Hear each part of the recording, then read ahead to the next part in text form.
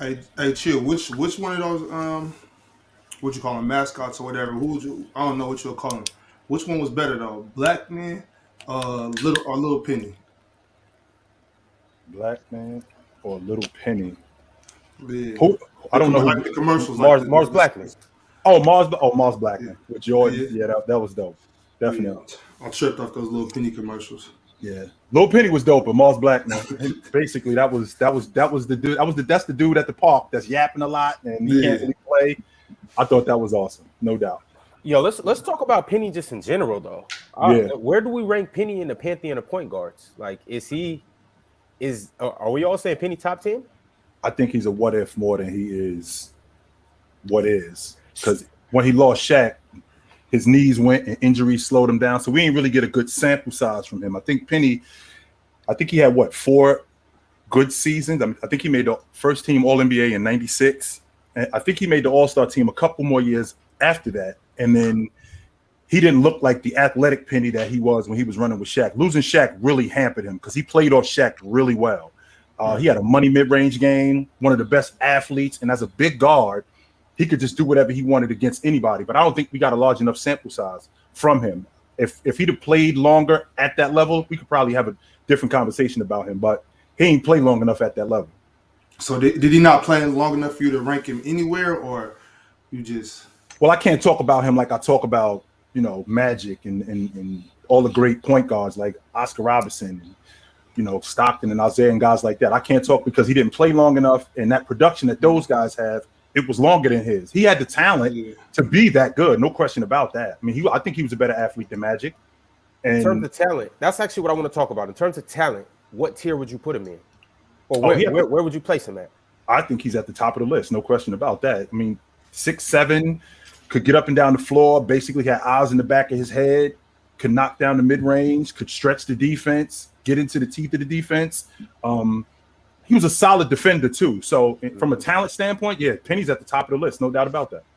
Man, Rob, for me, I would just to go off on a limb real quick. If Penny could have played close to as good as what he showed for a little longer, I don't think it's no doubt he's top 5. But I mean, we can't rank it like that. So right. I mean, for me, I got to put him behind those guys. Right. As far as who's my favorite point guards, he's definitely the top. But I got to put him somewhere around 10 to 13, maybe 14.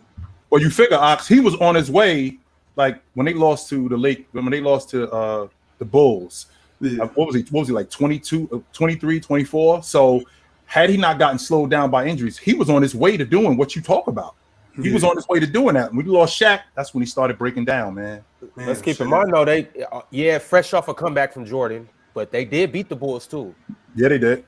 Yeah, they did. But when Jay got correct and he had a full season, when Jay got correct and he had a full season under his belt, them dudes had no shot against him. Plus, adding Dennis Rodman to that crew, because Horace Grant was the difference last season because they didn't have that meat and potatoes guy with the Bulls. Horace Grant was gone. Once Dennis Rodman showed up, now we got that dirty work guy. We already got Jay. We already got Scottie Pippen. We got our long ball shooter. So we basically going to match everything that y'all do. And it was lights out for him. Marz, how you feeling about that Magic team? If Shaq doesn't leave and if Penny stays healthy, do you have any predictions on what they might have been able to do? The East post Michael Jordan, so 99. So I think if you're looking at if Shaq stays and Penny stays healthy, I think in that lockout year, I think they're a better team than the Knicks. Me personally, I think in 2000, I think they're a better team than the Pacers. But it's not just Penny. I mean, even those years in LA, the early years in LA, Shaq was dealing with like little knick-knack injuries as well. They both just weren't very healthy at that time. But I've spoke about Penny. I think if you want to go peak, which we talk about a lot here, and I'm like the main contributor of that. If we talk about peak, I think I'd struggle to find 10-point guards who are better than Penny Hardaway. Me personally, I think past like the first like 7 or 8 names, which everyone goes to, for me, Steph, Magic, Oscar Robertson, Steve Nash, Jason Kidd, Chris Paul, etc. Past those names, once you start getting to like the Gary Paytons of the world, I think Penny, Damian Lillard, Russell Westbrook, I think Penny's in the conversation with those guys, and I think I'd struggle to put any of those guys head to head with Penny and take them over him, in my opinion. Fluent, how you living today? I'm good, man. Okay. How's everybody doing? I was trying to scream. I was on my phone screaming, Marz. It's Marz. Marz Blackman. Better than Little Penny. Whoa, you got him? What Marz Blackman and Jordan and Nike did for basketball was revolutionary. Before those two guys, you had Dr. J, Magic, and Bird standing there going, my Converse. I love my Converse. That was the commercial. Marz, what Spike Lee did making those commercials as the character, gotta have it, Marz Blackman, for those that don't know, revolutionized the way we advertise. Like it's not even a comparison. I love Little Penny, don't get me wrong, it was cute, it was funny. It wasn't what Marz did. You know what other commercials were dope too for just sports was little Kyla Pratt with the WNBA commercials. The one she did with Lisa Leslie. Oh yeah, okay. Yeah, Lisa Leslie the young chick from Love and Basketball. That was dope. Yeah. She had the one with Rebecca Lobo. That was dope. She was dope. Now, Marz, you had just mentioned. So if Penny is able to stay healthy, is he better than Damian Lillard? To me, yes. But I'm extremely high on Penny. We spoke a few months about Penny versus Kyrie Irving. I think Penny he's a tier above a lot of these people. Yeah. I think because it was so small and because maybe a lot of people like didn't watch him or haven't gone back and looked at him. He was just cold. He could play defense. He had the outside shot. He wasn't like shooting threes, but he had the mid-range game, get to the rim. Like crazy, not crazy athletic, but he was athletic, 6'7", fantastic playmaker in my opinion. Mm-hmm. I just think people don't really. I mean, when it's that small of a sample size, and he doesn't go down as an all-timer, he never won a championship, people aren't going to go back and be like, oh, what was Penny Hardaway really like? Mm-hmm. So, like, people just don't bother to know. But if you watched or you've gone back and looked, like, he was crazy. Does his game translate to today's game? Yes. I think he would be fantastic in today's game, too. I do believe that. He's a top 10 player in today's game, in my opinion. Fluent, you look like you disagree. Do you have Penny slander? Now, Tone, before you answer this question, we ain't talking about Penny Hardaway. What if? No, I get it. The what? Yeah, but Fluent's not a fan of these if they were healthy. The what if is so huge. What if he stayed healthy? What if his game developed? What if he got a jump shot? What if he learned to shoot threes? Well, we're not saying that though, Tone. We're not saying that. Even without the 3-point, like he wasn't a great 3-point shooter. He can make it. That's what I'm saying. Even without that, I still think when we're putting him in today's NBA, the guy that we saw. Okay, is it Dame? Like he's a tier above Ben Simmons. He's not Dame. A tier above Ben Simmons. Yeah, a tier above what? What did I just walk into? I know you got hold on. Here's what we can do. Let me finish. When we on this show, this is what you can do. You have an opportunity to walk this back, Tom. I'm not walking. No, I'm not walking back. Man, listen. We didn't see enough of Penny. It's like. Let me give me an example. When Dwight Howard came in, we all were talking about him being one of the best centers, the greatest center of all time. And then what happened? His career went on and on and on, and we're like, oh, okay, he's all right. He's all right. Like Dwight, but that's what I'm saying. We don't know. Like the what if. My point is, the what if is so big to say if he didn't get hurt. Yeah, for that small sample size we saw. Yeah, he was phenomenal. But we're talking about top 10 all time? No, not top 10 all time. No, top 10 in the NBA right now? No, in today's game. No, we ain't going that far, Tone. No. We're talking about in today's game. I don't think he's top 10 right now either. I think he's nice. I don't think he's top. If it's a huge if he stayed healthy. If Derrick Rose stayed healthy. If Grant Hill stayed healthy. I don't know. Let me say this though. Now I know you hate the what if, the hypotheticals and all that, but since we're already going down that path. We're already in that rabbit hole. A healthy Penny. It's not crazy to say he's in there top 15 fighting against somebody's top 10 list. Penny was like that. I don't think it's crazy to say that. You know, give me a player similar to Penny right now. Shea. Shea was the first person that came. Sep a better athlete and bigger. Yes, and a better playmaker. Look at Floyd. You know that's a perfect. Tone, why are you fighting that, Tone? Is Shea top 10? But that's the difference, though. He's better than Shea. He's just an example.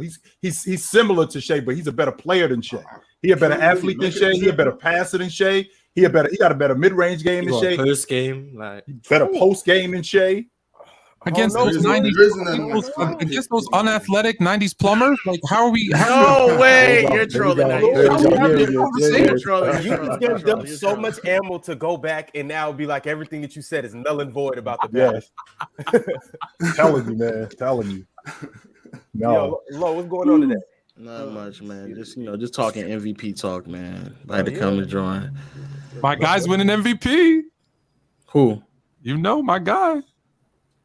Joel Embiid, baby. Oh no, heavens no. He coming. He's number 2. He's gonna come third. He's number 2 on the list. I think he might come third again. He's gonna come third. Tough. Oh, second. He's been second 2 years. You don't think? No. I think when the season concludes, their schedule, if I'm not mistaken, is a little bit tougher. And then Giannis, when he's playing recently, he's like looking healthier. I just think that he's probably going to finish third. Even though Giannis isn't playing tonight because of an illness, I can appreciate that. Sure.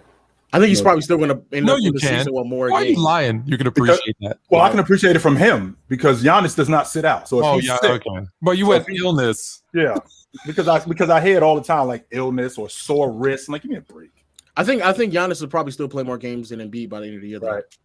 And I think that's the difference, Lo, when it comes to Embiid. So last year, same logic that happened the year before that. I think the 10 games that he missed, I think they won 80% of those games that he was out the lineup. It's difficult to sell that a guy, even though he's doing work, your team is rolling without you in the lineup. It's difficult to sell that you're the league MVP when your team's still rolling with you out the lineup. I think that's a difficult sell. As good as Embiid is, and you already know how I feel about his ability to rebound. I would like to see him rebound more, but in terms of his ability to get buckets and him rim protecting, I mean, I think his defense has gone the other way. Like, what happened to the Embiid who, I think he finished second in Defensive Player of the Year in 19? What happened to that dude? What? I don't know if he was second, but I mean, it was him, Anthony Davis, and Giannis. Maybe. I mean, it's not.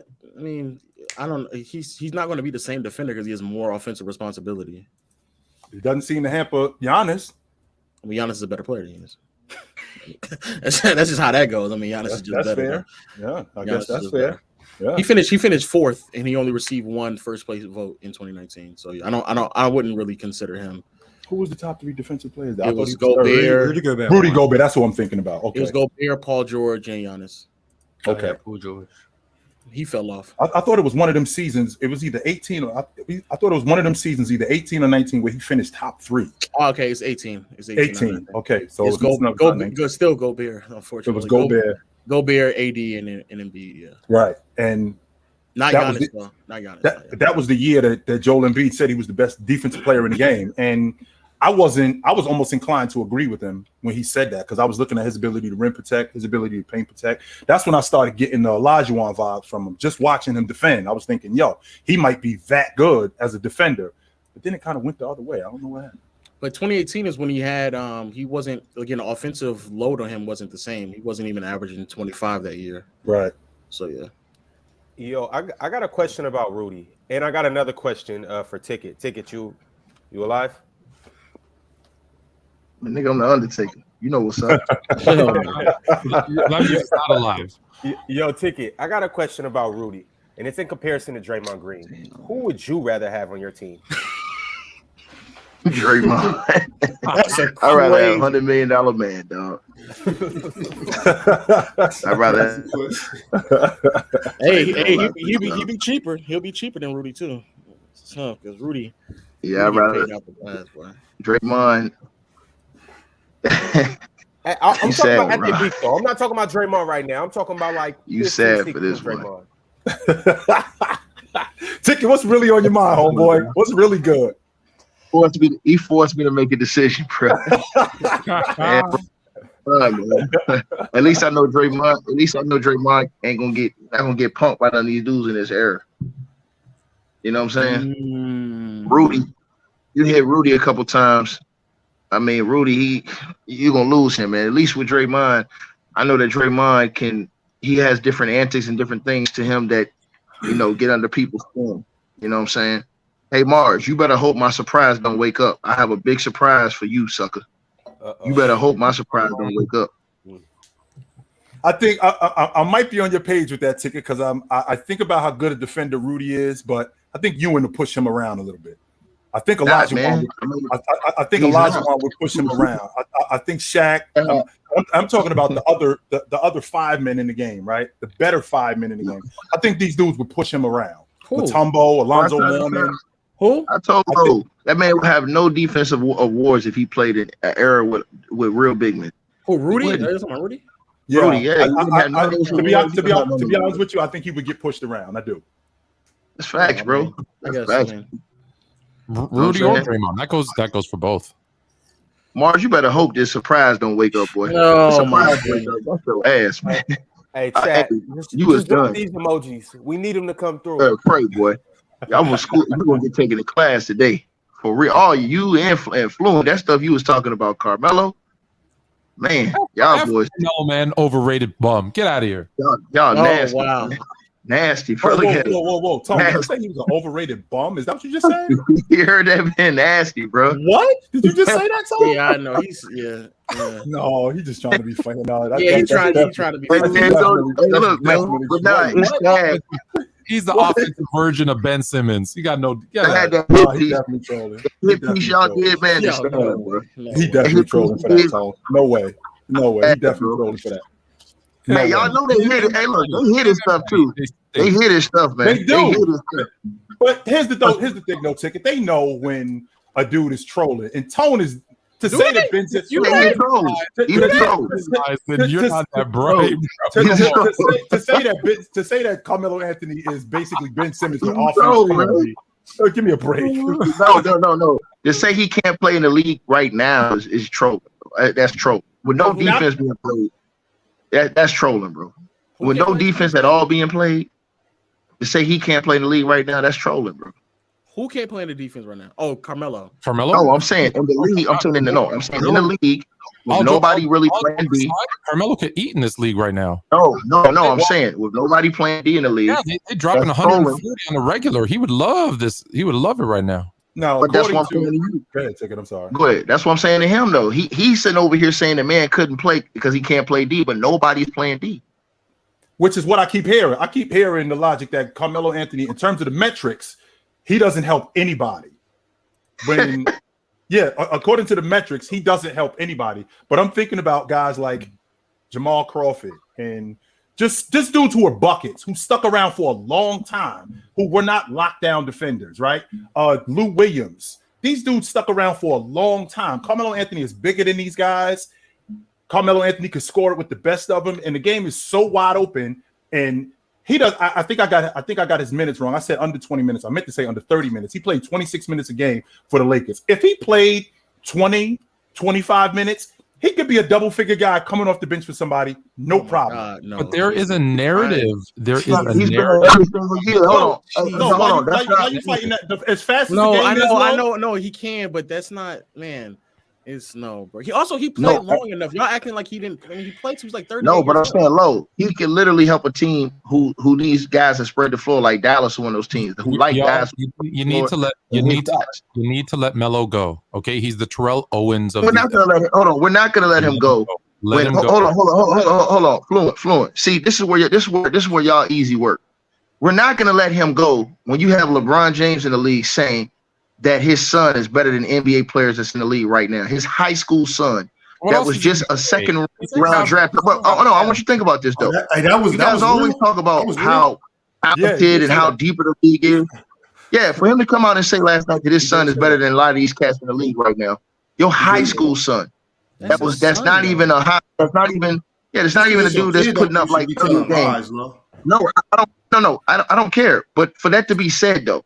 Dude, that just let y'all know that where's the talent? He was at the Last Supper. You can't listen to what LeBron said. I'm about to say part the Red Sea. Hold on. But y'all say he's the smartest in the game. Y'all say he's the smartest in the game. Y'all say that incorrect. Incorrect. Yeah, y'all say no. That's what they say. They say he's the smartest in the game. You know, they say that he makes everybody better. So I mean, didn't his opinion count?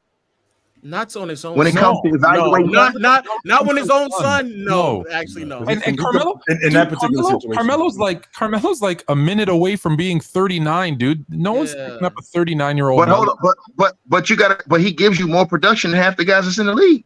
He might. I'm not arguing that. What I'm saying is no one's gonna do it. No one's gonna do it. No, but you're not hearing me. But Fluent, you're not hearing. Listen to what I'm saying. Let's be honest. Let's have an honest conversation and not troll. All right, no trolling, Joe. No Joe. Bob, you feel where I'm coming from too. You play ball, bro. Listen, you look at half of these guys in the league on a night-to-night basis, bro. On half of the teams in the NBA, bro, when you get past that seventh dude, bro, them dudes really can't play. They're all right, but they're not. You can't look at half of those. You can look at. There's not 100 players in the league right now better than Carmelo Anthony, bro. Compared to NBA players, compared to NBA players. No, I'm saying right now, and I mean you can ask true hoopers, bro. It's not 100 dudes in the league that's better than Carmelo Anthony. Some of these dudes that's in the league, bro, they just in the league because they're younger and they taking up roster space, bro. I'm honest with you, bro. You hit the nail right on the head. So we're taking all the trolling aside. Carmelo's offensively phenomenal. However, he's a minute away from being 39. There's a reputation, even though I agree with you that it's false, and a narrative around him that he's not the best team offensive guy, the best team. False. Even though I agree that it's false, but that's the narrative. No. All his teammates say he is. So are you going to sign a 39-year-old Melo to come in and play those 10, 15 minutes? I'm going to tell you what. Yes, and I'm going to tell you what.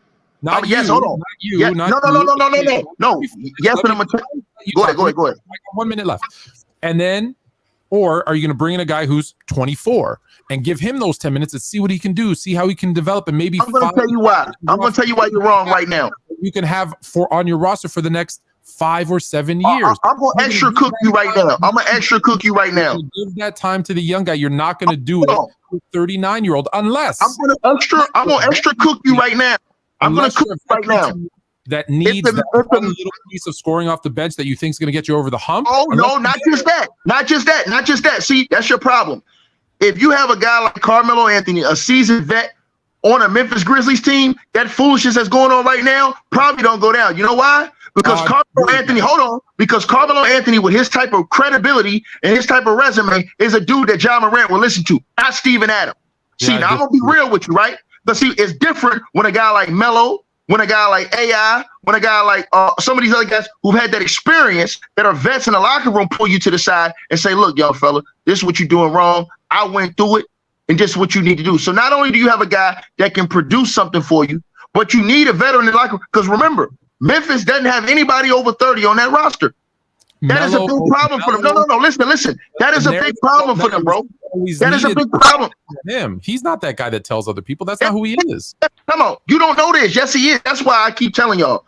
Ron, I swear to God, I'm going to bring some heavy hitters. I'm going to bring some hitters up here, bro, because I'm going to tell you something. We're going to talk about the truth about what goes on in these locker rooms, bro. We're going to talk about the truth about the value of having definition. That's why Perk said that on national TV yesterday. He said, bro, the fact that they don't have anybody over 30 in that locker room is disgusting. It should be mandatory. And every NBA team has a veteran player on the roster. Why? Because the vets control the team, bro. And guys like Carmelo, who've been through a lot, who players respect, regardless of what you think, Fluent, from the outside and everything else, players respect those guys. So when those guys talk, they're more inclined to listen to those guys than they are other dudes like Steven Adams. Because guess what? Steven Adams team meeting. I'm telling you what the GMs think. No. The reason why he's not being signed is not because of his attitude at this point. The reason why he's not being signed is because of the mystique of Carmelo Anthony. If you have him on your roster, you are inclined to play him. Why? Because he still has a big fan base. Because that'll put a lot of pressure on you as a coach to not have him sitting on the bench for extended periods of time, and you have to play him. Go back and look at the Lakers. They were playing him in crunch time. Why? Because he is known as being a clutch performer, and everybody hated that. But if you're a coach, you lean to that because guess what? You say, well, this dude has that experience. And I'm going to tell you something. Teams like Memphis and some of these other younger teams, they need a guy like Melo who's been through these experiences that guys can respect and talk to because guess what? I'm more inclined, if I'm John Morant or if I'm one of the younger players, to go listen to a guy like Carmelo than to listen to Steven Adams or one of them other young guys on my team that I really don't respect. You know why? Because one thing I do respect, I respect his time in the league. I respect his knowledge. I respect the fact that he come from where I come from. He understands what some of the things I'm going through. So when you have guys like that you can actually talk to, that's a different level of respect. And he can kind of give me a little bit of production. I'd rather have that than have Danny Green, who's a great vet, washed up, but ain't getting done on the court. Cut it out, man. Marlo, this is specifically to Marlo in the chat. I got you, man. I'm done. You're right. Go ahead. You ain't got to argue with him. I'm telling the truth. Now, Listen. Hold on. Hey, check it out. It's easy for y'all to say, oh, Ticket don't know what he's talking about. When I bring real NBA cats in here, everybody got to shut the hell up. No. When you bring hold on. When you bring cats who played in the association, that's gonna say the same thing I'm saying, then everybody else who didn't play got to shut the hell up. These are facts. Not really. Incorrect. Okay, cool. So you don't have to play a game. So you play a game in the league, but you can tell guys in the NBA what to do. Man, get the hell out of here, man. Y'all niggas is on stuff, man. Go ahead, everybody who played in the NBA has to listen when someone who didn't play in the everybody who didn't play in the NBA has to listen when an NBA player. No, sir. No, I'm not saying that. I'm not saying that, sir. That's what you just said. You know who didn't play I'm saying you can't fluent. You can't say a guy. No. You can't take a dude who been in there and tell them what they can and can't do and what they can and can't see. Right. I'm talking about a dude that been in the locker room, a dude that haven't been in the locker room, can't tell dudes who been in the trenches what the hell they talking about, man. That's right. Am I lying, Bob? Am I lying, Bob? It's kind of different, right? I'm not gonna just listen to what a nigga said because he was in the NBA though. Thank you. I'm not just going. I know enough about. Real quick, let me ask you a question though. I know enough about hoop till you from me already know the ins and outs. But when you say like what's going on in the locker room, you know certain things. Definitely, I got more experience in that, and would know that's what I'm saying. More than I would, but not just anything pertaining. No, to I'm not saying that. That's what I'm saying, Bob. I'm saying why I'm gonna take his word for it when the dudes that's actually in the locker room can really give us a sense of what the hell is going on. So when we talking about certain things, I agree with you on certain things. Right, that's all I'm saying. Ticket, you're missing my point. They will tell us what actually goes on in the locker room, but the GMs, what I'm telling you is the GMs don't care. They have a narrative and they're sticking to it. That's it. It doesn't matter what an ex-NBA player says. The GM feels, I'm not bringing on this guy for these reasons. Well, hold on. Here's the ether to you right now. That's not true because that's the reason why Russell Westbrook is with the Clippers. Why? Because the players wanted him there. The GMs didn't, but the players said bring him. And guess what? Now he's there. Put that in your pipe and smoke. And they went 1-5. And they went 1-5. Hold on, low. You're not fitting to do that, low. You're not fitting to do that, low, because guess what, low? One of those games you put on him, low. He's gone. That's right. That's how it works. One of those games is what? Hold on. Hey, Fluent. You my boy, and I got love for you, but y'all wrong. Low. One of them games you can put on Russ. The game where he was turning the ball over and tricking it up. The first game, he fouled out. They were up 5 with 1 minute and 20 seconds left to go. Kawhi got to get that home. Norman Powell got to get that home. They turned the ball over. The next game, he played. They were up when he went out. He only played 25 minutes. Tyronn Lue didn't play in the rest of the fourth or the overtime. They tricked that game up. Paul George turned the ball over. They lost that game. The third game, I put on him. The fourth game, how is that on him? The fourth game, when the Stars didn't close the game and Paul George was missing all them shots and tricking the game up, and then they won the last game. This is my quick. This is my problem with you. Del brought back up. When it's about and wins. Del brought back up for some backup for this next phase. I'm sorry. When it comes to wins and losses for certain players, you love to put context, but others is just you win, you lose. So he lost. I don't really care. Who you talking about? I'm talking about Russ. He's on a team that's losing right now. And hold on. And the Lakers are winning without LeBron James. What the hell that mean? So that AD is the most important player on that team. Hold on, let me say this. Hold on. And I got extra heat too, low. I got extra smoke. Low. I got extra smoke for you. The Warriors won 5 straight without Steph Curry. He comes back and loses. What the hell that mean? All right, set it up. Ether. You got Ether again. You got Ether again. You working right now, Ticket. You working right now, Ticket. Damn right. If you let me answer it, I can answer it for you. Go ahead. My problem isn't about wins or losses. I don't mind putting in context. my problem is that you're picking and choosing when you want to use the context. And for Westbrook, yeah, has there been other problems? Yes, but part of the reason why Westbrook has been bouncing around the league is because anyone who wants him is quickly proven that he's not as impactful as a lot of people make him out to be. And that goes to what, just because a player's in the locker room and he wants a certain player, they can be proven wrong all the time. So no. He didn't take the Wizards to the playoffs for the first time in 10 years? Who, the Wizards? Yeah. He did do that. So that's impactful, right? Hold on. I'm finna filet menu your ass. Okay, right? All right. So hold on. So listen. Hold on. So he goes to the. Hold on. So he goes to the. But I'm trying to answer your question. Did he take the Wizards to the playoffs for the first time in 10 years? No, they were in the postseason 2 years prior to that. So yeah, but were there anywhere close to? Hold on. Were there anywhere close? Hold on. Were there anywhere close to getting to the playoffs before Russ came? In the years where they had lost John Wall, in the years that Russ came, hold on. Do you think they would have made the playoffs without Russell Westbrook that year? I don't know. I really don't know. What ifs? Oh, hey, Fluent. See, this type of stuff I'm talking about. Y'all, this dude is on something. You know for sure that ain't no way in hell the Wizards were making the playoffs that year without Russell Westbrook, bro. Cut it out, man. Why would I know? Why? What's making me come to that conclusion? They made the playoffs. He literally put the team on his back and got him to the playoffs. They made the playoffs that year with a losing record. So it's not like they had to have a winning record. So he wasn't pushing the team?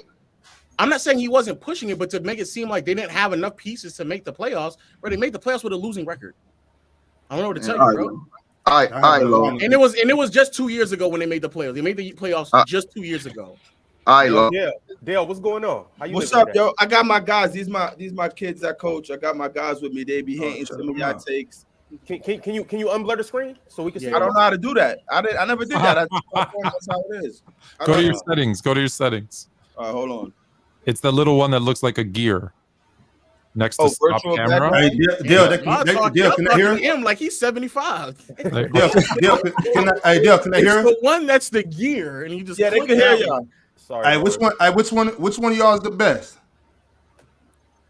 Who got a left hand? Raise your hand if you're the best in the room. Which one of y'all the best? Men here got a left hand. What? Brad in the red. I'm about to say, guy in the red immediately rose his hand. He raised his hand first. The dude with the white shirt, I could tell his weak hand is weak. I can tell. I can tell. When I was his age, yeah, I'm pushing him right to that weak hand, and I'm pushing him. Hey, man, that's Bronny right there, man. That's Bronny right there, bro. Y'all got a game today? Yeah, we got a game. So, yeah. Senior night for them. Oh, all right. Yeah. Nice. Okay. Nice. Yo, what we talking about? I got 15 minutes. Did we talk about Kevin Durant yet? They capping, man. They capping, bro. Hey, they capping, man. They jumping me in here, Dale, man. Nah, we no. Yo, so what? We got 15 minutes. Who we got? You want to talk about KD? Hey, Dale, man. They say I'm capping because I'm saying that Carmelo Anthony could help a roster not only because of scoring, because of his experience. For example, I said the Memphis Grizzlies don't have nobody over 30 years old on that roster. So who John Morant listening to? No, like Keith Sweat say, nobody. So help a roster, but Melo is not that leader for the Memphis Grizzlies, though. Thank you. Hey, Dale, am I lying? If you got a guy like Melo on that roster, Melo's the type of dude who's been through enough, who got enough respect and credibility that if he pulled John Morant to the side, John will listen to Melo. Yeah, I honestly feel for Ja. Hope everything go well, but Ja been bugging. But do you think Melo? But do you think Melo is the right voice for? Melo's not the right leader for that group, though. Okay, I don't. When Dell and I agree, ticket, you know. Yeah, Melo's not the right leader for that type of group because Melo going. They need like a Chauncey Billup. No, that type of player. If he's in the NBA right now, that could walk in there. So who's a player then? Right now, realistically, yeah, that's still playing. That could. If was on that team, or who's sitting as a free agent who could come in and now it might be too late. It might be too late. It's way too late in the season. Yeah, I agree with Ticket that team needs veterans. Maybe there's just better options. But I do agree with Ticket that team needs veterans. I don't even mind. I just don't think Melo's that guy. I don't even mind. Who's a better option, Fluent? Who's a better option? They had a good person and he dipped up on them. And when Iggy was there, remember? Iggy also ain't. Come on, Iggy. No, but Iggy didn't even want to show up to the facility, man. Exactly, and they was like, and what they said, oh, you gonna eat those words or something, and Iggy was like, yeah, all right. But I think I agree. I do agree with Ticket that there's not enough veterans in general in the league. Every great team. It's a very younger NBA for sure. Yeah. Hey, but I'm saying that the Fluent, I like Fluent, but Fluent got to understand one thing though, and I don't want to be on no race line. Well, bro, it's a different. If I feel like Dale went through the same type of stuff I went through coming up, I'm more inclined to listen to Dale than I am to Steven Adams or anybody else on that roster, Desmond Bain or any of them dudes. I'm gonna listen to him. I understand where you're coming from. What I'm saying is, I just don't think Melo's that guy. He is though. I'm telling you, hold on, but that's the part that y'all don't know is what I'm saying. This is the part that all the players see that y'all don't know. And I'm gonna give you another example. Look at how all the players talk about Russell Westbrook. If you leave it to the media and guys like Skip Bayless, they'll make you think Russell Westbrook's the worst person in the world. But you talk to every teammate of Russell Westbrook, they'll tell you he's the best guy they've ever met. None of them have nothing bad to say. None of them. They tell you he's the best teammate I've ever had, bro. So that's what I'm telling y'all. That's why I was saying to you, Fluent. I'm saying when you talk to the NBA players that's actually behind the scenes in the locker rooms that really know what's going on, because you know how it is, Fluent. When you play with a team and you travel with a team, they know more about you than your own family sometimes, bro, because they're with you every day. Agreed with you on that. What I said was, though, the general managers don't see it that way. No, I'm telling you they do if the players are saying this. For example, if you got a star player like why isn't Melo? No, because hold on. Right because now, I got 8 minutes and I just have to talk to Bobby. Go ahead. Bobby, what is your KD take? That's all I'm here for. I'm here for all the KD take. Yes. my KD take pertaining to what? Like just anything, 3 games, 3-0. Y'all just called. Well, I heard some people saying he's in the losing Westbrook losing. Dale, let's be clear about something. Your man just got on this crew, right? And he got 20 games until the regular season is over. I'm here for all the narratives for this first game. 20 games plus the playoffs. So this is similar to what happened last year in Philly with James Harden. So he didn't really get time. He didn't really get time to get acclimated to what's going on with Joel Embiid. So he's a different player than. So you're gonna like Dale. You're gonna like mine. You're gonna like my take because I had it out with Chill last night where I said, first off. I took back my feelings about what I thought KD was going to do this year. He proved me wrong. And when he said that to me last night, I said, actually, no, I think KD's the type of player that can just be dropped into any system. His game is so adaptable that I don't think he needs that 40, 50 games with the Suns to figure out his role and get that offense going. So I'm actually not concerned about KD and Phoenix. On the court, going home early, Dale. KD ain't never a problem on the court. Like as far as KD on the court playing ball, y'all know how I feel about him as a basketball player. He's not going to be the problem.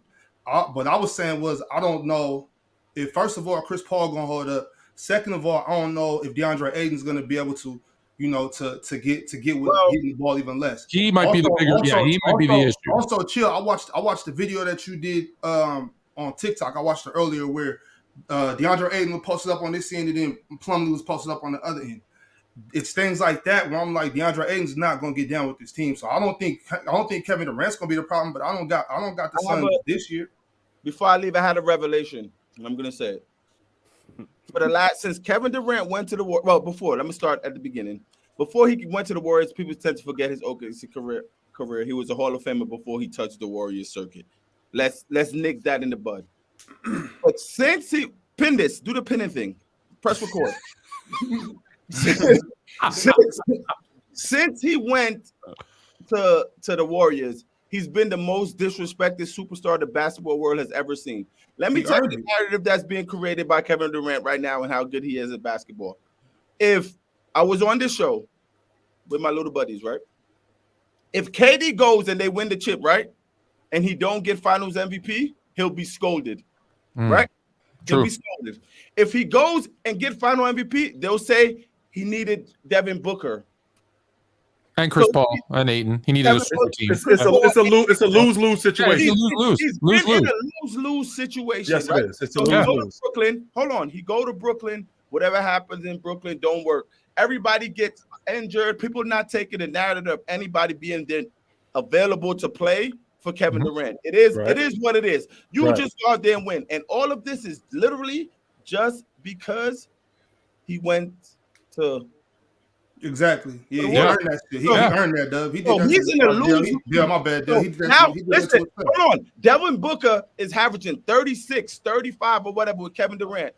I was on this panel where someone said, not here, this show, they was like, oh, Kevin Durant was using the gravity of Stephen Curry to average 35 in the finals when he just had 30 without ridiculous. That's but ridiculous. Nobody is going to say Devin Booker is averaging 37 because of Kevin Durant's gravity. They should, though, but they should, though. They won't. They should, though, but they should. KD makes it easier for Devin Booker than Devin Booker. But no one has KD did it to himself, they bro. don't think about KD and his gravity.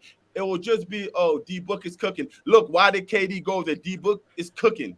But y'all, y'all do Right. this thing where y'all Right, argue what people who argue have bad faith arguments. It's the show. I'm arguing people that came on the show. Right. Well, you had to talk to them though. I mean, So Dell, what was the reason why he left Oklahoma City?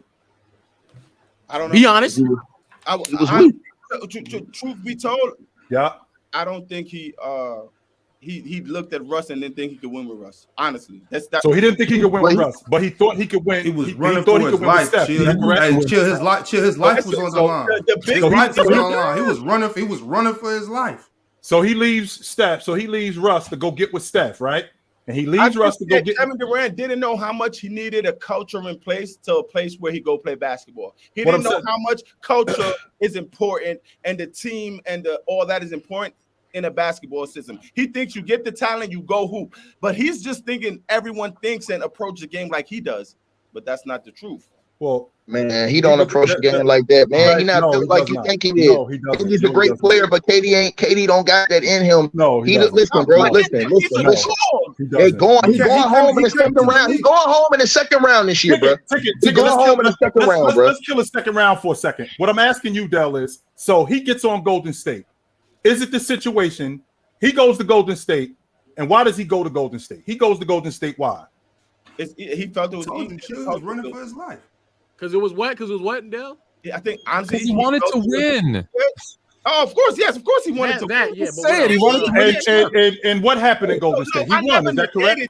I knew he knew. No. Yeah. But okay, so then they win. So then they win. So why is he leaving Golden State?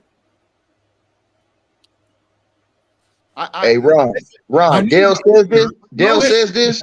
He won't put no money where he's talking about. I got any amount of money KD don't want to ship. No, listen. I wish I could show y'all the text message that I sent when that happened. No BS. I wish I could show y'all. Well, tell me what you said. How about that? I said, should have never left, and I'm pissed off you went to Brooklyn. You should have went to the Knicks. So the Knicks is crazy. The Knicks is crazy. So him leaving Golden State isn't him leaving Golden State to go play for Brooklyn isn't the problem. It's leaving Golden State to go play for the Knicks. Even though he left. My first words was should have never left. Should have never left. Should have never left. And if you are going to leave, been there. Just stop there. He never should have left because let's be honest. Let's be honest. Because you know, perception is reality. So he leaves OKC to go to Golden State. The perception is you couldn't do it on your own. You needed Steph to win a ring. That's the perception, right? And it's a weak move. That's the perception. He then leaves Golden State after winning, and what's the perception? Oh, he let everybody get in his ear and tell him, oh, his legacy because Steph, he got to go prove that he could do it by himself. Which is true. That's the perception of why he left. Whether that's true or not, that's the perception, and that's going to follow him around now forever. I gotta say, on top of what he said, Dale, on top of what he said, it gets nastier. I'm gonna tell you why. And nobody said this yet. Nobody in the whole media said this. They'll say it now since I said it because they'll listen. Bro, you know what the worst part? Hold on. You know what the most sinister part about this whole thing is? Is that if he plays Steph Curry in the playoffs this year and loses Sky up in a 7-game series, his career is dead. He's done. Listen, hip hop just died this morning and it's dead. You better believe it. If he loses to Steph Curry in a 7-game series in the Golden State Warriors, Dale, you better not never come on here and speak Kevin Durant's name again, sir. If you thought he could scream it last year, they're going to annihilate him, Dale. They're going to annihilate him this year, Dale. They haven't talked about that yet, Dale. Hold on, I gotta go. Ticket. Who do you think is better right now, the Warriors or the Suns? I don't care. No, I think Warriors are better. Right. It ain't a wash. Better. Why is it so big of a magnitude? If he loses to a team, you think it's because better? of how much dudes like you praise him. No, it's not Fluent. It's basketball. They all in the NBA. If you lose, you everybody lose. got their player that they think is that. He loses. Hey, look. If he loses Steph Curry, You see what I'm saying? He has. I understand. Wait a minute. This is. Talk to us, Chill. Wait a minute. Ticket just mentioned it. Ticket just mentioned it, and I've been saying this for years. Okay, first and foremost, the Oklahoma City was because Steph Curry and the Warriors were the gatekeepers. So in order to get to James, you got to get past us, and he couldn't do that. So in order to get to him, I got to get with these dudes. That's number one. So even if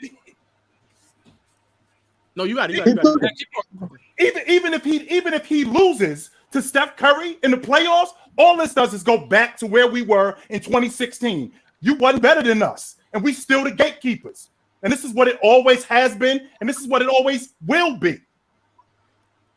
They won't beat him either. It's gonna be tough for KD if they lose, boy. It was. They will not. I guarantee. You know this. They will not win that series, bro.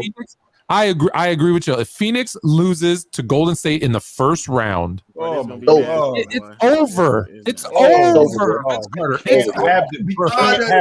We can't.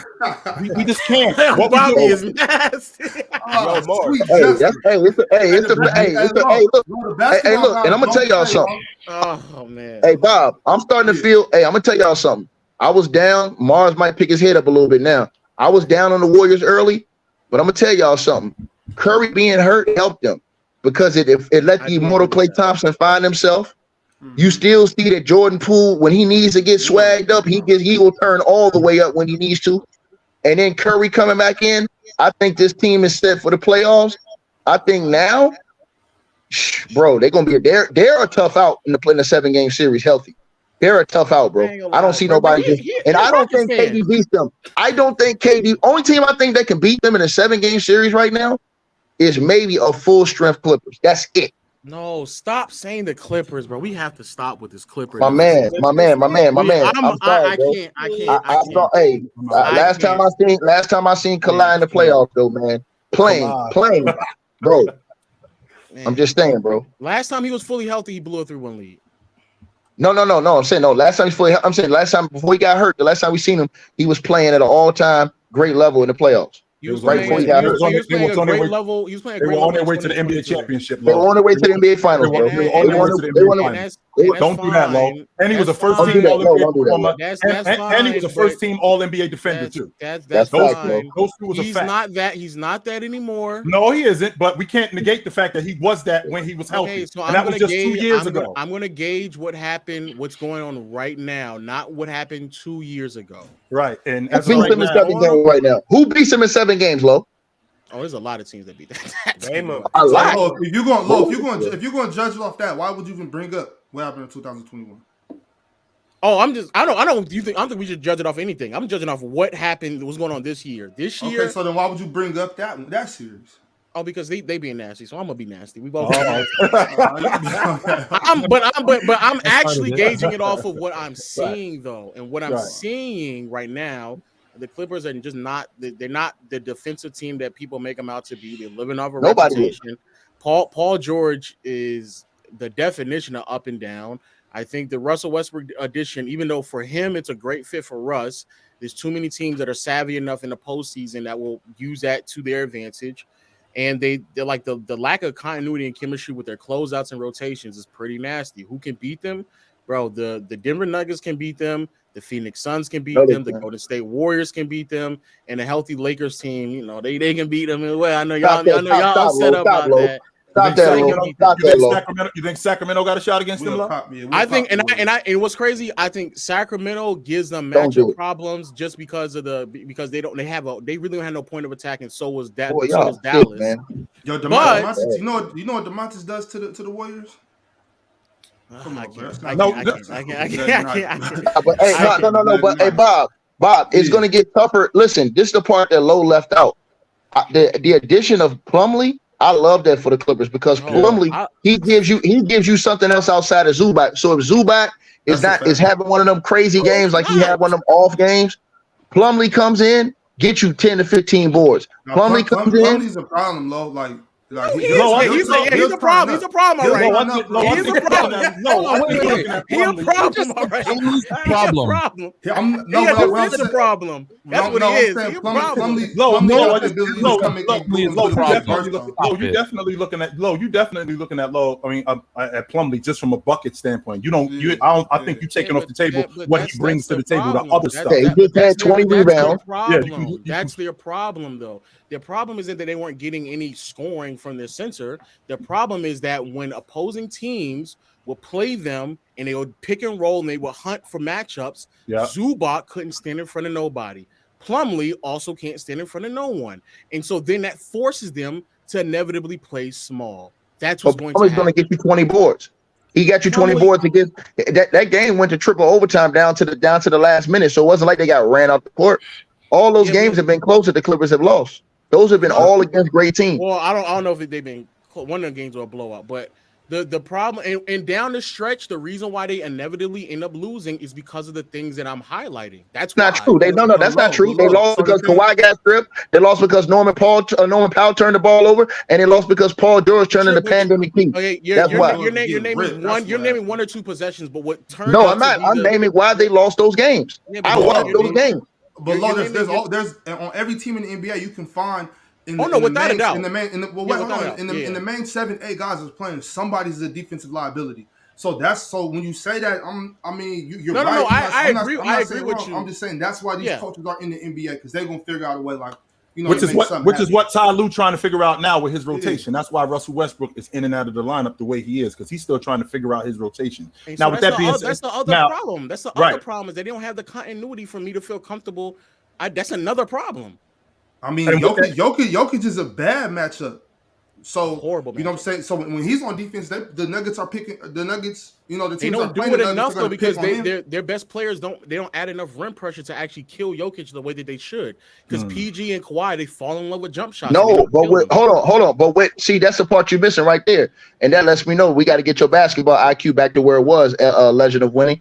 See, the problem is that now you're not looking at it from the other way. When you put Russ on that team, what is Russ going to do? He's going to put a lot of pressure on your defense interiorly, and Russ is going to put you in the pick and roll, which is going to make guys like Plumlee, guys like Zubac even more dangerous because now when you're playing that pick and roll and Russ is getting to the cup, guess what happens? If your guy comes and help Russ throwing that lob to the rim, and these guys are rim runners, they're catching it and dunking anything around the rim. So that is a problem that Jokic is going to have. Y'all said the same thing when he was. No, I didn't say the same thing. I'm saying that's the problem. No, listen, I'm saying that's the sustained problem that Jokic is going to have now because now you got two bigs that can pick, roll, run to the basket, and you throw the lobs, and they're there to get them. That's the one thing I think Russ does. And let me counter the one thing you said. Draymond threw something at Russ, and Fluent's play basketball, Chills play ball, Bob's play ball. You guys all know this, bro. Listen, that game could be an anomaly because what did Russ do? Russ fell into the trap. He fell into the trap of shooting threes. But what can you do? You have more options than to just jack up threes if a guy's playing up off of you. Guess what you can do? You can put it in drive because that's what guys like LeBron do. When the guys back up off LeBron James, well, LeBron will take 2 or 3 steps back and then come full speed ahead at you, and there's nothing you can do getting to the cup. Well, Russ can do the same thing. That big and that fast. We're having the same dialogue that we had when Russ was on the Lakers, bro. That's not an anomaly. It was very extensive, but I told you all in the beginning of the season, they're going to have bigs play on Russ and then sag off of him. And y'all told me exactly in the Western Conference. And then y'all all laughed at me, and then literally we proceeded to see bigs play Russ and sag off of him. Well, low. I got low. Any money you want to put up, I got on that. Any money you want to put up on the Clippers versus the Nuggets? Any money? Hey, low. Hey, listen, low. I will settle. Hold on, low. I will settle the steak dinner. That ain't nothing. You just let me know. As soon as the show is over with low, you drop me your email in the private chat, and I'll send you the steak dinner. I'll Uber you the steak dinner from whatever restaurant you. No, wait, right? Where you at? No, we need to see the I'm saying to you, I will send you for whatever restaurant you want the steak dinner. However you want it, dog. I don't care if you want it well, medium. I'm either coming to you or you coming to me. We sitting down. Hey, where you? I'll fly to you. Hey, low. I'll fly to you. Hey, low. I will fly to you, low, below. What you're going to do is I'm coming to that too. I want to see what you and Marz gonna do is what you and Marz gonna do. Y'all gonna stand behind this Jokic stuff. Y'all saying you guys are gonna bet on Jokic this year. You're gonna stand behind Jokic in the playoffs this year. I'm gonna make sure you stand on that. Standing by Russ. You got to put some. Jokic getting bounced in the first round. Come on. I said I have Phoenix going to the finals. What am I standing? I also think Phoenix. No. You was over here with him pushing that Jokic bandwagon. So if you're pushing the Jokic bandwagon, that means Jokic got to get it done. I didn't once. I never said Denver was going to the finals. Hold on. Fluent. KD's on the Suns. All of a sudden, Fluent. Here's the Fluent. Here's the hypocrisy. Here's the hypocrisy. Fluent. They lost their best defenders over in Phoenix. Phoenix is not a great defensive team. So now all of a sudden we're not valuing defense low. All of a sudden, I think we can't take it to the finals. Is that what you're saying? Yeah. You can be a great offensive player and still have inabilities not to take a team to the finals. Yes, that's existing. I just want to make sure that's Well, I want Dub to clip that. But I've never said that. I've actively said if they lose in the postseason, more than likely it will be because of the inabilities of Jokic's defensive on what he does defensively. I've said that several times as well. That part just don't get clipped. But I've said that. I never heard that. That part just don't get clipped. But I've said that several times as well. What was the bet for the stake then? I'm just being nosy. The bet was that for whatever reason, Westbrook was going to have a better shooting season this year than he did last year. I thought it was that Russ wasn't going to finish the season on the Lakers. No. It was that he was going to have a better shooting season he did last year. And That's true. That's what it was. But hey, Lo, you guys gonna have to stand behind this, man. And guess what? Mr. Kendrick Perkins and Mr. JJ Redick, they had a nice little argument today. And I think Kendrick Perkins told a lot of truths. No, he told a lot of lies. Oh, you didn't see what happened today? I've been watching. Is that where he said 80%? You didn't see what Perkins, JJ Redick almost got to fighting on set today? I saw it, and he told a lot of lies. Yeah, Perkins told a lot of lies. What was you right about, Lo? Can y'all just quickly happy birthday, Lil Fluent Jr. Say happy birthday to Lil Fluent Jr. Happy birthday, Kerr. What up, little dude? What's up, baby? Birthday, yo. Yes, sir. Happy birthday. Happy birthday. Go shoot some free throws. He's working on it. Shoot some free throws. Work on your left hand, young fella. Whoa. Yeah. We tie his right hand down, so he has no choice but to use his left. Fluent, I don't think maybe we can do that when we're young. I don't think we're allowed to do that no more. I'm his dad. I do whatever I want. Like, oh my God, what are you doing to that kid? Hey, Ron, go back, Ron. He said, "Who's Worldwide West?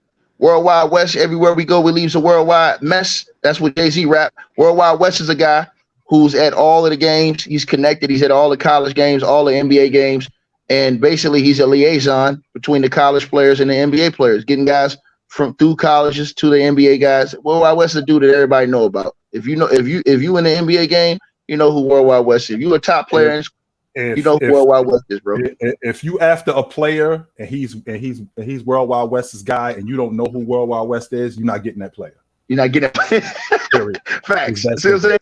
Hey, look, that's you can Google Worldwide West. He's been at all the national championship games. He was at 80s in them championship games. You see him like kicking with the play, but nobody really knew who he was. Now he's spending lots of time around the Knicks and stuff like that. So I mean, everybody know how Derrick Rose got to Memphis. Everybody knows how Derrick Rose got to Memphis. Everybody was after him, but they didn't know who Wild Wild West was. Calipari did, and that's how he ended up in Memphis. So he's a real G, man. And you see, everybody they laughed when he went over there to New York, Lo. They ain't laughing now. They crying now. To answer Ron's question, the ongoing conversation that's been happening for like the past 3 to 4 days, but they both were on the same set today, was this idea that Perkins is believing that the criteria, and this is what actually I talked to Bobby and Chill about, the criteria for the NBA MVP award just so happens to change potentially for certain type of players, and Perkins was alluding that it's white players. However, I don't really think that he gave anywhere near close to valid evidence of that happening whatsoever. He gave Hold on. He gave you Chris Paul. He gave you Chris Paul versus Steve Nash. He told you that Steve Nash had a team that, it wasn't the greatest team in the world. It was a solid team. And Steve Nash didn't even take that team. He didn't take that team to the finals, but he didn't even have the best record in the league that year. But he won MVP. Chris Paul goes to the Phoenix Suns, takes them from being a team that didn't make the playoffs all the way to the NBA Finals. That dude didn't even get he didn't get voted MVP. But Steve Nash won 2 MVPs. But how are they going to know? But the problem that a lot of these conversations we having is that y'all talking in hindsight. But during the season. Yeah, but how do you know that somebody's going to lead the team to the finals? No, I'm saying, but during the season, we saw it. During that season, we saw what Chris Paul was doing with the Phoenix Suns when he first went over there. It wasn't like they snuck up on us in the playoffs and started winning. No, during that season, when Chris Paul was over there, the Phoenix Suns was dominating the West. They were number 1 in the West. They were not number 1 in the West. They finished second. Hold on. I'm sorry. They were number 2, and they played the Lakers. They smoked the Lakers out after AD got hurt. Then they went and played. I forgot who else they played, but they ended up going to the. What I'm saying is how you wouldn't know that until we're already into the playoffs. So what I'm saying is that the reason why it's like there's no real value. Well, what value? Did they win? Did they win 60 games? Not in 2021. No, there wasn't even 60 games to win. That's 2022 that you're talking about, which was last season. And Devin Booker was the one who was making a bigger MVP case, and that's why he got MVP votes in 2022. Are you serious? Yes. Hold on, the same Devin Booker that couldn't get to the playoffs without Chris Paul? Yes, that Devin Booker, yes. So wait, Fluent, what argument that you think he had that was no. Hold on, because the empty stats. Yeah, I'm saying the one that he tried to make was that the only player, and he was wrong except for the exception of Nash, right? The only players to win MVP that weren't top 10 in scoring were since 1990. And he specifically set the parameters. He said Dirk, Nash, and Jokic. So he's wrong about Jokic, but he's trying to say, he means this year if he wins. So that one's out. Nash, yes, he wasn't a top 10 scorer. And then Nowitzki, when he won, he was 11, but he was tied.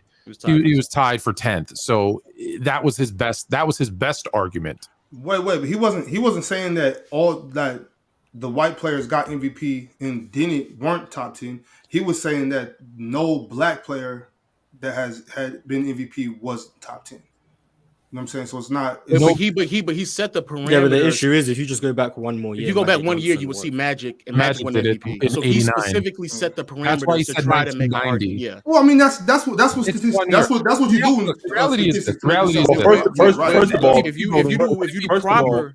The reality is it's not necessarily, it could be your race, but it's not necessarily. It's who the media likes more. Like I talked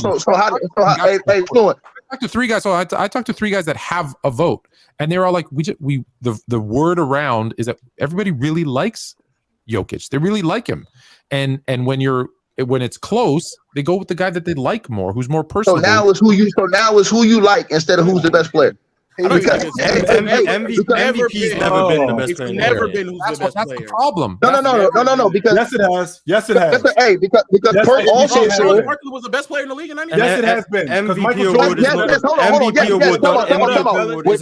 in the league. The year when Charles Barkley. Coincidentally, the best player wins, but not always. The MVP isn't the best player in the NBA award. No, it's not. That's all that's being said. That's all that's being said. Right. Stop disrespecting me and put me on mute, man. Stop doing. I'm muting everybody right now. We only got one mic. Just relax. We only got one mic. Chill hasn't been able to get nothing off, and Marz hasn't got a chance to talk. Everybody get their points off. He's talking. You are. Chill was talking. I don't know what's going on. The league MVP is not always the best player, but when you're winning it multiple times, then we have to start having a conversation about especially when you're taking your team far. Now we all know that the league MVP is a regular season award, but when you're taking your team far, that's when you get put in the conversation as the best player in the game. When you're doing that multiple years, right? So if you win the league MVP once, you might not be I don't think that Malone was the best player in the game in 97. He didn't have an argument for being the best player in the game in 97, but he took his team to the NBA championship. That's why he was in that conversation. Bird being the league MVP in back-to-back years, taking his team to the NBA finals. Was it two? This 1985, 86. They went 84, 2 out of 85, 3 times. and they won 2 out of 3, and they went to the NBA Finals 3 straight years. Bird was the best player in the game, even though Jabbar was running around. At that point, Bird was considered the best player in the game. Now, this doesn't mean that every player that wins the league MVP is the best player in the game, because Joker ain't the best player. I don't think Joker's the best player in the game, even though he's a back-to-back league MVP. But there are players who win the league MVP who are the best players in the game. But that's what I'm saying. It's sometimes coincidental that the best player wins, but there's many, many years. That's not the criteria. It's not the best player wins.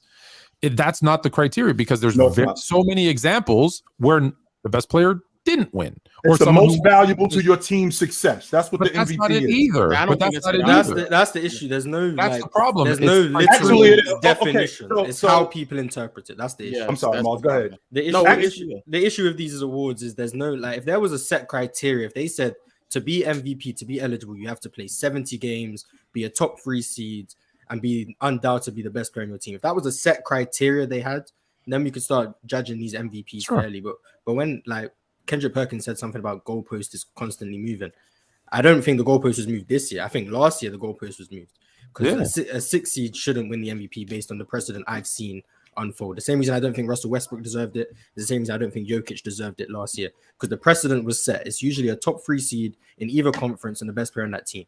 Jokic was a 6 seed, and they went with his 2 best players are hurt, and he's carrying this team to a 6 seed, and his advanced stats are through the roof and all of this, and that's why he deserves the MVP. Yeah. So I don't like that they gave him that. You know the answer. Don't answer, because I told you this yesterday. Wait. What's the when we talk about criteria, what's the minimum requirement? Chill, don't answer. Games needed to play to win MVP. In 55? Marz, what do you think? Is there one? No. Bob, what do you think? Well, I was gonna say 60, but then when Marz just said that, I'm thinking there isn't a requirement. Zero. There's no minimum requirement to win the MVP. So when you don't even have that criteria in place, that you have to at least play X amount of games, that just proves there's no criteria. If that's not even one of them, there's nothing. So it's really willy-nilly. We pick what we want. Here's the problem, though, with that logic. You prove Perk's point. You just said it's about who you like. So the voters, they like the 2 non-black guys. Like he said, listen, they're about to get these dudes 5 MVPs between Steve Nash and Jokic, and these dudes ain't got no NBA Finals appearances. Meanwhile, Kobe and Shaq combined got 2. But that's a crown within itself, right? Finals appearance mean nothing, because it's a regular season award. You literally could get swept in the first round every single year. It shouldn't matter. Which is what happened to Dirk. Because it's a regular season only award. Because y'all are saying this thing about finals appearances. How are they supposed to know before we even get to the postseason, bro? No, like if y'all think because they went because let me ask you a question. They said low. Do you believe so? Embiid finishes second that year, the first year that Jokic wins. Do you believe if that season he leads the 76ers to the finals, the next year when he finishes second, he would have won because he went to the finals the year before? Yes, that's not because listen, here's the difference. Hold on, here's the difference. Here's the difference right here. The difference is the difference. Yeah, it shouldn't. No, I'm saying What I'm saying to Lois is this. The difference is that when you look at these type of things, like Fluent said, Chill said, Larry Bird was winning the MVP and then he was going to the finals each of those years. He was backing up by getting to the chip. This dude, Jokic, is winning regular season MVPs and getting smoked in the second round of the playoffs. He went to the conference finals 1 year when they was in the bubble. The same bubble, nobody counts the Lakers for winning that chip. So everybody says the Lakers don't get no credit for winning the bubble chip, but they always use that to say, oh, Jokic went to the Western Conference Finals in the bubble when Jamal Murray was the best player. Okay. It was Jamal Murray that killed Utah Jazz all the 50-point games. Right, it was Jamal Murray that killed the Clippers in that series. Jamal Murray did not kill. We don't need to address it. We don't need to address it. Okay. But my point is that y'all are speaking in hindsight. Right. So yes, you can look back and say that player it's in hindsight. Because did anybody know that Jordan was going to lead when Jordan won his second MVP, did he had ever made it to the finals at that point? No, but look, that's not what he's saying. He's saying that this year, he's saying that this year they know what Jokic did last playoffs, and the year before that they know what he did the last playoffs. But I know that they're not supposed to think about that. I understand that, Flynn. I know, but we all but no, they held that against Giannis. It's like if you're on the jury, if you're doing jury duty and something comes out and the judge is like, you can't use that. Still in your mind, you know what happened. I get that, but what I'm saying is that what I hate more than that is because you brought up Giannis, is that, well, with Giannis there was voter fatigue. Now all of a sudden we don't have voter fatigue. Now I said preseason. I thought Jokic couldn't do anything. That's not true, Fluent. That's not true. They announced on national TV. They announced that Giannis cannot win another MVP unless he wins the championship. They announced that. Every reporter was pushing that. Stephen A. Smith, all through the media, they were pushing that Giannis can't win no more MVPs until he win a chip. Kendrick Perkins, all of them was pushing that. That's why they got that energy for Jokic now. I just want to say this. Go ahead, Lo. You got it. The problem that we all have with these conversations that y'all take people who either are one of 99 other people who are voting for an MVP or other people who don't have a vote at all. So at that time, Kendrick Perkins did not have a vote. I'm sorry, I do not care what Kendrick Perkins is thought on the MVP race if he doesn't have a vote. Maybe. So how was Jokic winning by a landslide? But maybe when did he win? Because I don't think last year he won it by his landslide. I don't think he won. No. I'm talking about they put on TV that last week that the voters, they put out a poll stroll from the voters, and Jokic is winning by a landslide right now, the MVP. How is that? I think that would change by the end of the season, especially if Giannis continues. But it has a lot to. I think it has a lot to do with Giannis missing games too. I think if Giannis did miss games, I think that'd be different. But the point I'm making, all right, the overall point, and this is the point that I made to Bobby and Chill too. I think what's happening is that there's been an adjustment on how we perceive value, and a lot of that has to do with us having more accessibility to basketball games and the way that we just perceive certain numbers and understanding because we have more information now than back then. So throughout NBA history, most of the time, like Marz said, you had to be like a top 3 seed in your conference or one of the top 5 seeds in the entire league. And almost naturally, that would be a punch in for you to be an MVP candidate, like a legitimate one. And there are a few anomalies here and there, but especially since the media has been voting, that has been a consistent thing. However, I would argue that it changed in 2015 when they made voting readily available, like the media voting, the result of the media voting available to the public. That's when I believe things changed and people made assessments based off of what they actually perceive as valuable because they couldn't just hide behind the anonymity of their votes. And since then, there's been a different adjustment to determining what is valuable. It's the reason why in the 2015 finals, LeBron was on a losing team and there was still a handful of people who voted for LeBron to win finals MVP. It's the reason why the following year, they were willing to put Curry as a first unanimous MVP because they saw how much backlash the other 2 people got for not giving it to LeBron and Shaq and maybe even Jordan. I don't know what was going on in 1996. So it's overkill is what you're saying. So it's basically I don't think it's overkill. I think that we have a better understanding of value now, and people are voting based on that, not based off of heavy winning bias. That's what I think is going on right now. So if you're going to take, then that's stupid, right? That's what I'm saying, because if you're going to take winning off the table, then that diminishes the player's value. We're not talking about we're taking off the table. I'm just saying it doesn't have the same value that it had before. That's what I'm saying. Well, that's what I mean. Well, why does that value diminish? Because when I'm talking about a player being valuable, winning should be at the top of that list. How are we progressing as a team with this guy? Because you can't. Kobe should have won. I'm sorry, Coach, but do you think Kobe should have won MVP? No, I don't. Which year? 06. He talking about 06. You know which years I'm talking about. Yeah. No, I don't. And it's not just the ones that we all argue about all the time. The best player in the league won it. That was one. Right. And it's not because it's him, because I just have a different idea that a guy on a 6th place team, a guy on a 7th place team is more valuable to his team's success than a guy on a 2nd or 3rd or 1st place team who's doing something similar. I think that guy is more valuable. Does it matter who his teammates are? Does it matter who his teammates are? Did you hear what Tick is saying? Does it matter what his teammates? Does it matter who his teammates are? Capital out records. Because before Chill answer it, the reason why you put into context the wins and losses is because of who's on the roster. And so this is where to me, y'all look inconsistent. Because you're not going to sit here and tell me that all of a sudden teammates just don't matter about the wins and loss column about where you finish off in the season. If one player has two other All-NBA caliber players on his roster that Steve Nash had, in contrast to Kobe playing with Lamar Odom, Sasha Vujovic, and Luke Walton, and Smush Parker, it's not the same. That's not the same. But here's the thing, though. So you're just saying wins. So you're saying wins matter. They're not weighted as high anymore. So then why is Scott Foster stealing games for Nikola Jokic? Explain that to me then. No way. What'd you say? What'd you say? There was no reason why Scotty Barnes got tossed from that game. Why is Scott Foster? If wins don't matter, why is Scott Foster stealing games? There's no reason why he could. But to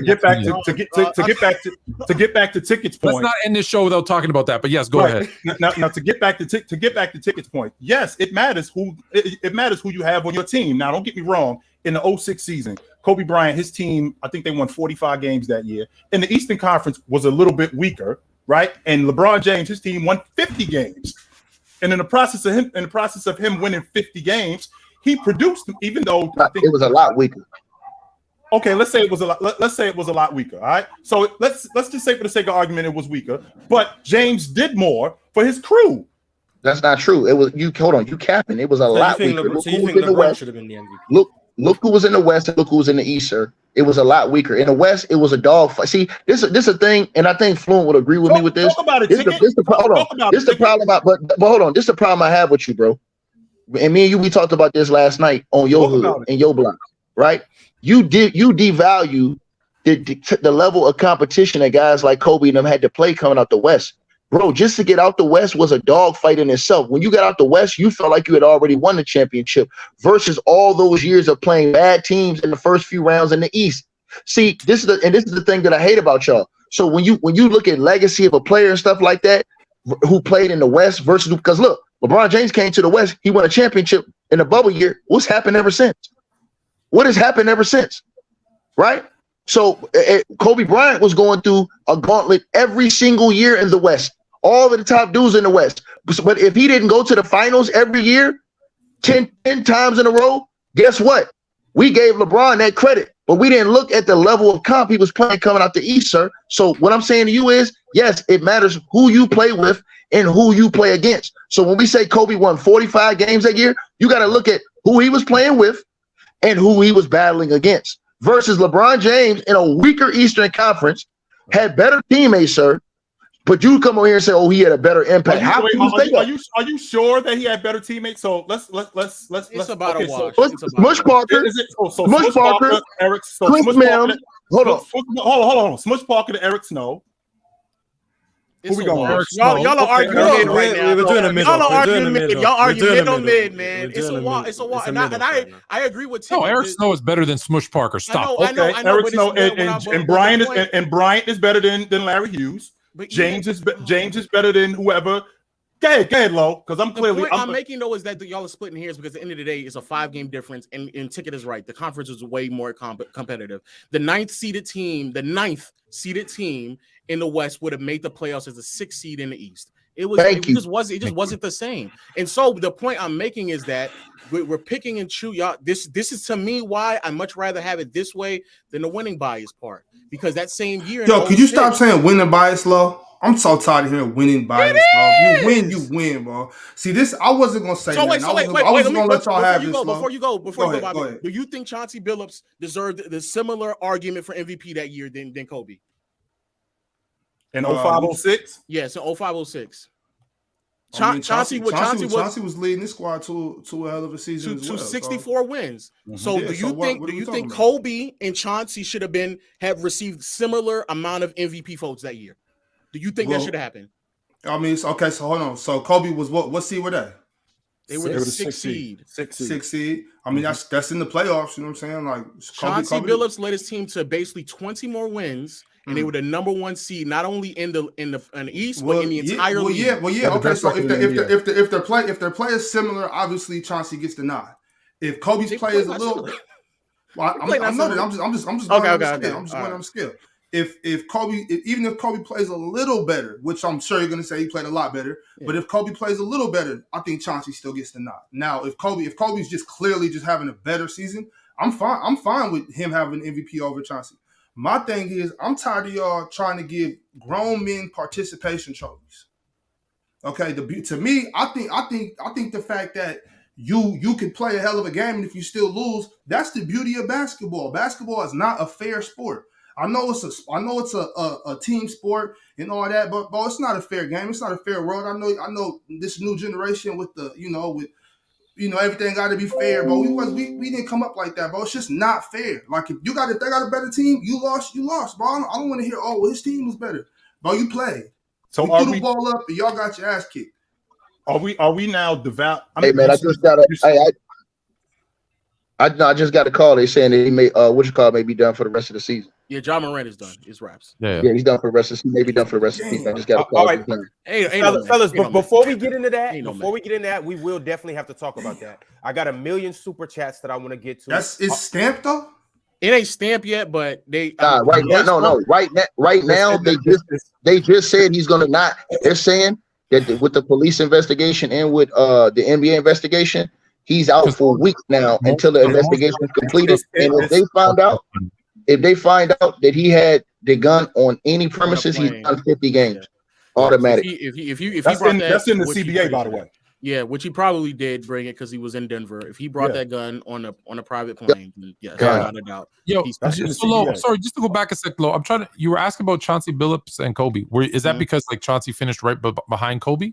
Chauncey finished with 430 first place votes. I mean, not first place votes, 430 votes, and then Kobe finished with 483. 83, yeah. So that's what is that why you brought up? Because that was the order. Kobe was 4th that year, ridiculous, and Chauncey was right behind him. Yes, but what I'm saying is, and Kobe finished closer, if I did the math correctly, closer to Chauncey than he did to like LeBron and Dirk, if I'm not mistaken. It's amazing that we talk about closer. Yes, Kobe was closer to Chauncey than he was to Dirk. Yeah, even though he had the second most first place votes, without a doubt. But even if you want to say that, somehow Chauncey finished with more first place votes than Dirk. Did he not? He did. Yeah, he had more than Dirk. Do you think that? Do you that's believe that that's okay? I know, but that's the point of it's not the best player. No, but and so when Bobby's getting upset, I'm saying winning bias. I'm giving that as an example of they gave Chauncey Billups that many MVP first place votes or just votes in general, not because he was as good as a player as these other players, but because of winning bias. That's why they did it. That's why they did it. Why is winning a bias? Because again, winning isn't a bias. The way depends on who you winning with. Depends on who you winning with, dog. Who you winning with? Y'all taking the phrase. Hold on. That's what I'm doing. I just want to make sure that I'm understanding you, Lo. That's all I want. I don't want to take what you're saying out of context. Lo is saying this right now. Like what Bob is, the way I'm feeling Bob is winning is on a scale of 0 to 10. You got winning at a 10. And what Lo is saying, because there's so many other factors that go into winning, you need to put the winning to like a 6 or a 7. It can't be the most important thing. It's in the formula. It just can't be weighted so high. Correct, Lo? Am I getting you right? It has to be a 10. Maybe not 6, Lo, but yes, okay. I agree. Okay, yeah, but I agree. Just not a 10. Go ahead, Ron. Go ahead and read the chats, Ron, man. Read the chats, man. W host. I want to get back to this, but go ahead. This is a great topic, man. I definitely want to get back to this. Go ahead. It's a great topic. Go ahead, Ron. Ron, at some point we got to debunk this winning bias theory. We'll get back around to it. Hey, Ron, I think you took that super cut off the screen quick.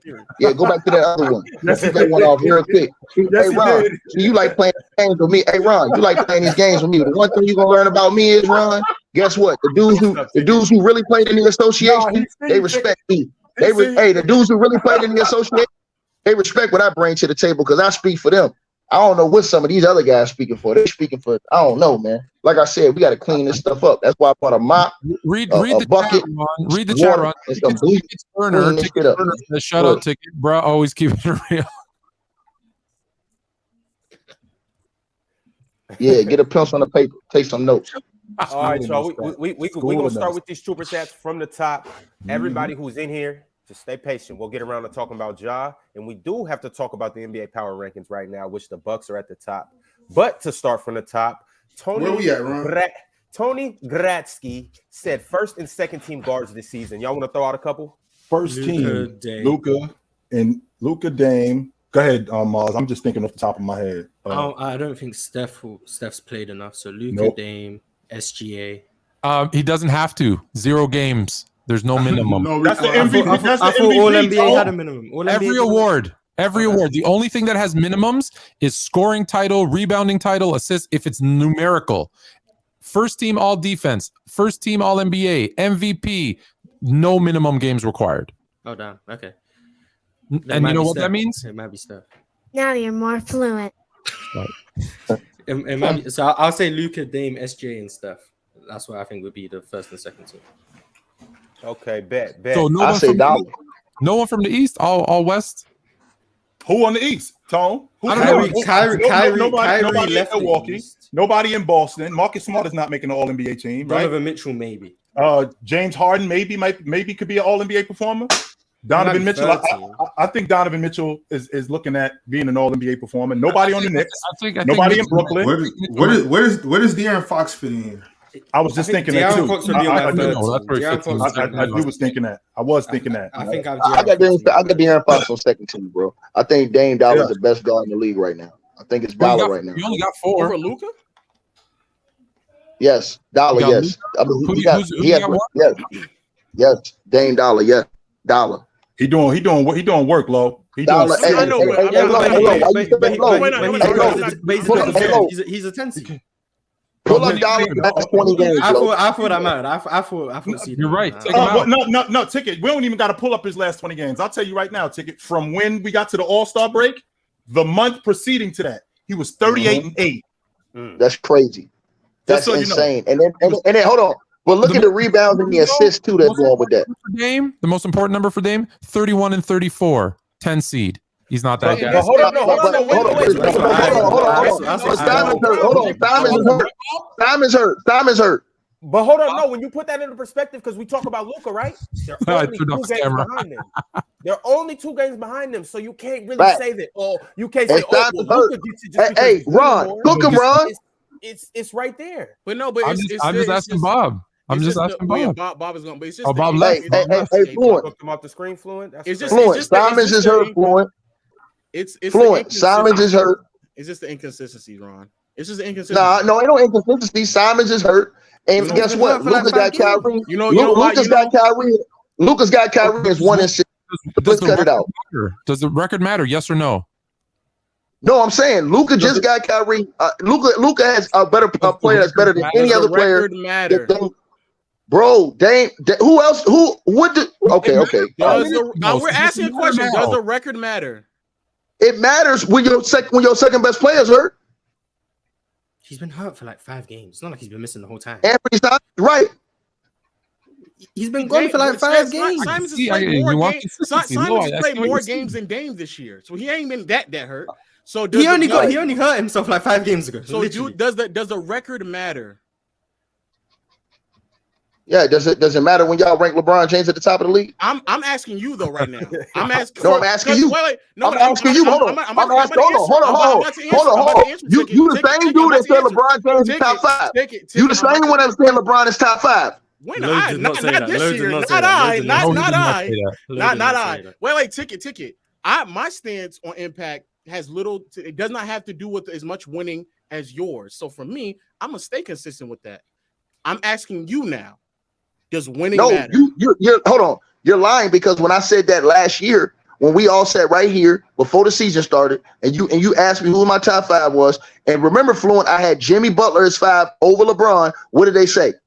They said I was lost my damn mind. And guess what? So and LeBron was getting the hell beat out of him last year. He was getting the hell beat out of him last year. So what changed this year? He been getting the hell beat out of him this year. Actually, I'm gonna ask you what changed this year. Why does back then Jimmy Butler's winning matter, but now Dame not winning matter? Doesn't matter.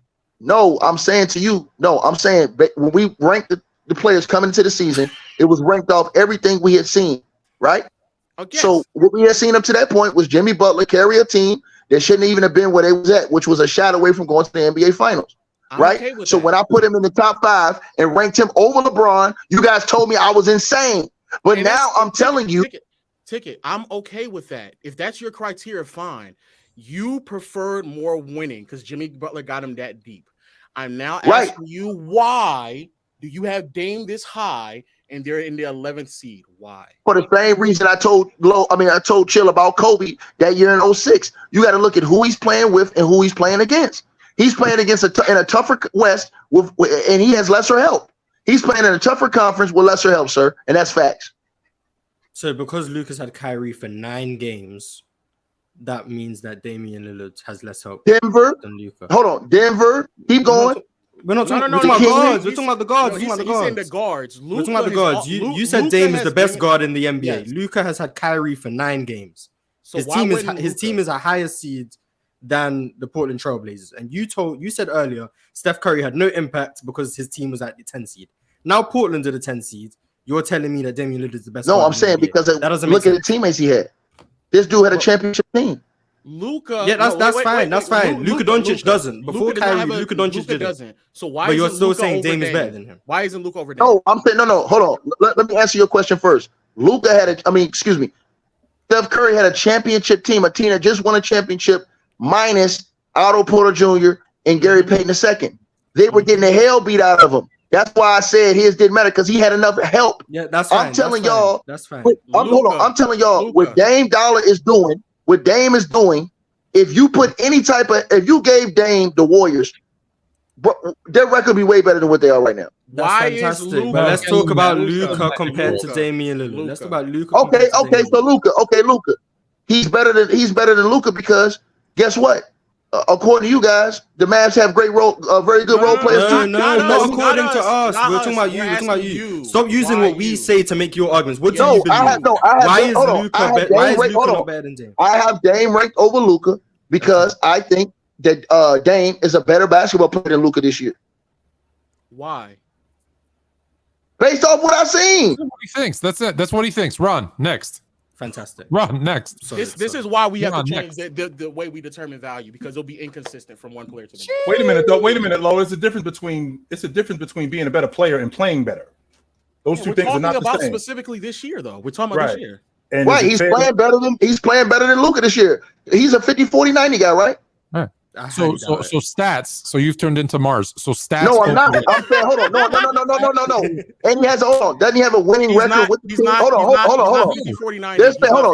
No, you're not listening, Fluent. The games he's played. No, Fluent. I'm saying the games he's played, he has a winning record. No, he doesn't. What's that record when he played? He's 26 and 26. In the games he's played. Okay, cool. They're 500 now. So he's not having. Okay, no problem. What's Luka's record right now? When he's playing, Jesus Christ. When he plays, it's 30 and 25, so he has a winning record. Okay, all right. This is why we have to change. This right here. This convo we just had is the reason why. Hey. I'm sorry, Marz. You can't ask nobody in no gym right now, and they'll tell you that they think that Luka right now is playing better than Dollar. We're not talking about that. We're talking about how the goalpost is moving. We're talking about how the goalpost is Fluent. You know that too in your heart, Fluent. So that's fine. If you think Dame is better than Luka, that's fine. But that's based on everything you've said. Hold on, watch this. Chill. Hold on. Go ahead.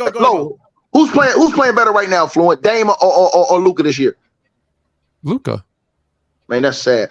Chill. Who's playing better, Dame or Luka this year? Are you sure, Tone? I mean, Dame. When you say right now, you talking about like the last 10, 15 I said this year. This year, who's playing better, Dame or Luka? I can't say that Luka is playing better than Dame. I mean, Dame has been awesome this year. This season. Saying one player is playing better doesn't make the other person trash. Right. I'm not saying it's not close, but yeah, I'd go with Luka for this whole season. Yeah, I'd take him over Dame right now for the season. All that's being said is extremely. Wait, Ron and Chill, please let me do this. Okay, you see how Ticket just boiled it down to, man, you wouldn't go nowhere in this city or nowhere in America and ask a gym who's better between you. You see how you did that? So this is where we have to change it, because if I asked him, would he start ranking Kobe Bryant outside of the top 5 because he didn't make the playoffs? Nobody in America at that time would sit there and say that Kobe was not a top 5 player in the league. You see how that inconsistency works? No, you got to look at the other guys that were playing and that had better records too. Better records.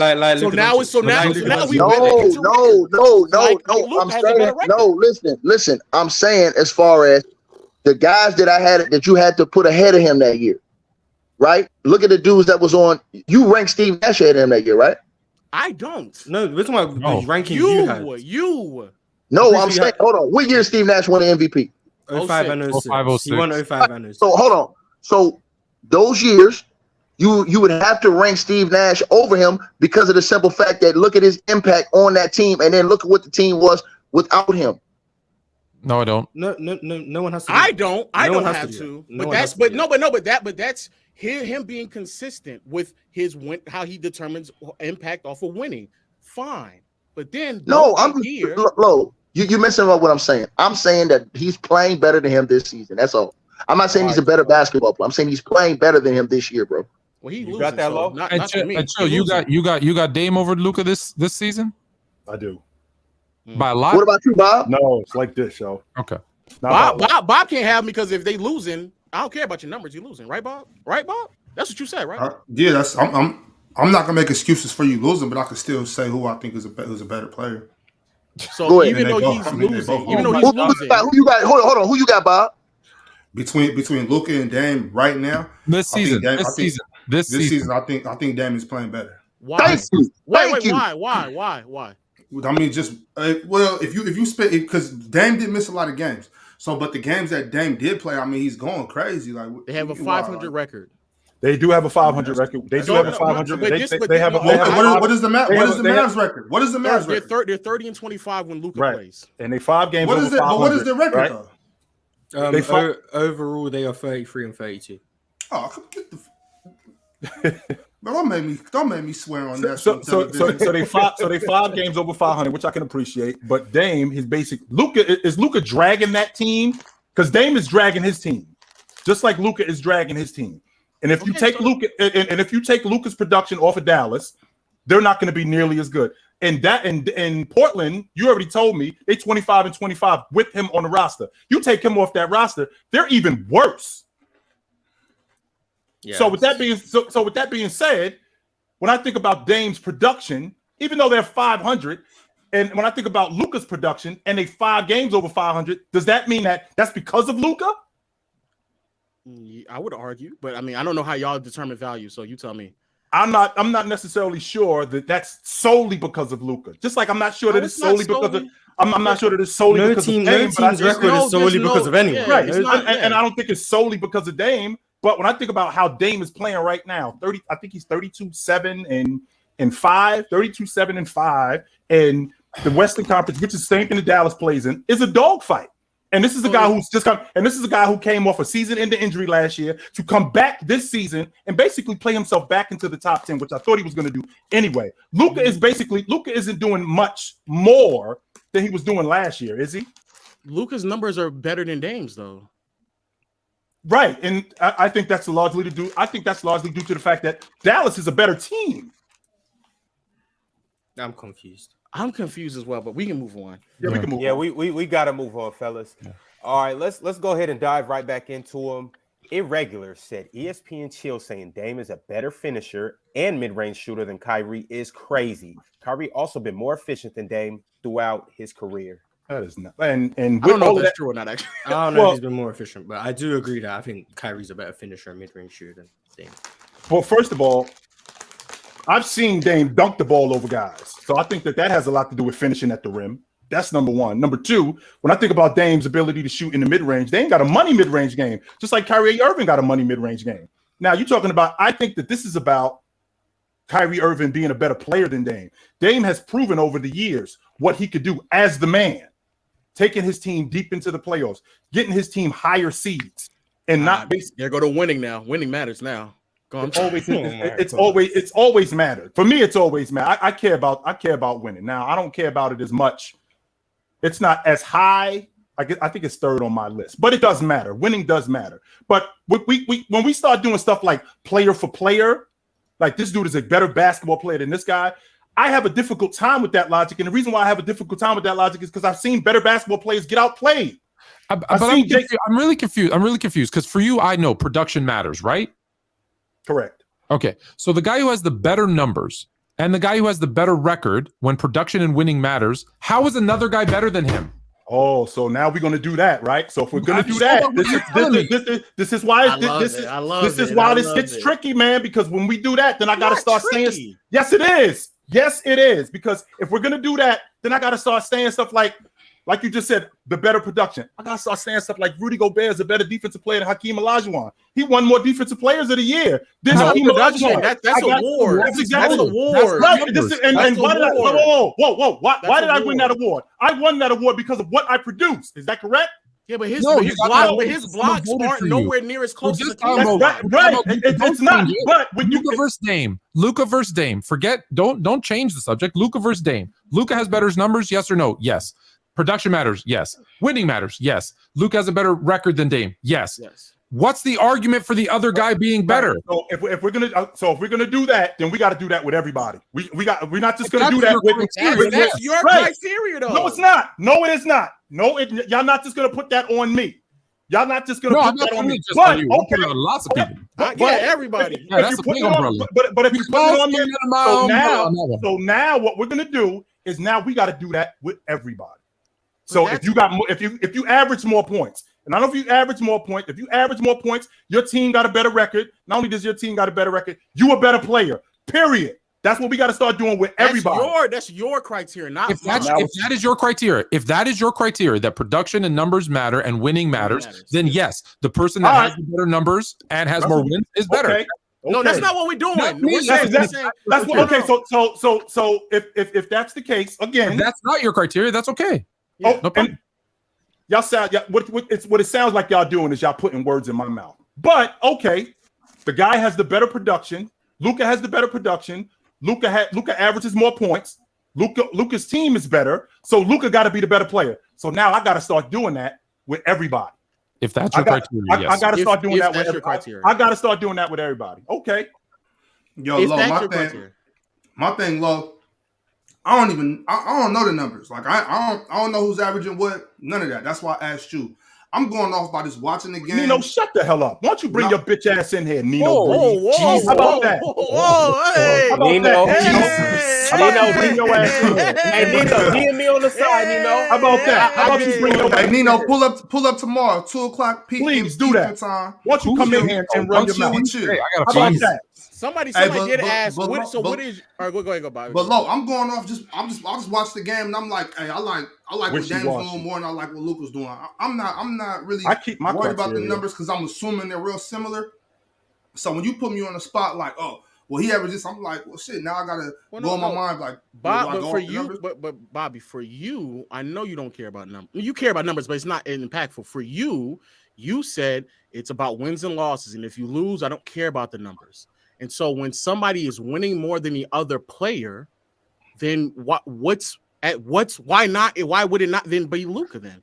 Well, no, Lo. That's not what I said. What I said was, I'm not gonna give people excuses for losing. That's what I said. I didn't say that. Oh, if this player's team wins more games, then he's a better player. That's not what I said. That's not what you said. That's not what I just said either. I said wins and losses. If you lose, I don't care about your numbers. That's what you said. Yeah. If you lose, I'm not gonna be like, oh, yeah, he lost, but man, bro had 35 and 15. I don't really care. I don't really want to hear all that. But that doesn't mean that. Oh, he's on the winning team. That means he's better than you. I'm not gonna go off of that. I'm just not going to give participation trophies for cats that's been out here losing. That doesn't mean I can't say he might be better than him or him or whatever. Right. I just don't, you know what I'm saying? That's all I said. So I know for the sake of debating that you like to take my words and spin them around and add shit on it, and make statements for me, Lo. I'm not mad at you at that because you bad at that, but sometimes you be having me stuck for a couple minutes. Just like you just did, I had to go in my head and be like, wait a second, that's not what I said, Lo. That's not what I said, bro. Lo is good at that. I don't want to speak, but this is the overall value discussion and how I just look at some of the things that are being said and they're just inconsistent. And so I don't know how long we're going to spend on this, but okay, let me just ask both you and Chill. How do you determine who's a better player? Just by watching the game, bro. Just by watching the game. You said okay, watching the game. Okay. Just by watching the game, and don't get me wrong, so I will. If you're averaging 30, if you're averaging 30 and this guy's averaging 9, I'm not going to be like, oh well, I watched. Right. I'm not going to do that. It can't just be that. But no, but Bobby is saying I test. What you see is how you're going to determine it. Yeah, that's more impactful to me. based on just watching how you play the game. You know what you're doing, what you're doing off the ball when you don't have the ball. You running or you moving. I like to see all that. You know, I want to see how you play basketball. Okay. I know totally agree. In the chat that don't really understand how basketball works. Right. And the only time they see basketball is when they're playing 2K with their friends that live, you know, in another country. You know, I know that, but so I know they're not going to understand what I'm talking about right now. I totally agree with Bobby. Totally agree with Bobby, because you got people here that say, "Hey, man, Kawhi is better than Luka, but Luka has better numbers than Kawhi." But people think Kawhi's game or the way he plays is better than Luka. So, I mean, sometimes that's where the numbers can't be used in situations like that. You know what I'm saying? But Ticket, you said winning though. That's why Jimmy. No, you're not hearing me. I didn't say winning. I said your impact on winning. Impact on winning counts. It's a part of it. It's a part of it. Is what I'm saying. I'm not saying it's all based off of that. It's a pie. Everything gets split up. So for me, when you talk about MVP, impact on winning, your averages, your defense, different things go in the aspect of it. It's not just one thing. It's not just all based off, oh, did you win? The same thing with the GOAT debate. Everybody thinks, oh, it's just because Mike won 6 finals. No, it's because Mike was a multiple MVP. It's because he won a Defensive Player of the Year award. It's because he has 10 scoring titles and all these other things that he has on his resume that he's done along with the 6 championships that make it that. So it's not just that, it's always different things. But see, that's what we'll always have an argument, bro, because I think that you got to get out that box that you're in that, oh, y'all got to stick to this criteria. No, sometimes Fluent can go to watch a basketball game and Fluent says, hey, man, I think this guy is better than that guy. You just asked me a question. Would you rather have Draymond Green over Rudy Gobert? Everybody says Draymond, but somebody might think, Ron might think that Rudy Gobert is better than Draymond. I don't. No, but you said, the reason why it's still consistent, Ticket, because you said Rudy Gobert. I mean, you said Draymond because you don't think he's going to be allowed. He's not going to get bitched around by players. That is consistent with what you value as a player. So that makes sense to me. Like I understand where you're coming from. But if all of a sudden you just start saying, I'm going to pick Rudy Gobert because he's French, it's like, well, that's not consistent to everything else that you've been saying. No, so, I'm saying no. That's what he said. That's what Fluent said. No. Fluent said he talked to people, and people said they voted because of people who they like. Oh no. So, I'm saying specifically you. You picked Draymond for a reason that you've been consistent. Yeah, because I think that Draymond has more of an impact, especially with his mentality, over Rudy Gobert. And look, that's the same. That's what I'm saying is that you gauge players off that consistently. So that's great. I'm saying right. No, that's the same. I said to Chill. Right, but I don't have a problem with that. I feel the same way about Dame, bro. But you got to think about what Chill was saying. Y'all took Chill said the wrong way. Fluent said and Marz said he's 26 and 26. That's 500, right? All right, cool, no problem. So let's take into the fact that him being away from the team for games allows him to get out of rhythm, allows him to get away. So when he comes back, he has to get a new rhythm back with the team coming off injury, stuff like that. That could cause you to lose certain games that you should win. And plus, I've seen them lose 5 or 6 games this year that they easily could have won. They could have changed it around. I've seen them. But you can say the same thing about Luka. They've lost games where they could have won as well. I've seen them win games that they could have lost. So all I'm saying is this: when it comes to stuff like that, then we go to the eye test. And this is what Elder said. You and Marz try to eliminate from the game is the eye test. And for me, sometimes the eye test is what makes you take one guy over another guy.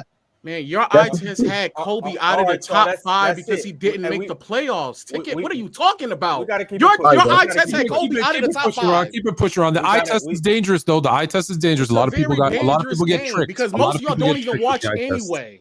So I can't go by the eye test. Put them on blast low.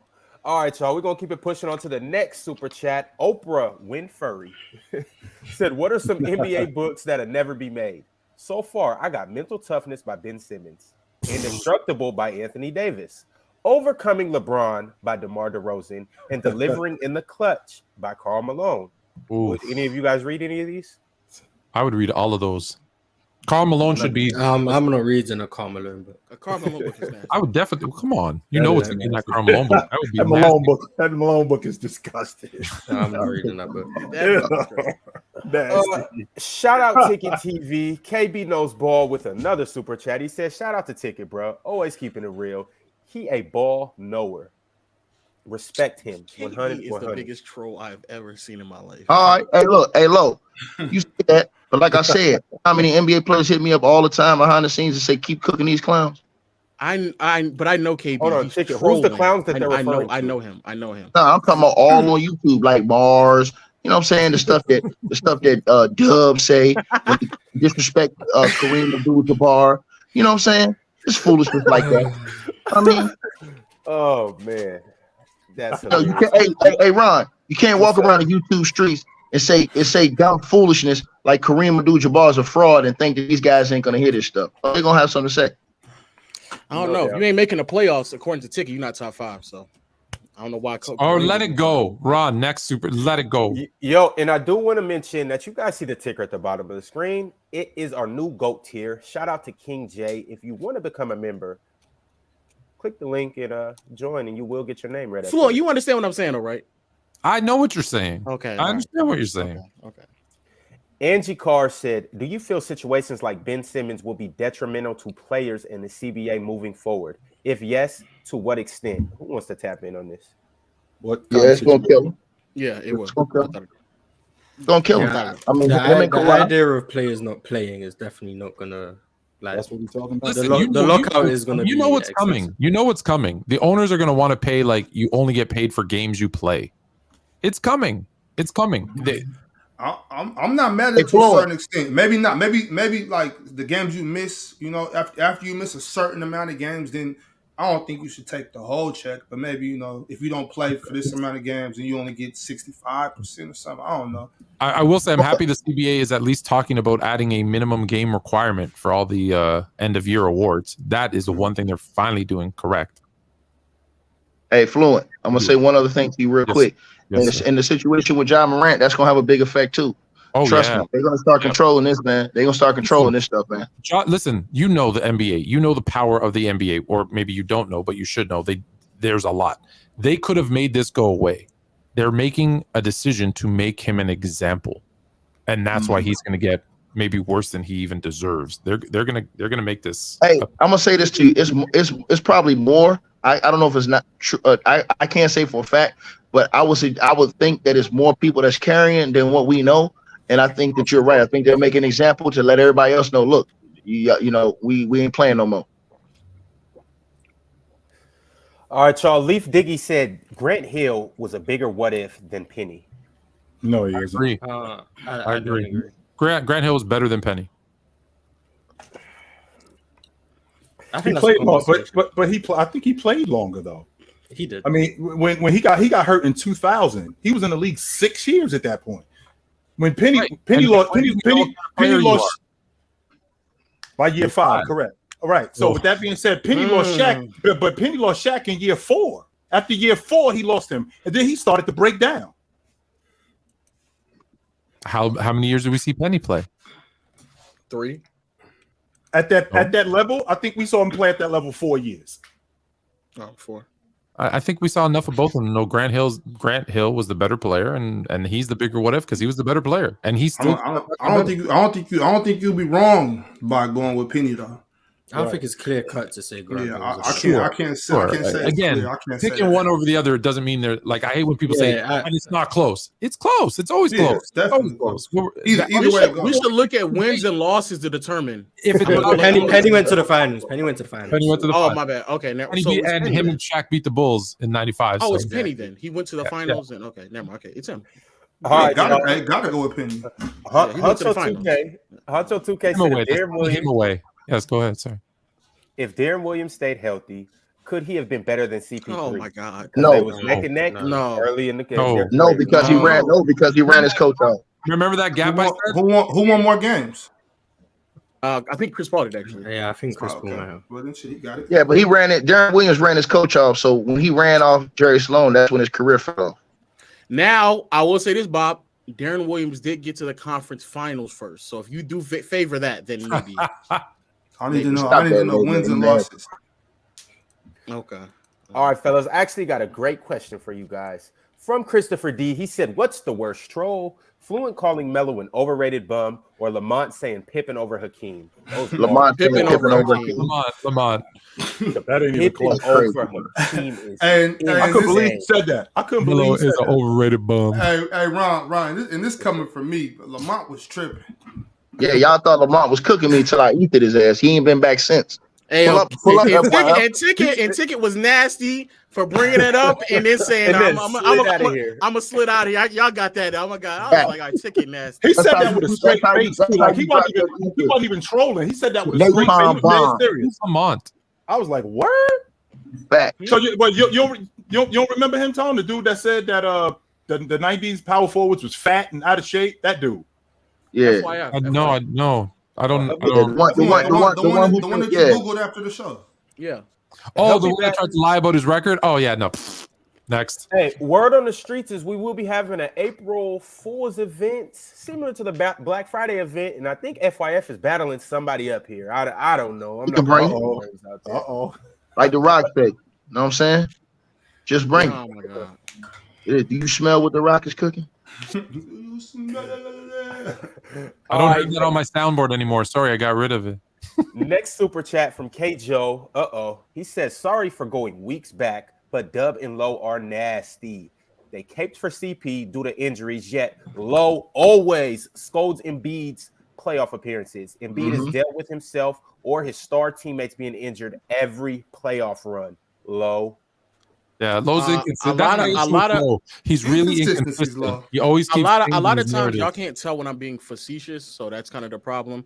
The only real time I really kill Embiid is is it last year or the year before that? One of those 2 years. But like the year that he got knocked out in the first round and Ben Simmons wasn't there, like I'm not holding that against him. If you actually talk basketball with me, then you'll know I'm way more consistent than a lot of people. But a lot of times a lot of time being facetious. Like right now, I don't know if y'all can tell me when I sit there and say, "Oh, who won more?" I'm joking. I'm trolling. I don't know if y'all can tell that or not, but I'm joking. I can tell. Okay, cool. I can tell that, Low, but sometimes I'm not gonna lie. I've seen you do it, Marz. I've seen a couple of times where y'all say something and then a week later be like, "Oh, I was trolling." Like, are y'all using that trolling card to try to get out of tight jams? Like, can y'all tell that I'm trolling right now when I say about who won and lost? Y'all can tell. I know that, Low. I think people. Let me ask this: when I came on first on the show, did y'all think I was being serious or joking? No, there was times where I knew you were joking. Yes. Okay, thank you. All right. Then we can move on. I wasn't sure, to be honest with you. Oh, really? Oh man. I wasn't sure. Anyone? Come on. You had me scared for a second. All right. He did tell me KD wasn't a superstar. He said it with a straight face. KD ain't no I wasn't really sure. KD the best role player ever. See what I'm talking about? All right, Curry made him, boy. Speaking of joking matters, and I love you, Fluent, but this might be a joke. Chat, I got something for you guys. Angie Carr sent in a super chat with a start bench cut PC host edition. Y'all nasty. Fluent, Dub, Ron. Chat, you guys give us. I've never hosted PC, but just remember, I read these super chats. Just remember, and just remember, I get through them all. Barely. It's definitely Fluent starting without. Thank you very much. Fire. Oh my God! I'm starting. Look, Ron didn't want to ask nobody that question. He's like, we can keep pushing it. If y'all can stay here and say this. What a surprise, Marz. Who you starting? What as a host? Fluent Dub Ron. See, that's why Ron wanted. That's why Ron want to hurry up. Ron want to hurry up. Start Dub. He's gonna start Dub. He's gonna start Dub. Marz and Dub ain't running mates no more. I respect your honesty. I'm starting. Fluent is starting in that right there. Oh, without a doubt. Fluent is starting. Look at Ron. I'm gonna start Dub.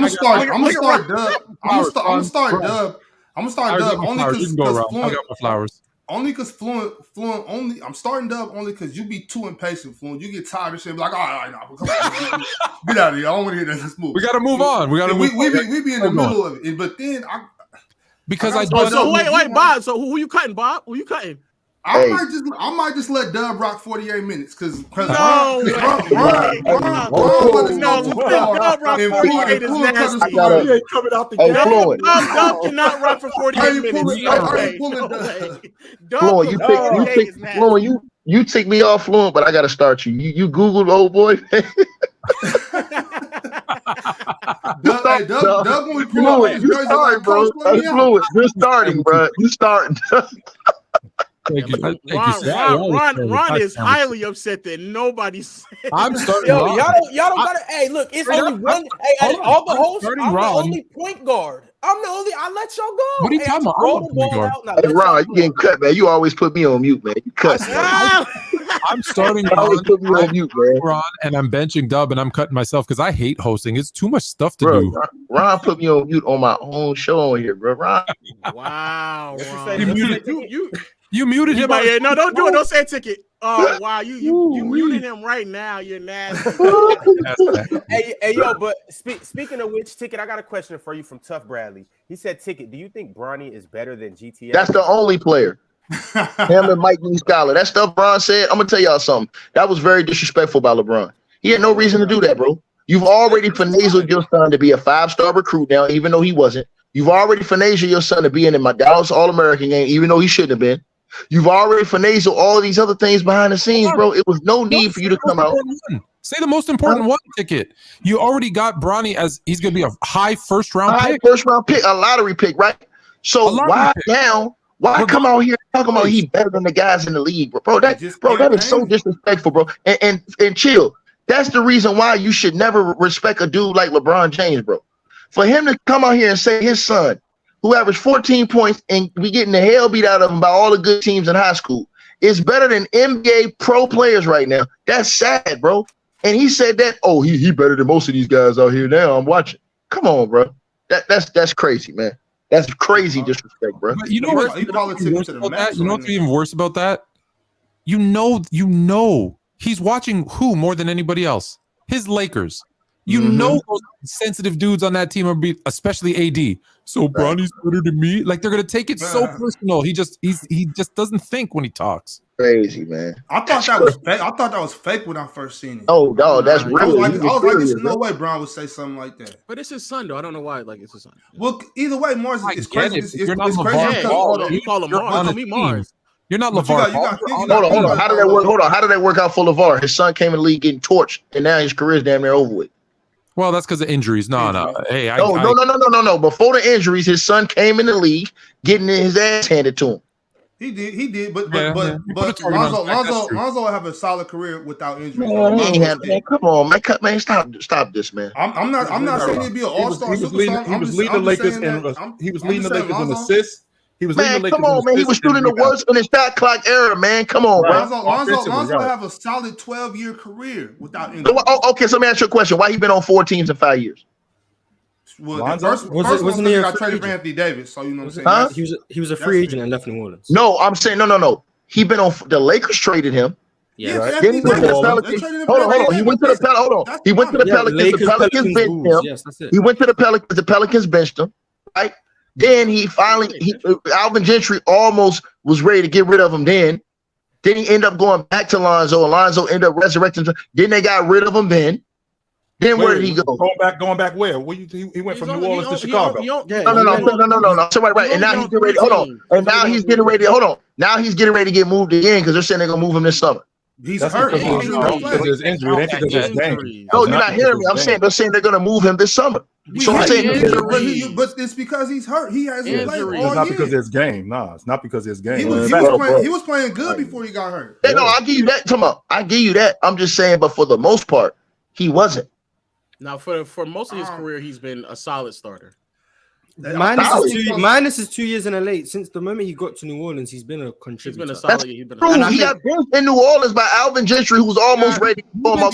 He got benched for 10 games. More on this show than he played this season. I'm pretty sure he got benched when he first joined New Orleans. I'm pretty sure. No, he didn't. He got benched after he stunk the joint up in New Orleans.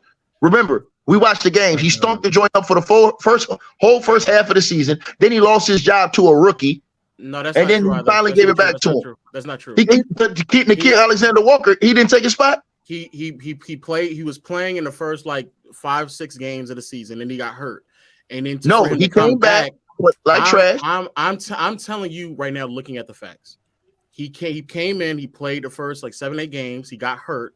They were weaning him back in on a minutes restriction, and he was in and out of the lineup. When he was playing, he was coming off the bench. No, he got benched. No. Hold on.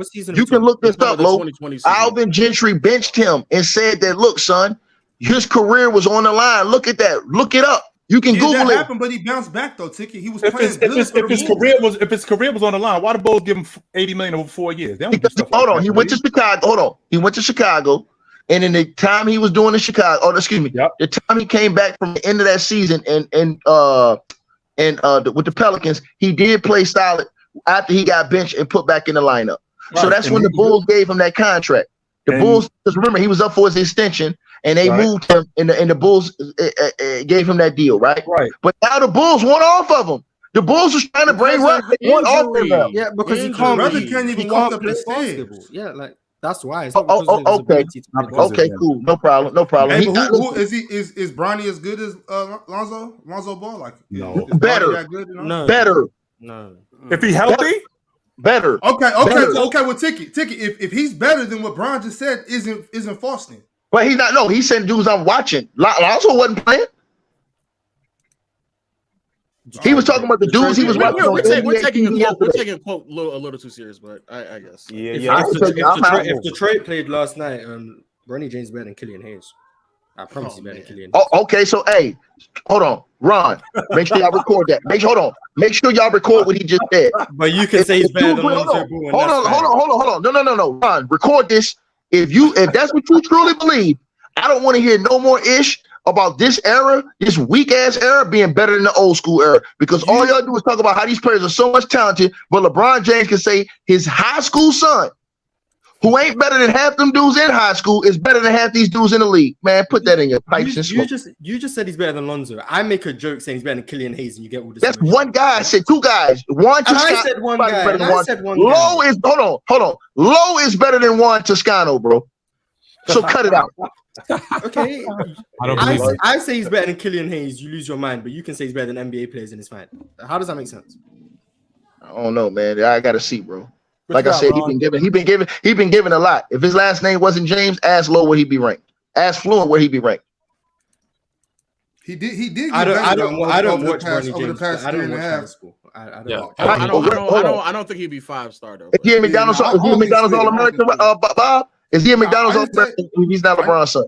I didn't say he was. All I said was that he did get better. Yeah, it's a lot of dudes that got better, Bob. But I'll ask you: is he a McDonald's All-American?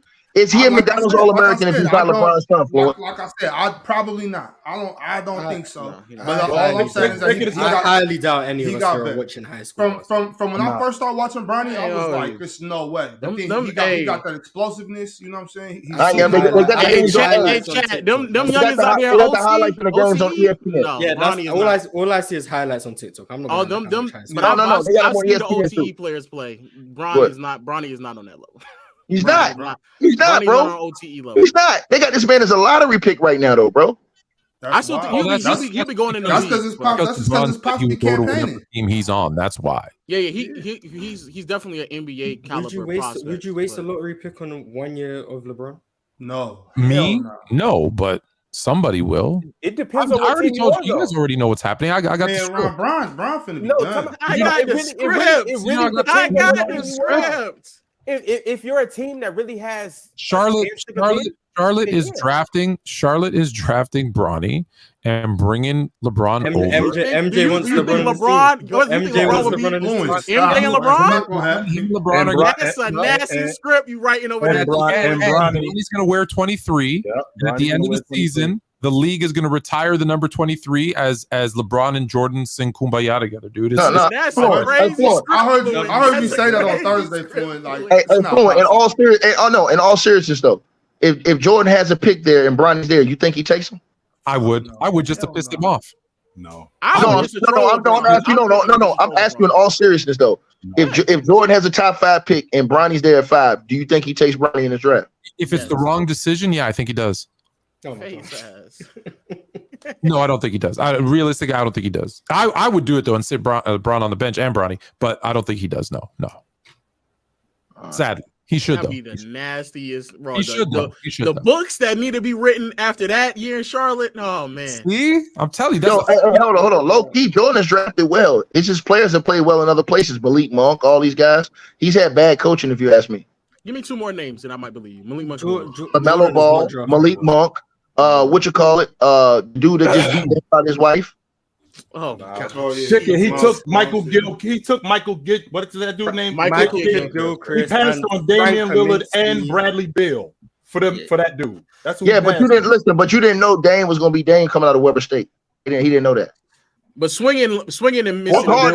That's hard. Hey, look, go back and look at pictures of Damian coming out of Weber State, bro. You ain't think that was gonna be Dollar, man. That's just like Giannis when Giannis came in the league. Ain't nobody thinking. LaMelo Ball was a pick that he couldn't get wrong. Like there was a lock top 3, and he got the 3rd pick. He just picked whoever was available. No, there was a lot of dudes you could have picked over LaMelo. The top 3 was Anthony Edwards, James Wiseman, and LaMelo Ball. Whichever one fell to 3. I hate to do this. I hate to do this because you know how I feel about Jordan. I hate to do this, but he picks Frank Kaminsky over Devin Booker. It's bad. Hold on. Yeah. Hold on. That was bad. Hold on. He picked. You want me to do this? He picked Malik Monk over D-Mitch. He took Cody Zeller. I remember. It looks like that on paper. We got to remember who we talking about now. Devin Booker wasn't even starting at Kentucky. Malik Monk over Donovan Mitchell. Malik Monk over Kaminsky. I believe Wisconsin. I believe Wisconsin was in the Final Four, and I believe damn right. Frank Kaminsky was killing. Yeah, somebody said it because I was in the. You guys thought Frank Kaminsky was going to be a high level NBA. Hold on, he gets one right. He drafts SGA, trades him. Then trades him. It wasn't just Frank Kaminsky though. It was him and Sam Decker. He was looking at Frank Kaminsky, that boy from Utah right now. He drafted Jalen Duran this year and traded him as well. And what we're saying is that yes, of course, hindsight is 20/20, but at some point, I mean, my goodness, some point. Like if you go through the list, there's more misses than hits. Yeah, it's more misses. And then way more. James Booknight as well. Some of it is luck, some of it is player development, some of it but I mean these guys. Here's the only reason why I disagree with you in this quick. I think it's because of coaching, bro. And that reason why I say that, if you look at the Lakers, everybody thought all those guys the Lakers drafted weren't that good, is because I think the coaching was not good enough early on for the player development of Ingram and those other guys. Alonzo, I don't think those guys. Let me ask you this: who hires the coaching and the training staff? Jay. No, I'm saying Jordan does. I agree. Listen, I agree with you on that. I'm just saying I think it was the coaching, because if you look at Malik Monk now, bro, I mean, damn, dog. I understand what you're saying. What I'm saying is I hate to say it, but he's made a lot. He's had more misses than hits. That's all. Is that Jordan's job? It's usually a conglomerate effort, right? He doesn't just like his baseball career. No, that's not his job. No, that's what I pay dudes for. That's why I have a vice president of basketball operations. That's why I have a general manager. I have to let them do their. I have to let them do their job. That's their job. Let them do their job. Don't stand on the sidelines smacking players upside the back of the head. Don't go to practice and beating them one-on-one and ruining their confidence. Then don't do that then. Don't do that then. And also hire people who are competent then. Like that's also his job.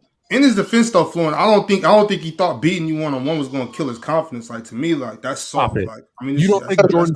He's got Mitch Kupchak. Mitch Kupchak knows what he's doing. Being 40 years old and beating a 20-year-old in a 1v1, you think that's going to do? What you think? Man, that's his problem. He trying to bring that dog out. And I'm playing Jordan one-on-one. I'm not going to go home. Listen, I'm about to say, come on, guys. I love Mike, but you have to be honest about it. He is the Jerry Jones of the NBA. But if he get LeBron and Bronny, he got Mitch Kupchak, man. I think Mitch Kupchak is a good hire. Mitch Kupchak is awesome. We'll see. All right, y'all. Let's continue to keep. Did a great job with the Lakers. Lonnie Williams said, "Can anyone go in depth on how the Warriors have had great 3 quarters under Steve Kerr, and other teams can't seem to replicate that consistency or that consistently from player performances to defensive adjustments?"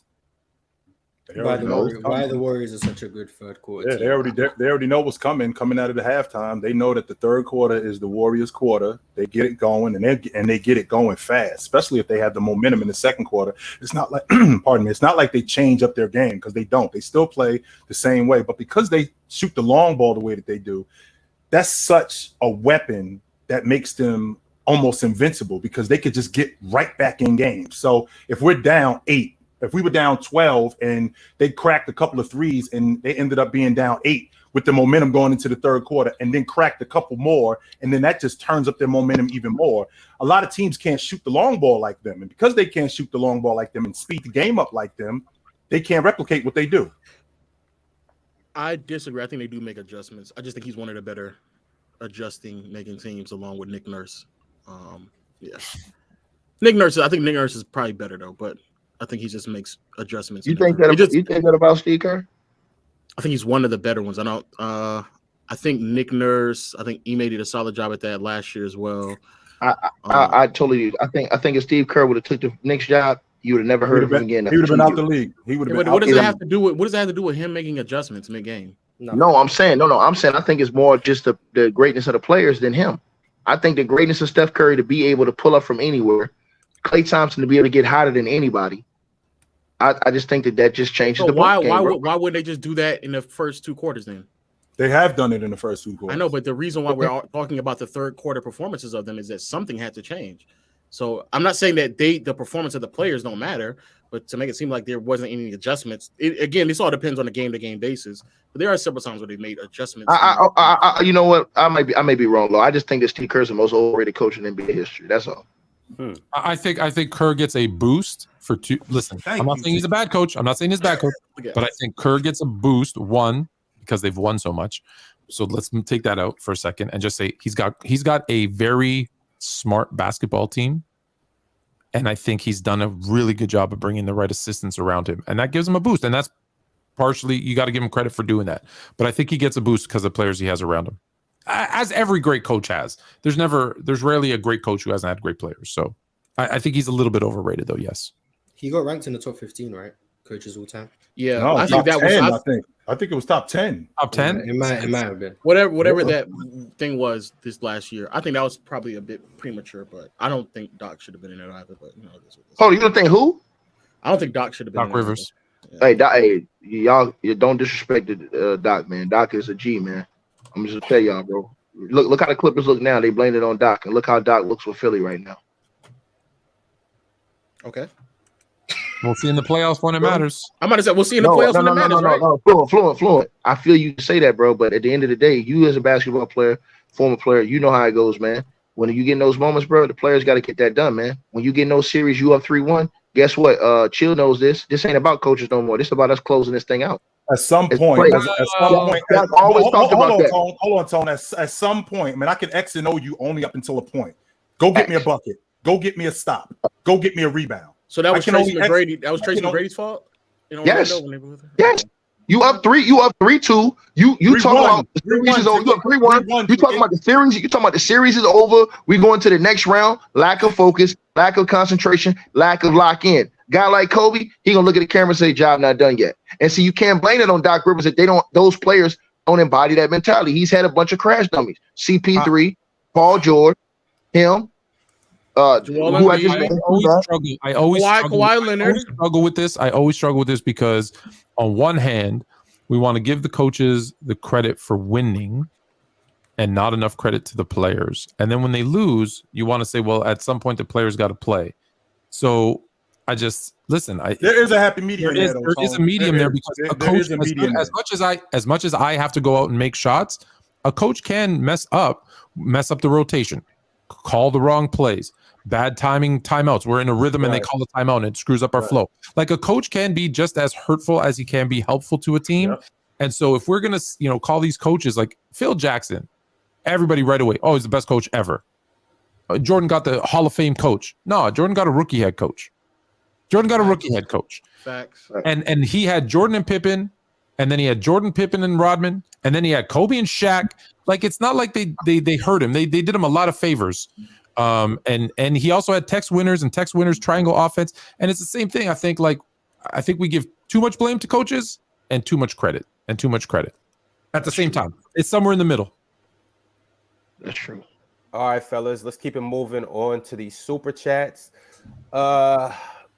We are going to talk about 100-3200 said, is the physicality of the 80s, 90s, and 2000s fake? People keep hearing that the physicality wasn't a thing and defense is somehow better today. It's not. No, it wasn't fake. No, it wasn't fake, bro. No, it was not. It wasn't fake. No, it wasn't fake. But it's also not. It's not also because when we say it was more physical, the young people who never watched a game will immediately go to the extreme and say, so everybody was just clotheslining everybody. No, that's not what was going on. No, that's not what physicality means. Now, was there clotheslines? Yes, because there was no flagrant fouls. So it was just a regular foul up until 1990. But it was more physical because you could touch, you could grab, you could push, you could put an elbow, and that was legal. So it was more physical. There was more physicality. And what today's game has zero physicality, but there was more. And what that also does is that hampers a guy's game when he has to play through that. When a guy is getting body checked, when a guy getting hands put on him. Don't get me wrong. Everybody wasn't getting clothesline. Everybody wasn't getting put to the floor. No, but guys were getting body checked. Guys were getting bodies put on them. And when you're getting leaned on like that, when you're getting hands put on you, guys were playing through that because that's the way the game is being played. If you watch the game today, if you watch James Harden go to the basket and he might get tapped on the arm, the first thing he's doing is looking at the official. He isn't looking to finish the play because you can't do that today. So the first thing he's doing is looking at the officials. You had to play through that contact back then. And that's what the idea of physicality is. And to whoever was in the chat, no dummy, it wasn't because of MJ that they put in the flagrant foul. That's just you not knowing anything about basketball. Okay. Now, did Jordan benefit from it? Yes. But if you think that's why they brought it in, you're an idiot and you should leave this channel because you've learned nothing. No, stay. We need the views. Stay. But really quickly. Also with Jay, back then, the logic wasn't, I'm going to go to the officials. I'm going to go to the league. No, this is the way the game is being played. So I got two choices. I got to get stronger, and I'm going to have to be able to play through this, and I'm going to bring the fight to these guys, as opposed to just not doing anything. So that's what he did. It wasn't like, Well, he did. Hold on. To be fair, he did both. He did complain. And nothing was getting done. So here's what I got to do. I got to get stronger. I got to get stronger. I got to get stronger because this is the way the game is being played right now. Let's be very clear because I can say this in 30 seconds for all the dummies that think it was because of one person that they added the flagrant foul rule. Let's be very clear. In 1980, when the NBA was getting paid $1.5 million by CBS, the reason no one was watching basketball and the reason it was on tape delay is because they were scared that a fight might break out at any given moment because of the physicality of the play. Over those 10 years, they saw they had a bunch of skilled players, but they were getting smoked by certain teams in certain situations, not every game. And they said, what can we do? NBC went to the NBA and said, I'm paraphrasing, our white fans that make up 70% of our viewership, they're hesitant to watch this game because a bunch of big black men are going to get into a fight. And NBC says, if you can clean it up, we'll give you $600 million. So they said, well, what if we make this flagrant foul rule that should reduce that from happening? Cool. Here's your $600 million. If you don't think it was about money, you're a moron who doesn't understand the way the world works. That's absolutely right, Fluent. Totally agree. And that's when he eradicated all of the enforcers out of the league. The Charles Oakleys, all them dudes slowly fizzled out the league because of that. That's absolutely right. And look, they devalue those. They devalue those guys now.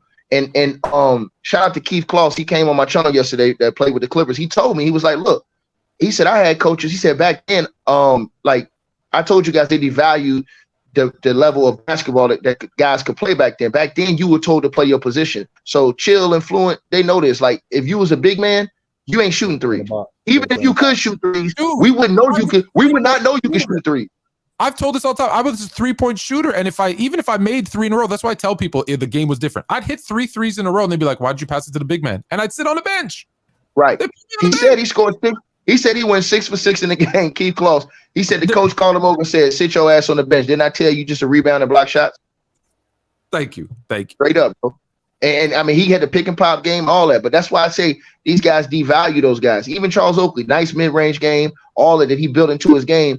They adjusted their games, but by that time, the league did not want these guys around no more. So they eradicated through all those guys, the Antonio Davises, all these dudes out of the league. And now you had all the other big men that can shoot and spread the floor. Real talk. That's the reason why they don't like Giannis, bro. Because Giannis plays like old food. If I may, the flagrant foul was a good rule. It allowed skilled players to show their skill. The problem was they took it too far because in 2003, they made all those, or 2000, they made the rule changes for the zone, no hand checking, all that kind of stuff. More offense would sell. And ESPN and ABC said, well, here's $2.4 billion to outbid NBC's $1.6 billion. Don't talk money with me. $2.4 billion, clean it up and make more offense because that's what people want to see. And now it went too far. Now the skill's great, but now it's too much. There's no stopping them. And we see facts, bro. That's why they hate Giannis. And that's why they hate Giannis. They hate Giannis. Bro. He plays Smash Mouth and everybody else don't. Enforcer does not mean you can't play ball. That's not true. Sorry, Ron. Go ahead. I hate this false narrative. I'm hearing a lot.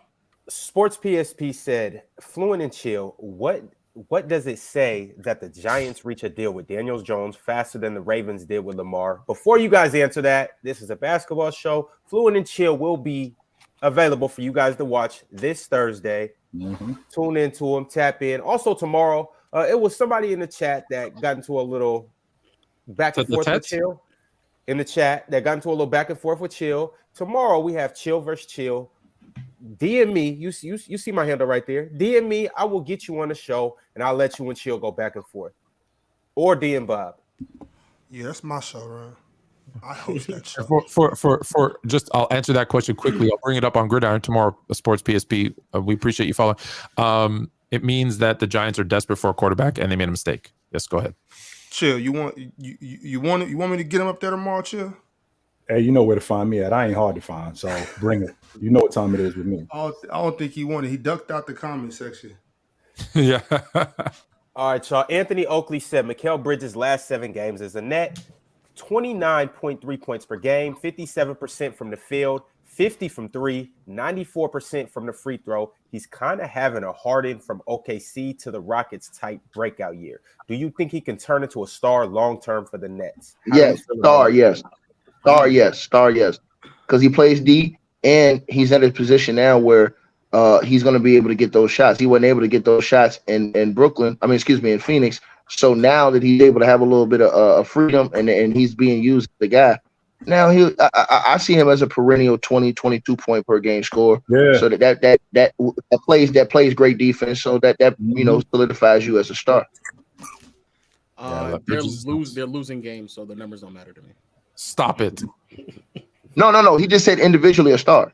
I mean, You still say Bradley Beal is a star player. We're not saying he's a superstar. He's just a star player. Okay. Ticket, Bob, and Chill. You all played, right? Can we please put an end to this zone doesn't help teams score? Can you all you don't have to go long monologue. Just yes or no. Is it easier to score on a zone? Yes or no? No. It depends. It depends a lot. I like playing against the zone. I love the zone. Me too, because I'm going right to the middle. I'm going right to the middle, Bob. I'm catching it right at the free throw line, face up, and I'm right at the rack. I'm right at the rack. And if you back up, I'm facing up, wide open mid range jump shot right there. If you can shoot the ball, it's money. I took the words right out of my mouth. Thank you. And FYI, the NBA scores more points per possession versus zone than man to man. So stop with your nonsense. But I mean, with that being said, too, I like a matchup. If you got a coach that really knows what he's doing, you got a baseline runner. You can get players holes in the zone, right? It's always a lot of holes. As a point guard, personally, I like the zone because I'm getting in the middle of the zone. I'm gonna either dump it down to the big man. I'm gonna find a shooter on the wing, or I'm gonna penetrate and just get to the rack. So I mean, it just all depends on personnel and whatnot. And with the shooting that the league has today, you're killing zone. It's not. I'm about to say it has way more to do with the shooting. Yeah, for sure. I'm a shooter. That's why I love it. Your big man is key to that. Your penetration is key to that, bro. It depends, yeah, because like just because they're in the zone don't mean you're just gonna get a bunch of shots. You gotta have somebody come to the middle of there, catch it and swing it weak side. Which goes back to my original logic when I talked about do these guys know how to play basketball? A lot of these guys do not know how to play against zone. And because they don't know how to play against zone, they get themselves exposed where they end up turning the basketball over.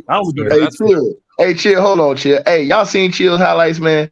Bro, I would have gotten the Chill head so quick. Chill come up here and put on this fool. Chill is a damn fool. Chill is a con artist. Chill come up here with this fake. He come up here with this fake nice guy act. This dude Chill was one of the most cutthroat, ruthless basketball players I've seen. And I'm gonna tell y'all something. I know how to get Chill out of his game. All you had to do back then when Chill played was go up to him and bowl him in his throat. Chill gonna stop playing, drop the ball, and be ready to fight you. That's the type of player Chill was. So don't let him think. Don't let him lie to y'all and think he was Chill. He was not. No, he was not. You know what I like? You know what I like the best about Chill's game is that as much as he puts LeBron over Jordan and Kobe out of the top 10, what did he do? Post up, fade away. Post up, fade away. Post up, fade away. And Chill was athletic too. He was athletic too. But I seen the attitude that he got in him. Chill would have been easy to get to. If you think roughing me up was going to throw me off my game, you were going to get smoked. I'm telling you. You ready to fight, man. You've been ready to fight, guys. Roughing me up is that's not going to throw me off. No. I'm gonna admit one secret to you, Chill. With one I'm gonna admit a secret to you. Our first show when we came in here, our first show, when you was talking all that fake Chill talk, I said, man, I was thinking, man, look at this dude in here talking all this cap. I said, man, let me turn his temperature up real quick and see. And as soon as I said something to you, that was the first time you ever really turned up. Everybody was surprised because they never saw you come out that element. But you got played into my hands because I did that on purpose. I wanted to see, man, you done that. And I got low too. I got low and I got Marz. I've got you, low, Marz, and Fluent out of y'all element, bro. The difference with that though, did it affect my game? Was I still not spitting facts? No, I'm saying I brought a part out of y'all that ain't nobody ever seen. They never seen Fluent turn up like that and get mad like me and him got mad. They didn't see Low sit up here, yo, unless you on Low other platforms where you seeing them on Twitter or something going crazy. I'm about to say, if you catch me on Twitter, I'll definitely go crazy. And Marz is like that until I just really start tearing on him. Then he'll come about his little shit. All right.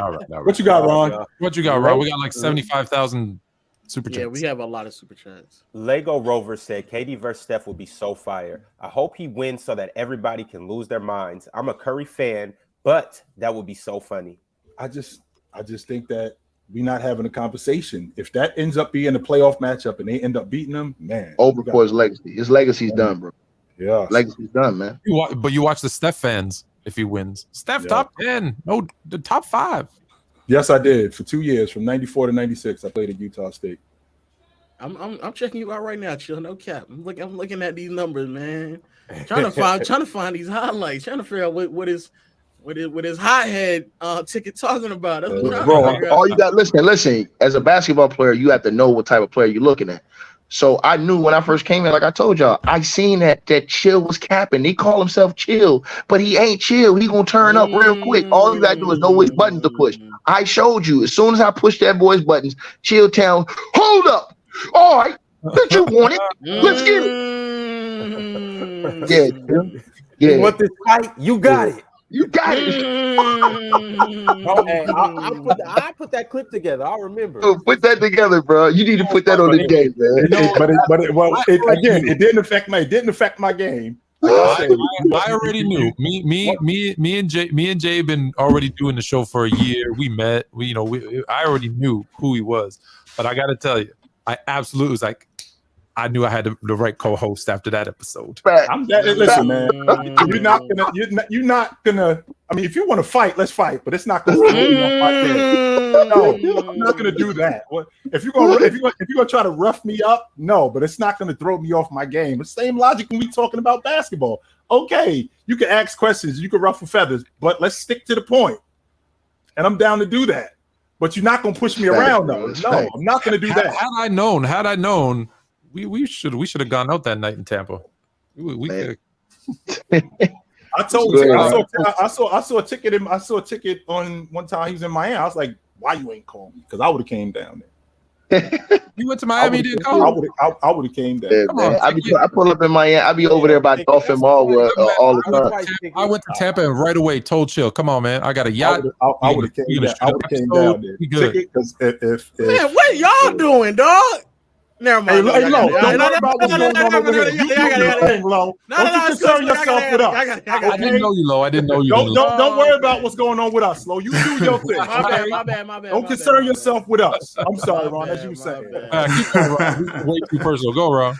All right, football breakdown said KD chokes in 2016, joins overall #1 seed and All-NBA first-team guard. Has worst series for Brooklyn, does the same thing. Also avoiding the team he lost to. Nice. Yeah. That's why it's gonna make it bad if he lose, bro. If he loses, it's over. That Dale existence is done. Dale gonna be hurt. And King Shot at 442 said Dale should be getting paid overtime for this PR for KD. For real. You should. All right, fellas, it's about that time in the show. You see it in the headline. The Grizzlies risk losing Ja Morant And we've also had breaking news or whatnot that Ja Morant may be out for the rest of the year. Marz 6 Clark said thoughts on Ja potentially getting suspended 50 games for the NBA guns on a plane policy and Fluent. Relook at Wilkes' playoff translation. Hey man, that's upsetting. I hope he doesn't. Grizzlies. I hope he doesn't get suspended for 50 games. You know, it's all messed up. I don't know what happened, but you know, I'm praying for the young fella. But I will say this: if we catch him in the playoffs now.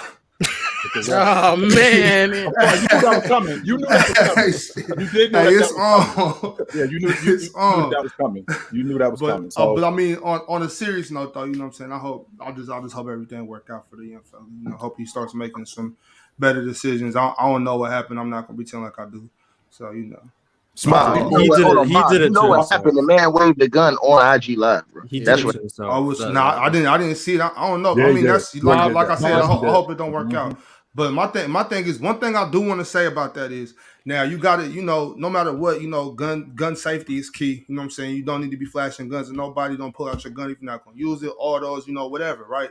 But I do want to say this. Let's not act like these multi-millionaires don't need protection on them. You know what I'm saying? Bob, don't do that, Bob.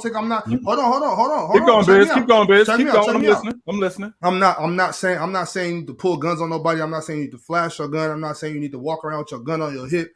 But these cats do have millions of dollars. There are people out here that'll do something to them. There are people out there that's looking to catch them slipping. There are people that see them with jewelry, know they got contracts.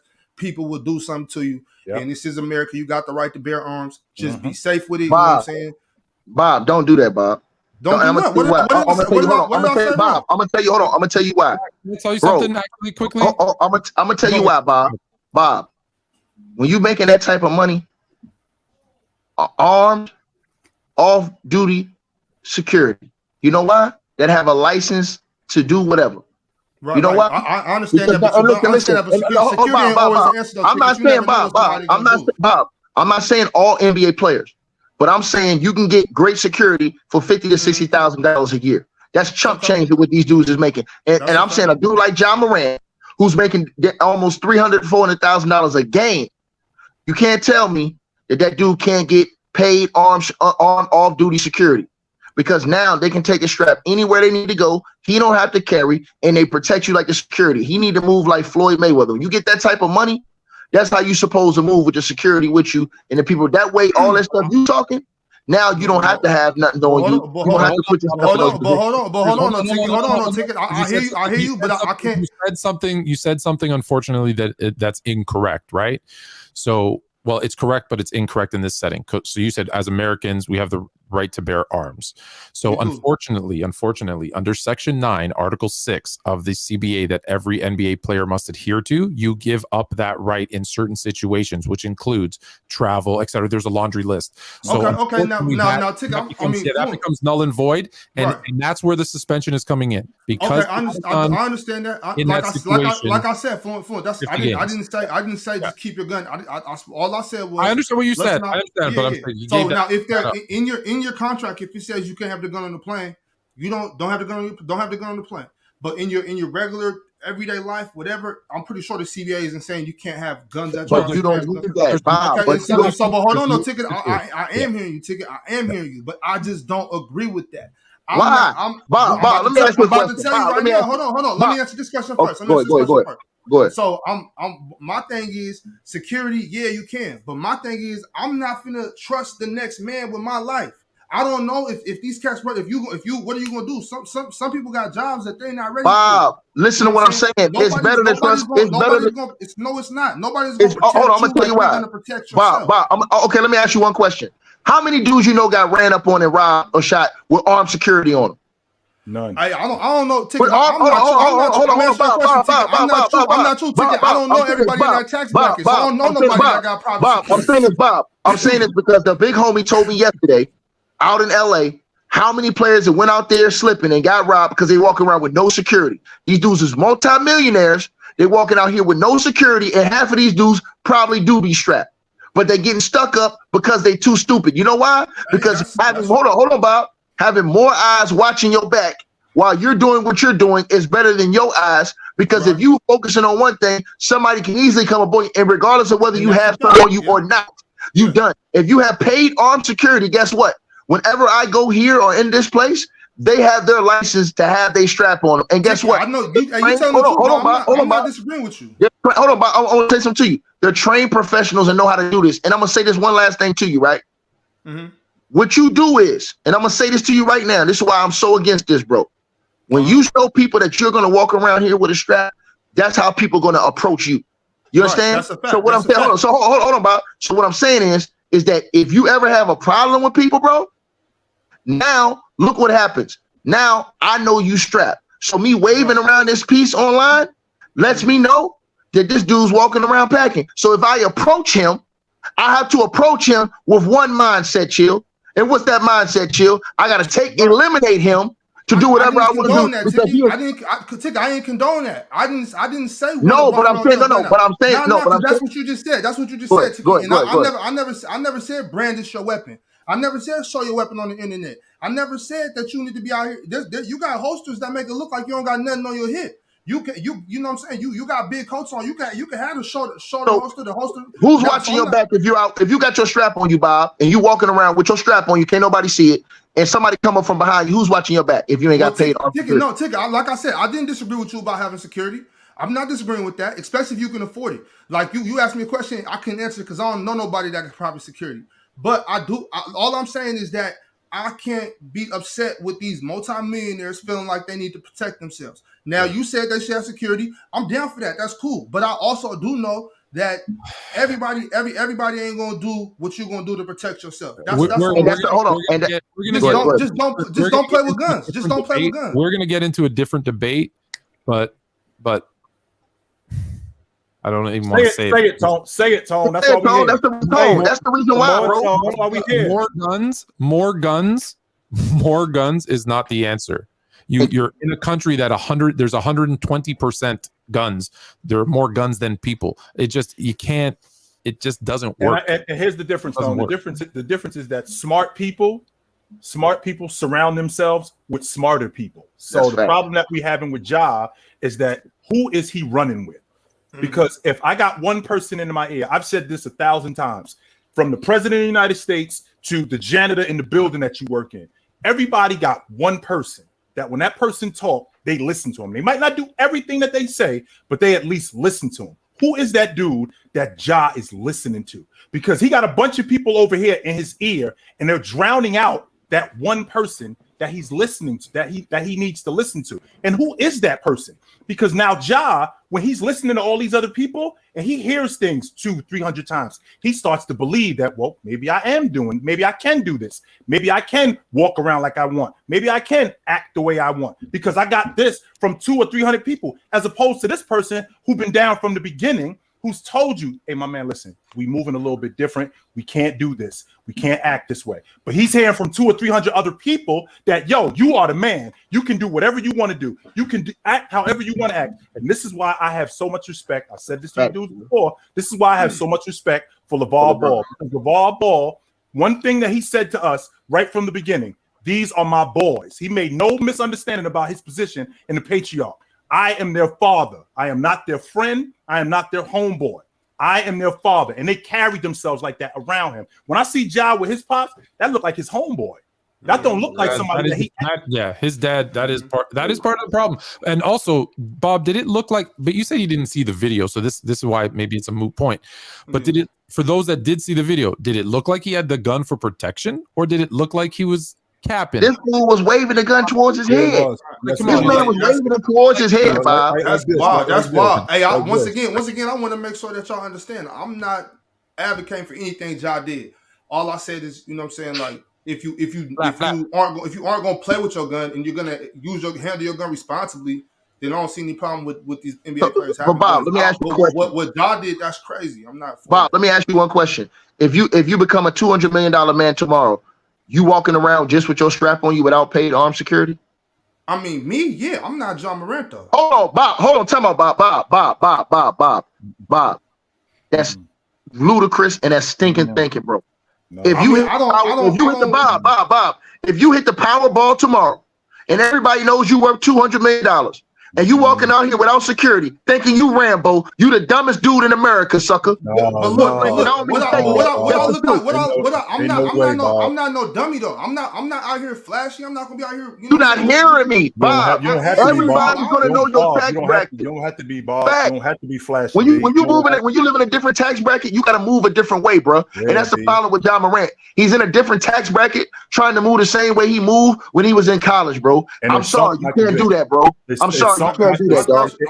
It ended up sinking. It ended up sinking Michael Vick, and this is not a difficult thing. This is not a difficult thing when you're talking about armed security, right? So the way he rolling, it's nothing if we in Denver to pick up the telephone and call the Denver Police Department and find an off-duty police officer. Yo, my man, I got $2,000, yo. What you doing tonight? You ain't doing nothing? Come roll with me. And it's nothing for me to do that for him, and he will do it. And he'll make sure he go $3,000. He go 5 stacks. I ain't got nothing going on, yo. I want to go hang out. I want to go have a couple beers with my friends. I remember reading the article.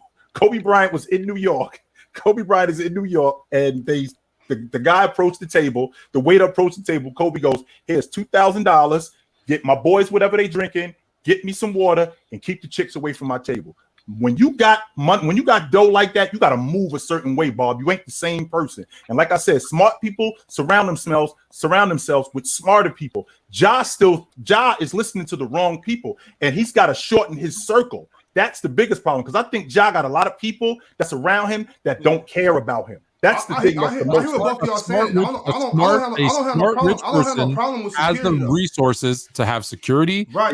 They should never be in that situation where they need a gun and don't have someone on their back, where they get a DUI because they should call a driver. Like, when you're talking about having that much money, you need to be smart. And the fact of the matter is, he's making bad young decisions, but bad decisions because he doesn't have the right people giving him advice. I don't got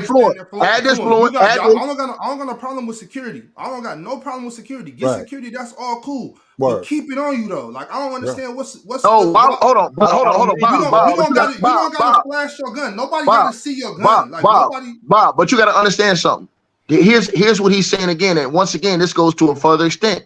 This is why you see all these players getting their houses broken into, because these dudes are lazy. Instead of them going and paying for personal security at their homes, they're leaving their homes in the Hollywood Hills and stuff like that unguarded, unsecurity, bro. You need hold on, bro. When you're in that tax bracket, bro, the best thing you can do is, like Chilltown said, and everybody in the chat room keeps saying I got a rare win. Y'all, that's tired. Y'all say that every single week, every video. So I'm getting a lot of wins. Anyway, though, Bob, back to you. So when you do that, though, dog, guess what you have done now? This is what you have done. And I want you to think about what I'm saying now. If any situation goes down, let's say you got your strap, right? And you have to make a decision.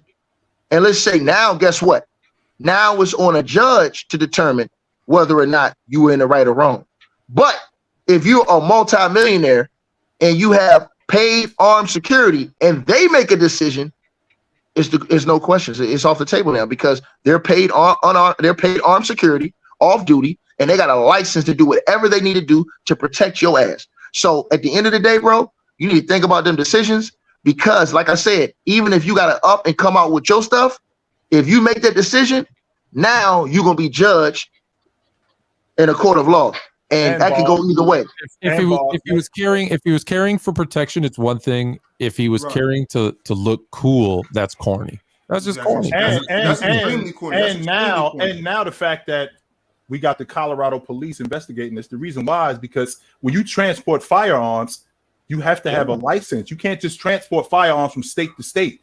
Right? There's rules to doing that. So if you're transporting a firearm which is not registered in the state of Colorado, that's a federal offense now. Right. So now we're talking about something completely different. I think y'all might have missed what I said earlier. I didn't say walk around with your gun like a dummy. I said if you're being lawful, following the laws, not brandishing your weapon, not taking pictures with your gun on Instagram, all that. I've never advocated for none of that. All I said is we got the right to protect ourselves. Yes, we do. I'm not gonna down talk anybody, especially multimillionaires, for having weapons. I don't think there's anything wrong with that, and I definitely agree with you guys on the whole security idea. Like, if you got that much money, have some security. I don't think there's nothing wrong with keeping it on me while my security is doing their job. That's all I'm saying. All right. Well, you say, hey Bob, you say that, And if you bust a cap in somebody's ass, now that's in a judge's hands, well, your ass is in jail for the rest of your life. Ticket better than me. Worth it. You It's feel not me? worth Regardless, better than me. It won't be. Come on, it won't be you, dog. All right, fellas, we gonna keep it pushing. We're gonna stay right here, but now I want to know what's the deal with the Grizzlies? What with Ja being out, or is it still a shot in Memphis? Well, wait a minute, Ron. Hang it up? When you got, I don't care what team it is, whether it's the Boston Celtics, the Milwaukee Bucks, when your best player is out of the lineup, there's going to be some changes, and there's going to be some changes. Not only are there going to be some changes, that's a detriment to your unit. My leading scorer is off the floor. My primary ball handler is off the floor. The most athletic player that I have is off the floor. So now we got to play different. We can't play the same way. We can't play the same way that we played. Now, Jaren Jackson, I still think, is the most important guy because he's their rim protector. He's their interior defender. He's their best rebounder. All of that good stuff. Plus losing Brandon Clark, that was big. But even with that being said, Ja being their best player offensively, that hampers them now. So now they got to make up for that. And you hear that logic all the time about, well, the next man up. Well, you can't really make up, 25, 27 points with a whole bunch of different guys because they don't do the same thing that this guy does. That's the reason why we play this way. So this is going to be a problem for Memphis, sure. They weren't going to win regardless. So that's fact, Marz. That's fact. They weren't going to win with him. They're not going to win without him. Right. So nothing's changed. You didn't have them. They have no action. I did not have them winning it neither, Marz. I ain't gonna. They going out of 5 games, bro. Ever since God said we cool in the West, they been getting the hair beat out of them, man. So they going. I agree with my brother Marz, man. They going out of 5 games. Yeah, hey, this is crazy. I can't believe this is happening right now. It just what it looks like, Bob. It looks like a guy who got the wrong people around him. When you become that big a deal, what happens is life is moving fast, and with life moving fast, there's people moving around you, and you get to a point where you have people around you that who is this? Who is that? And you don't even know these people around you because things are moving so fast, and your circle becomes so big that you start hearing all types of things from all different people, and you hardly even know these people, but they're a part of your crew. Because life is moving so fast, that's where the other people who actually care about you come in. That wait a minute, this dude, no, that dude, no. Jay, for example, what was his Gus? Gus made sure that this dude, no, that dude, no. Gus made sure who was around Jay should be around Jay, and who wasn't supposed to be around him was not around him. That was the key. And I don't know who Ja has that. Johnny the mentor. You know who he need? He needs Shannon Sharp. No, he don't. Yeah, right.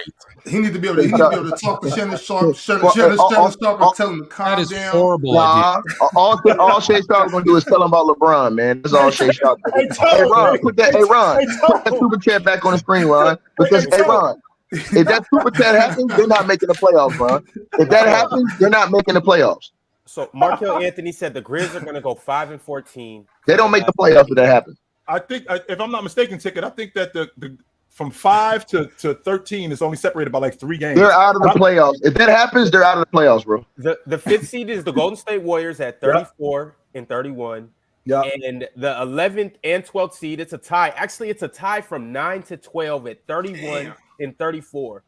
It's the Utah Jazz, the Portland Trailblazers, Los Angeles Lakers, and the New Orleans Pelicans are all tied at 31 and 34. Where's Minnesota? They're going to make the Minnesota the 6th seed right now. And not only are they the 6th seed, not only is Minnesota the 6th seed, are you guys suggesting Memphis will fall right out of the playoffs? Yeah, the Memphis is not going to fall out of the playoffs. If they go 5-14, they out. If they go 5-14, they out. Well, what do you guys think? They have an 8-game lead. Do you honestly think they're gonna fall out of the playoffs? Oh no, I'm saying if they go 5-14, they're out, bro. Yeah, but even if they go 5-14, the teams like the Dallas Mavericks would have to like win almost every single game as well. Like it's such a big gap right now. A lot of stuff has to go bad for them, and a lot of stuff has to go great for other people. But Jay, it's been going bad. Let me tell you why. It's been going bad. It's been on the free fall ever since Josh said that. Look at that record. It's been going bad. That's crazy. Let me tell you why. Let's not forget that Memphis went 18-2 without Ja last year. Yeah, they did. I think it was 20 and 3. You know what I think? I think you should get Antonio Brown and Kanye West to mentor him. Like, hey, Ron, but then they got mopped in the playoffs, Ron. They got mopped in the playoffs without him, bro. They went 1-2 without him and 1-2 with them. So I don't but I'm saying the playoffs are different beast, Ron. They getting sent home in 5 games. In the playoffs. Everybody in the lower seed wants the Memphis Grizzlies because it's basically everybody low, not some teams. Everybody licking their chops at Memphis. Like it's a bye week borderline. I mean, hopefully we get the 2 seed and they fall to the 7. We'd be good from there. But if they fall to the 7, they're not going to make it because of the play-in. Well, no, I'm just saying after the play-in, like after everything's said and done. I don't think they're gonna be able to beat. If they drop to the play-in, y'all like they can hold it down just like they did last year they can win some games without Ja. They can make it happen. They can win some games. I still think they're gonna. I think they'll be in the playoffs. Man, bro, them dudes done, man. They done, bro. Alex Pickering wants to know what's everybody's thoughts on the tweet that Dame liked regarding Ja Morant. What tweet? It's not a real thing. Please move on. You got ball sacks. It has to be a fake tweet. You got ball sacks, my boy. McDoob said Ja's not listening to Melo, bro. That's the problem. Y'all don't know. See, hold on. These are guys that don't know anything about basketball. Chilltown knows this. Bob, they know this. Listen, you're more inclined to listen to a dude who's legendary, who have been through stuff that you could relate to, versus somebody that not. Bro, they said Steven Adams had a team meeting and said, "Hey, don't go out." Ja's gonna laugh at Steven Adams. Who are you? Let's just be honest. You ain't nobody. You ain't did nothing more than me. But when you look at a guy like Carmelo Anthony, who's a decorated, celebrated vet, who's been through a lot of stuff, who's been through different trials and tribulations in the league, bro, when he pull you to the side, listen, they look at these guys differently. They look at those guys like icons, bro. And when you respect, listen, I'm telling you the truth, bro. Fluent, I'm telling you the truth, bro. When you have a legend come in the game and put his hands on your shoulder and say something to you, it's different than any average person. I'm telling y'all can do this, but look at Low right there. How many laps has Low done with me? How many sprints has Low done with me? How many locker rooms have Low been in this to look like that? So he can't say that, bro. I'm telling you, I know this from experience. You can tell real NBA basketball players, bro. Certain dudes they're not going to listen to. Hold on. Dwight Howard, he didn't respect Stan Van Gundy. You know why? Because Stan Van Gundy, that's why LeBron James don't respect coaches that didn't play in the game.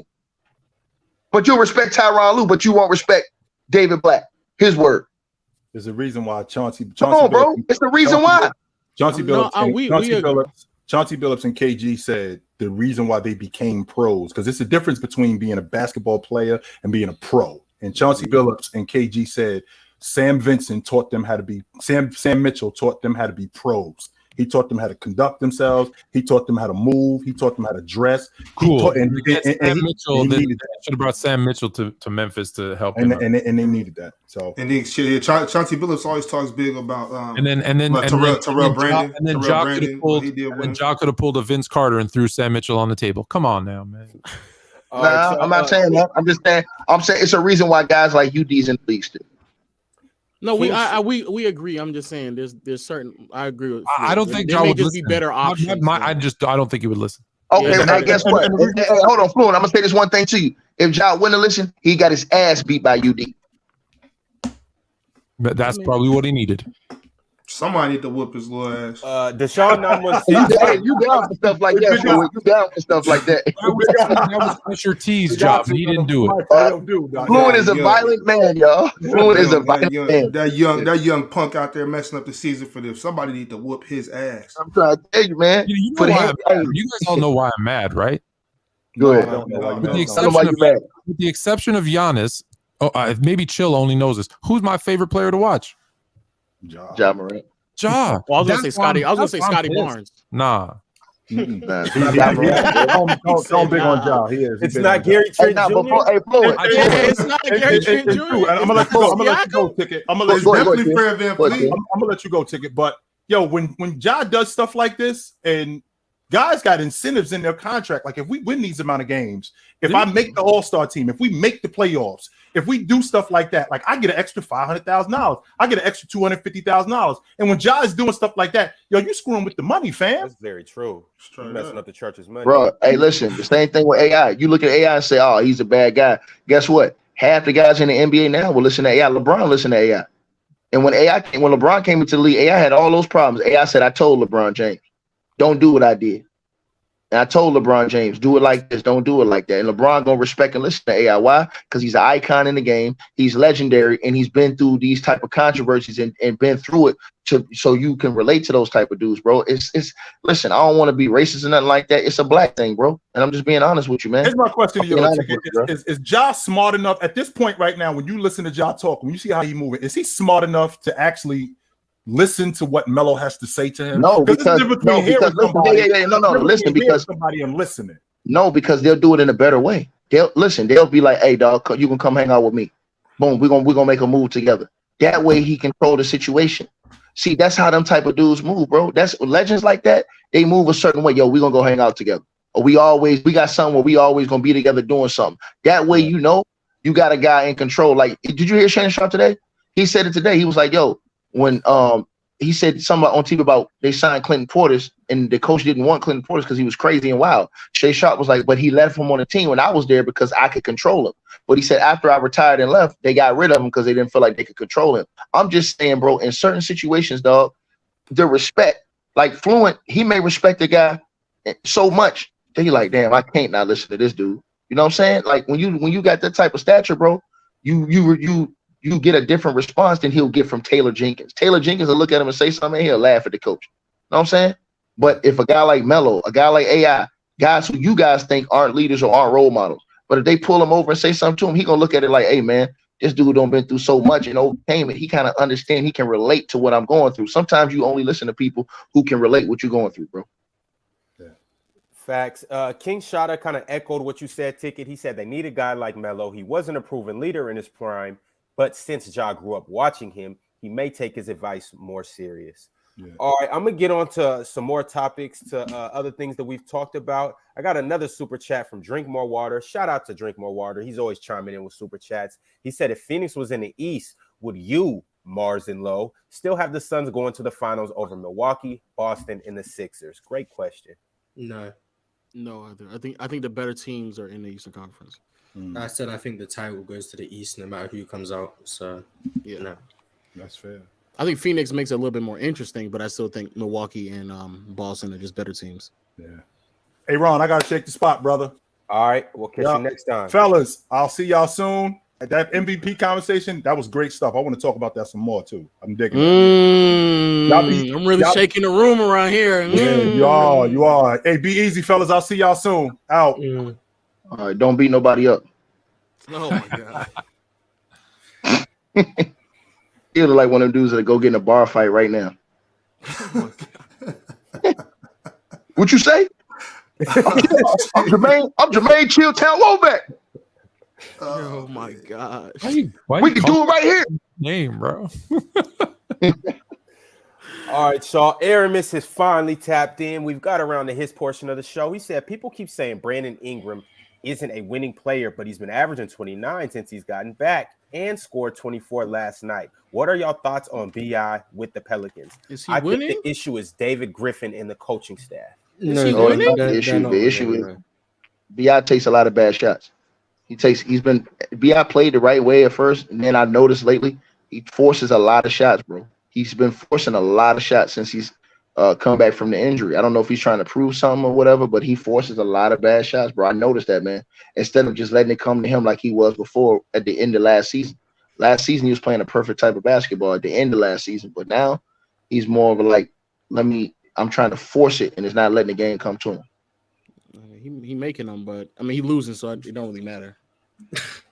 So he's not a winning player, man. He's not a winning player, man. I don't care about these 28, 4.5 rebounds in the stop. We don't have time for this. No, I'm saying do more though. He's right, Fluent. Like if all you guys, thank you. If you don't got 29, 5 more points in you to boost your team up, then you sorry as hell. No, he had 28. Well, you need to go for 35. Step your shit up. Step it up. See, Fluent, they losing. Yo, Aramis also came through with another one. He said, no, David Griffin is the Jerry Jones of the NBA. No, our Pels roster is built by vibes and being a good human.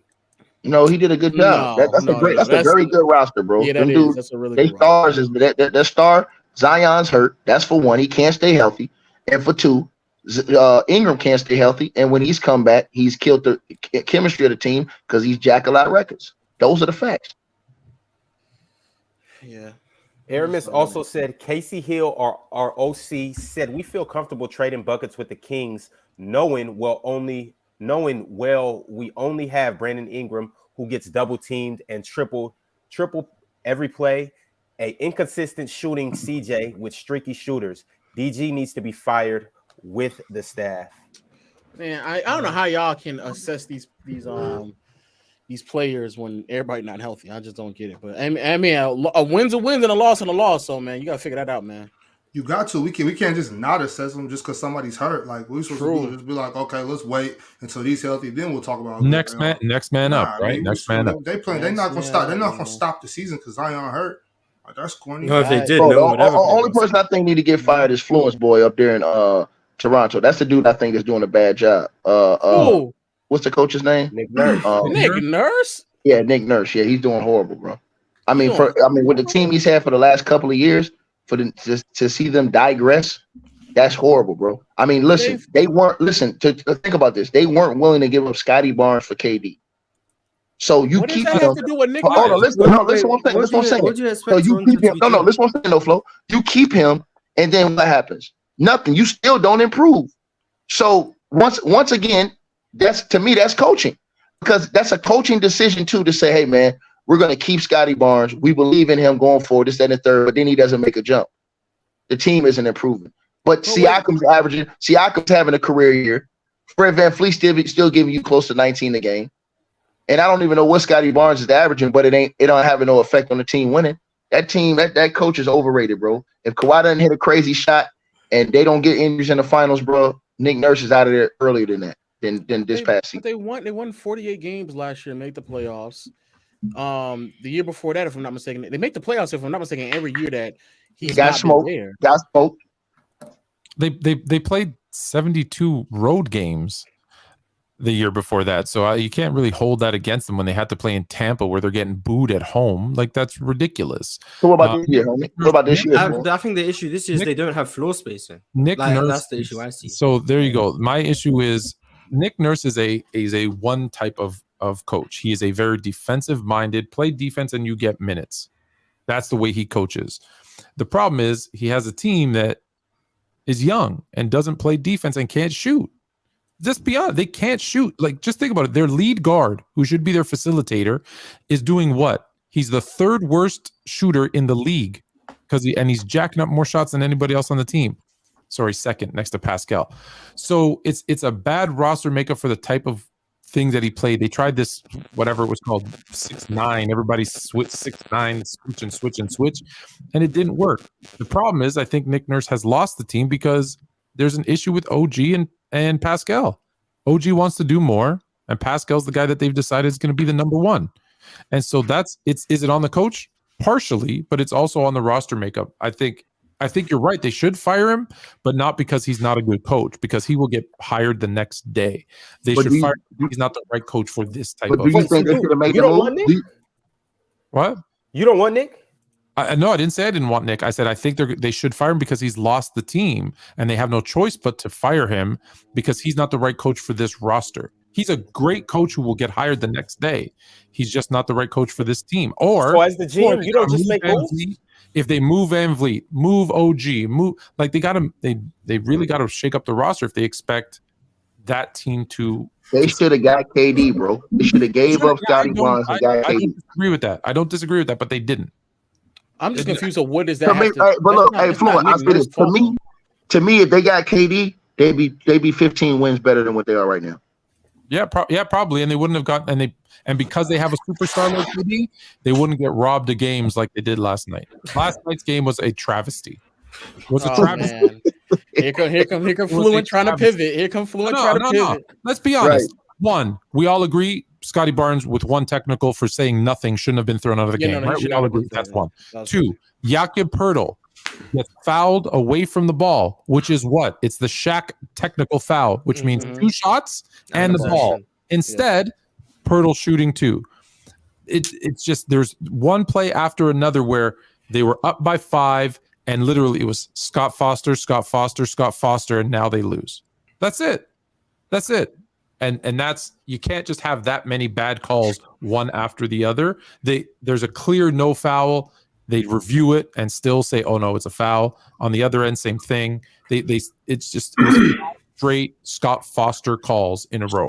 Scott Foster lost his job a long time ago. And if he didn't have the history of doing this often, I'd say, hey, you know what? It happens. I say this all the time. Refs are human. They make mistakes.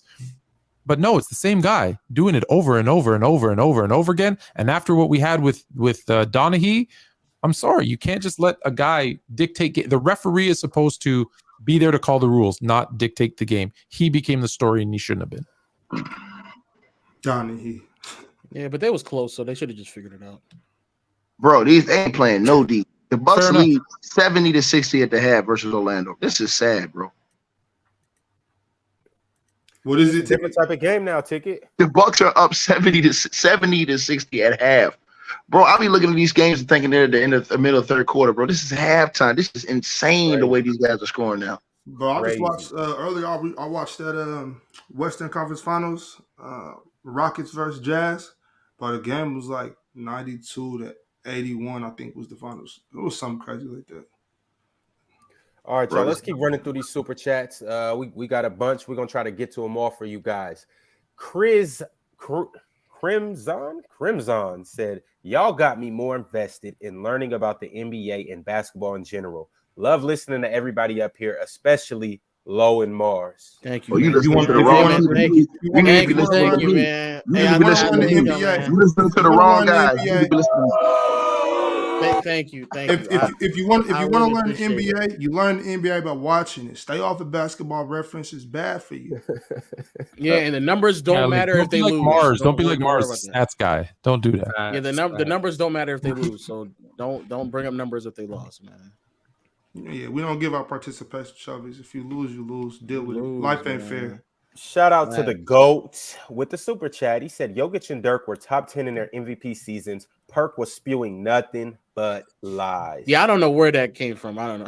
I don't know where that came from. He also said Jamal Murray was only better in the first round. Jamal Murray was the one killing the strippers. No, he was not.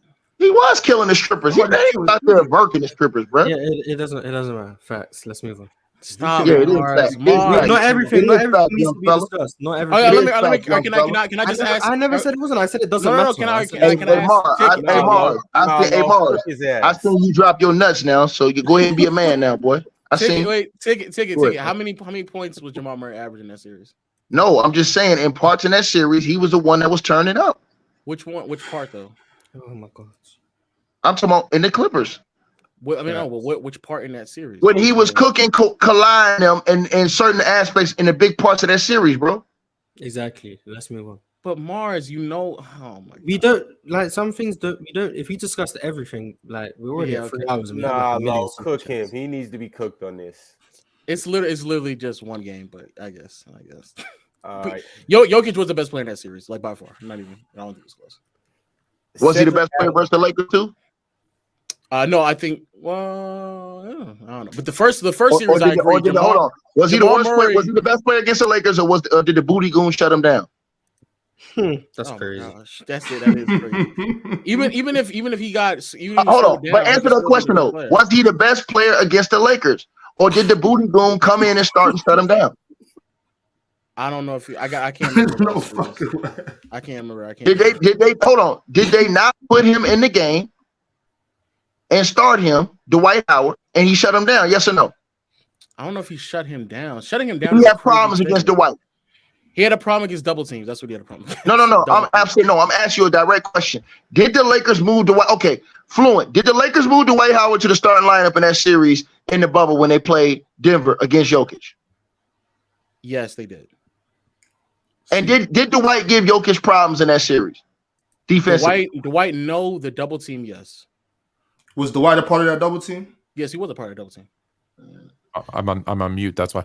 Are you saying did Dwight on offensively or defensively? No, I'm saying Dwight's defense changed that series with Jokic. Remember, Jokic was killing, I think, the first game or so, and then they switched Dwight on Jokic, and Jokic was frustrated and got foul trouble early and had all kind of problems in that series. After they put Dwight on him. You can get Jokic frustrated, and not to bring up the game again, but the Raptors made it very difficult for Jokic the other night. So yeah, you can do that. And Dwight, and I think Dwight did, absolutely. And then is this not true too, Low? They said that you guys pushed this narrative too, that Draymond Green, when he was guarding Jokic, that he locked him up too. I didn't push it on there. I don't think that one individual. It's very rare that one individual player. No, I'm asking you, but is that true? Did Jokic have a problem against Draymond Green? No, a possession maybe. A possession. Okay. Not the entire series. You remember that? Remember that. Remember you said that for the future reference. All right, y'all. Cedric Adams came with the super chat. He said, "Much love to y'all. Much love to you too." He said, "But Chill, who is your favorite player and why?" Chill's not here. LeBron James, because he's the greatest player I've ever seen. Yes. There you go. You got it. No, that's also not his favorite player, just for the record. Who is it? It's not LeBron. He's got LeBron as the GOAT, but that's not his favorite player. Do you know who it is? I think it's Mike. Oh, okay. Okay. Cedric Adams also said, that's a lie. Kawhi ranked all time. Where does Kawhi rank all time? Yeah, top 30 or top 40? One of the two. Yeah, I think I went. Lo, you serious about that right now, Lo? We got to see more this season, right?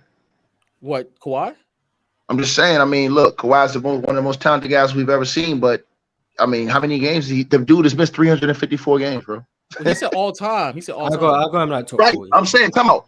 We hold other dudes back all time because of the amount of work that they didn't put in. For Kawhi Leonard did everything in like a 4-year span, right? Okay. So that 4-year span puts him top 40 to you? Sorry. Yeah. In my opinion, yeah. No, I'm saying because no, Lo. I'm serious. And you can listen to this too. It's Dominique Wilkins. It's Neek. Oh, okay. I'm just saying, no. I'm saying because Lo, I could easily chop you up real quick. Won a Andre Iguodala Finals MVP with the Spurs. The first year he came in, he wasn't the best player on the team. Had a couple good games in the finals, right? Okay. Then got traded and went to the Toronto Raptors, who were already established as a good playoff team, already been to the Eastern Conference Finals. They just traded him with DeRozan and helped them get over the hump. And then LeBron James wasn't in the conference that year, that number one nemesis, the team that they was losing to all the time in order to get to the NBA Finals, right? Then he gets to the Finals, right? And the Warriors get decimated with injuries as half their starting lineup is hurt. Boogie comes in, has a semi-injury. KD is hurt to start the series. And then Steph Curry gets hurt. Clay gets hurt during that series. And so, I mean, they inch that series out. Everybody pretty much thinks that if they don't get hurt, he don't win that chip. Right? So that basically leaves him as a dude with 2 Defensive Player of the Year awards. And, I mean, that don't basically do nothing. He got the Finals MVP 2 times. He earned both of them. It ain't his fault that them cats got. No, but I'm saying, but he wasn't the leader. He wasn't the leader. Hold on, he wasn't the leader of the Spurs. He was still the best player on the team. No, he was not the best player on the Spurs. That year, he was not the best player on the Spurs. 2014. The year they won the championship, he was not the best player on the Spurs, sir. That was 2014. He played the best in the finals. He was not the best player on the team. Tim Duncan wasn't the best player on the team no more. I'm saying Kawhi. Hold on, Kawhi Leonard was not the best player on that team, bro. That year he wasn't. He was a role player. Okay, that's cool. Who was the best player then? He was close enough. He stepped up in the playoffs when it mattered. Then to go back to your Toronto, what you were saying over there. Don't none of that shit. Fred VanVleet almost won Finals MVP, right? But he didn't. Okay. Kawhi Leonard showed up every single. That was a crazy playoff run. I don't give a damn what happened to the Warriors. He showed up and did what he was supposed to do. He got at Giannis. He got at Joel. He got at them bums down there in Orlando. They all caught that work. Kawhi Leonard is top 25 at the least. I disagree. I disagree. Bobby keeping it consistent. No, he's not. Hold on. Wait a minute. Let me put some pimping in it. No, he not. Because like I said again, Andre Iguodala, NBA Finals MVP award. Step up and play well in the finals. Wasn't the best player. Did not carry that team. That's 1. Then for 2, load management president in the history of the game of professional basketball. Missed 354 games and counting. That's 2.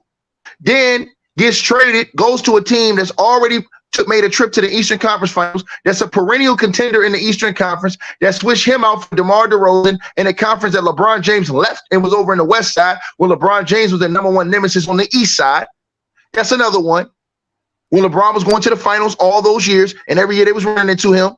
We saw what happened, right? Then 4, okay, he wins the chip, wins the finals MVP, which we don't think he would have won if the Golden State Warriors were healthy. Forget KD. If Klay Thompson would have stayed healthy and went to a game 7, that gets interesting. It don't matter what y'all think. Hold on. I want to say this. Hold on, Bob. I'm not finished with you yet. I'm really finna deep fry your ass. Then he leave. Hold on. Then he does the stupidest move in America, almost as stupid as what KD did by leaving the Warriors. He leaves the Toronto Raptors after he won the chip on that squad. They had an already made team that was loaded and ready to go again in the East. He leaves them, takes Paul George, a perennial choker, and goes to the strippers and proceeds to get stripped down by the Denver Nuggets, who the Lakers dog walked and ran out of the playoffs. And then every other year he's been hurt and low managing. Okay, I got you. That's fair.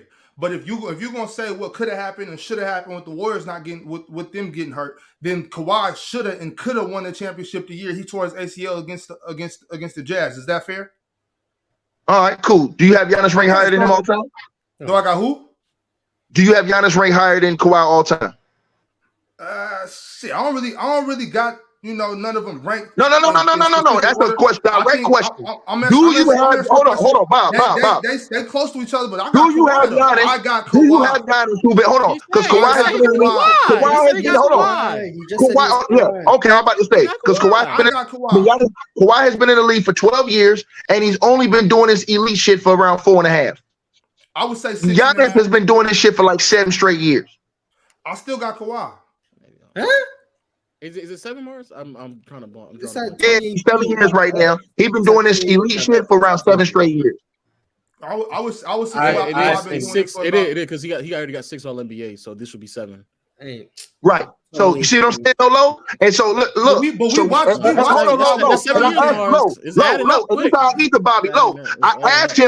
I asked him, did he have Giannis ranked over him? And he struggled to answer that. Hold on. He struggled to answer that question at first, right? Just because I was going to explain. Giannis about to jump a couple of people. Low, but watch this, Low. Giannis got an MVP, which is better than any award Kawhi got. Giannis got 2 MVPs. He got a Defensive Player of the Year award. He got an NBA championship, a Finals MVP with a team he led.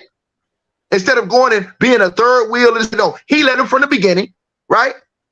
So once again, Bob, third wheel. What we doing with the San Antonio Spurs? Oh man, he was. I got him. I think he was the best player on that team. I know you think Tony Parker was, but I got Kawhi Leonard. Low, tell the truth, Low. You better not lie. You the legend of winning. You better not lie. Oh my gosh. No, I think TP was still either better or Duncan was better, but in the last like 2 to 3 games of that series, that's when Kawhi. One series. That's right, one series.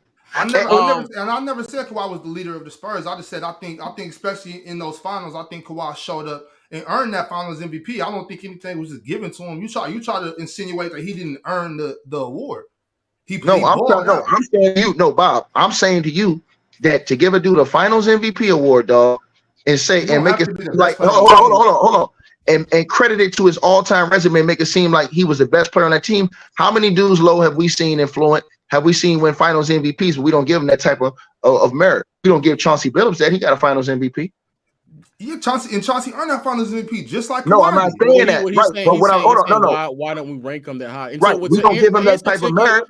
I'm saying you don't give Chauncey the same credit. Go ahead. Yeah, but I'll give Chauncey more credit than anybody on this panel right here.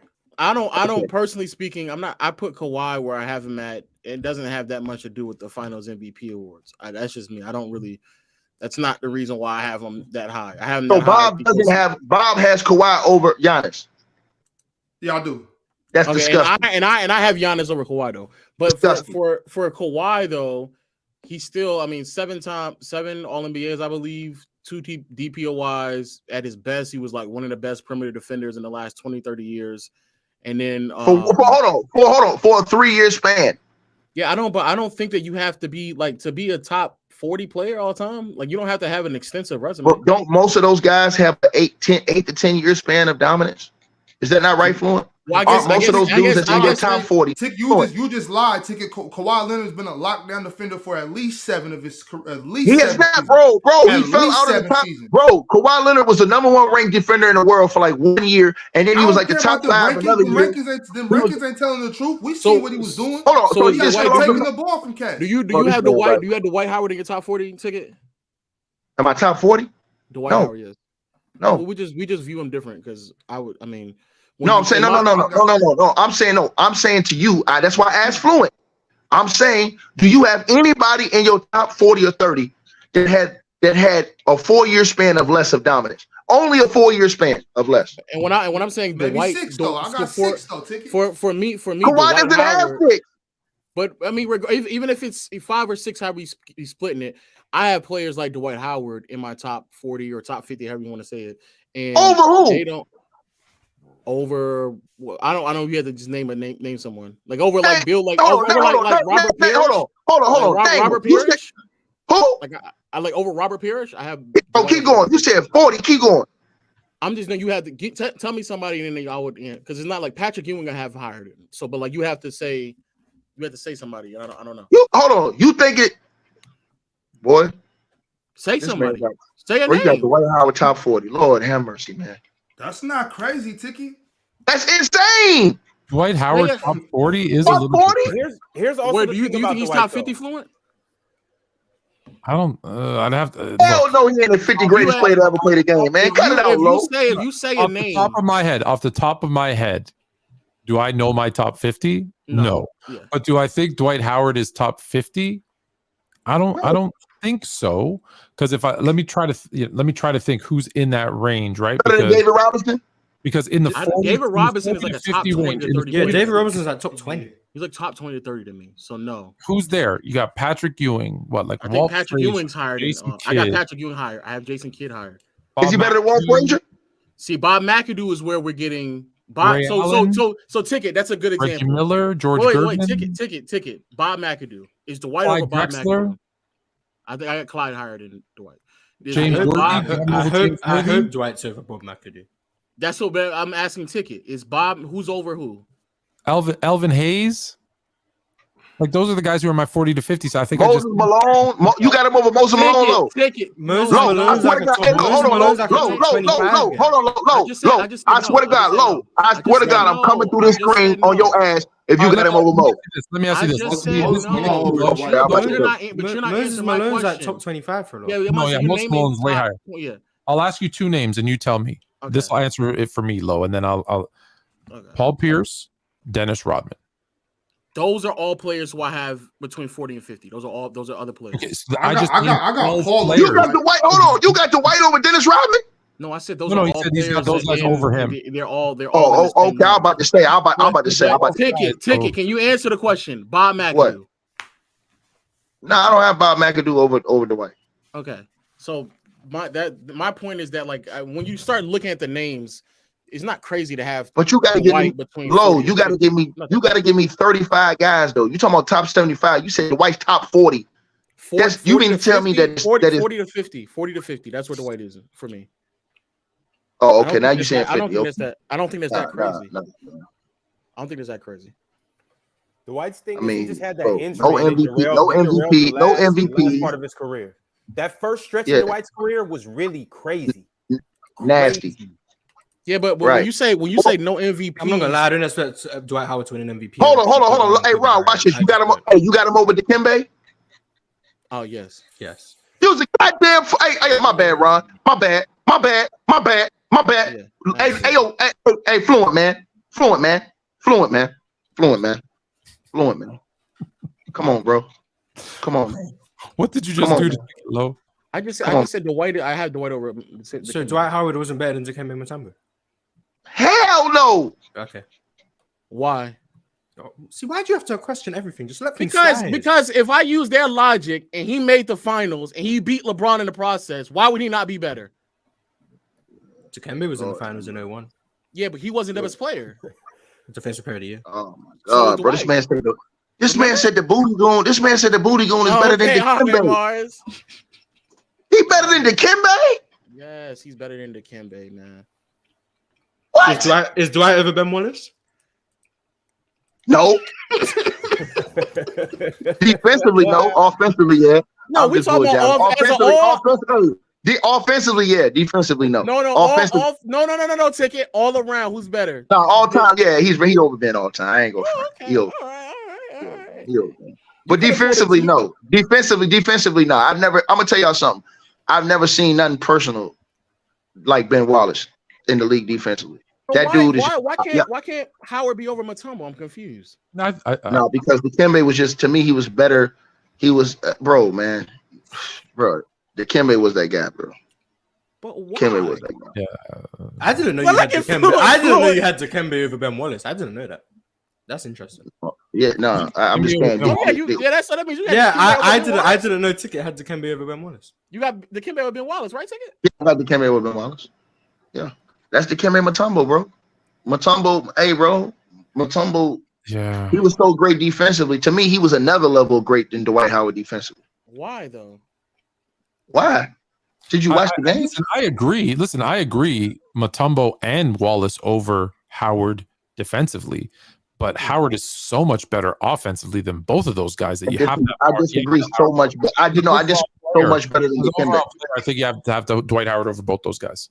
What do you think Dikembe's offensive game was? I disagree offensively so much better than Dikembe, because we got to remember Dikembe could score. They went to him early in his career, but he didn't get them as many opportunities to score later on after that. Dikembe was a solid scorer in the early in his career, bro. He was averaging 16? Listen, let me tell you, that's unfortunate, but unfortunately, you get drafted into the team you get drafted to, whatever, the coach of the system, whatever. And I cannot, and I've said this since the beginning of the show, I cannot live on if he would have got more chances, if he would have been no, here's what he did. He averaged less than 10 points a game.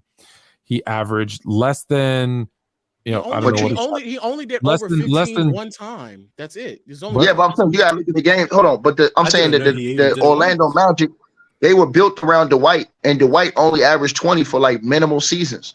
And they were built around him. He was the main offensive. Huh? Why are you saying only? 20 isn't. Why are you saying only? No, I'm saying to have the team built around you, and you're the dude that we're feeding all this time.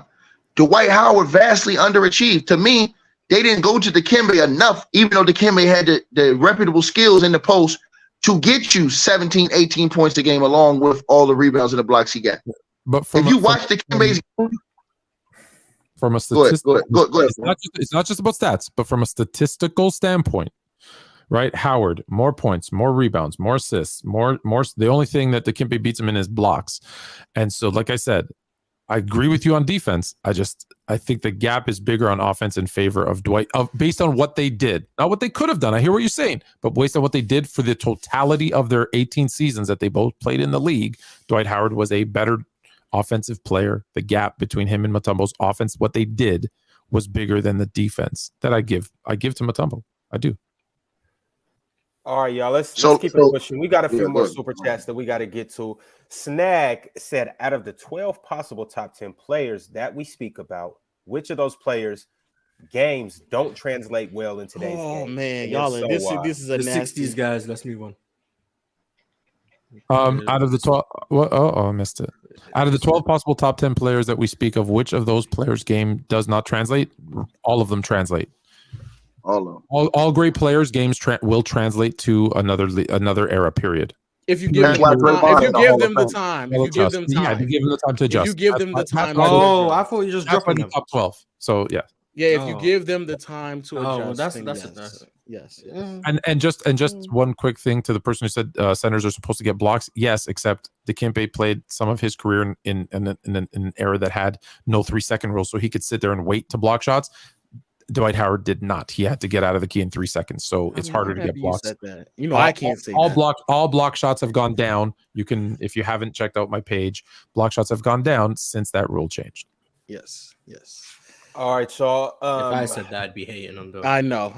That's why I said I'm happy that Fluent said that. Yes. This is a nasty name for this super chat. Jay Shot It came through and said, Ja is also dealing with alcohol problems due to stress, so I don't think a vet will really help with that. He spoke about his mental health. Well, that's what you don't know about basketball. That's what vets do. When you're behind the scenes, that's what vets do. Vets pull you to the side and say, look, dog, we're not going to do this. This is how we got to move. That's why you have vets on teams. That's why it's necessary to have vets on teams. That's what vets do. That's why some teams sign these guys.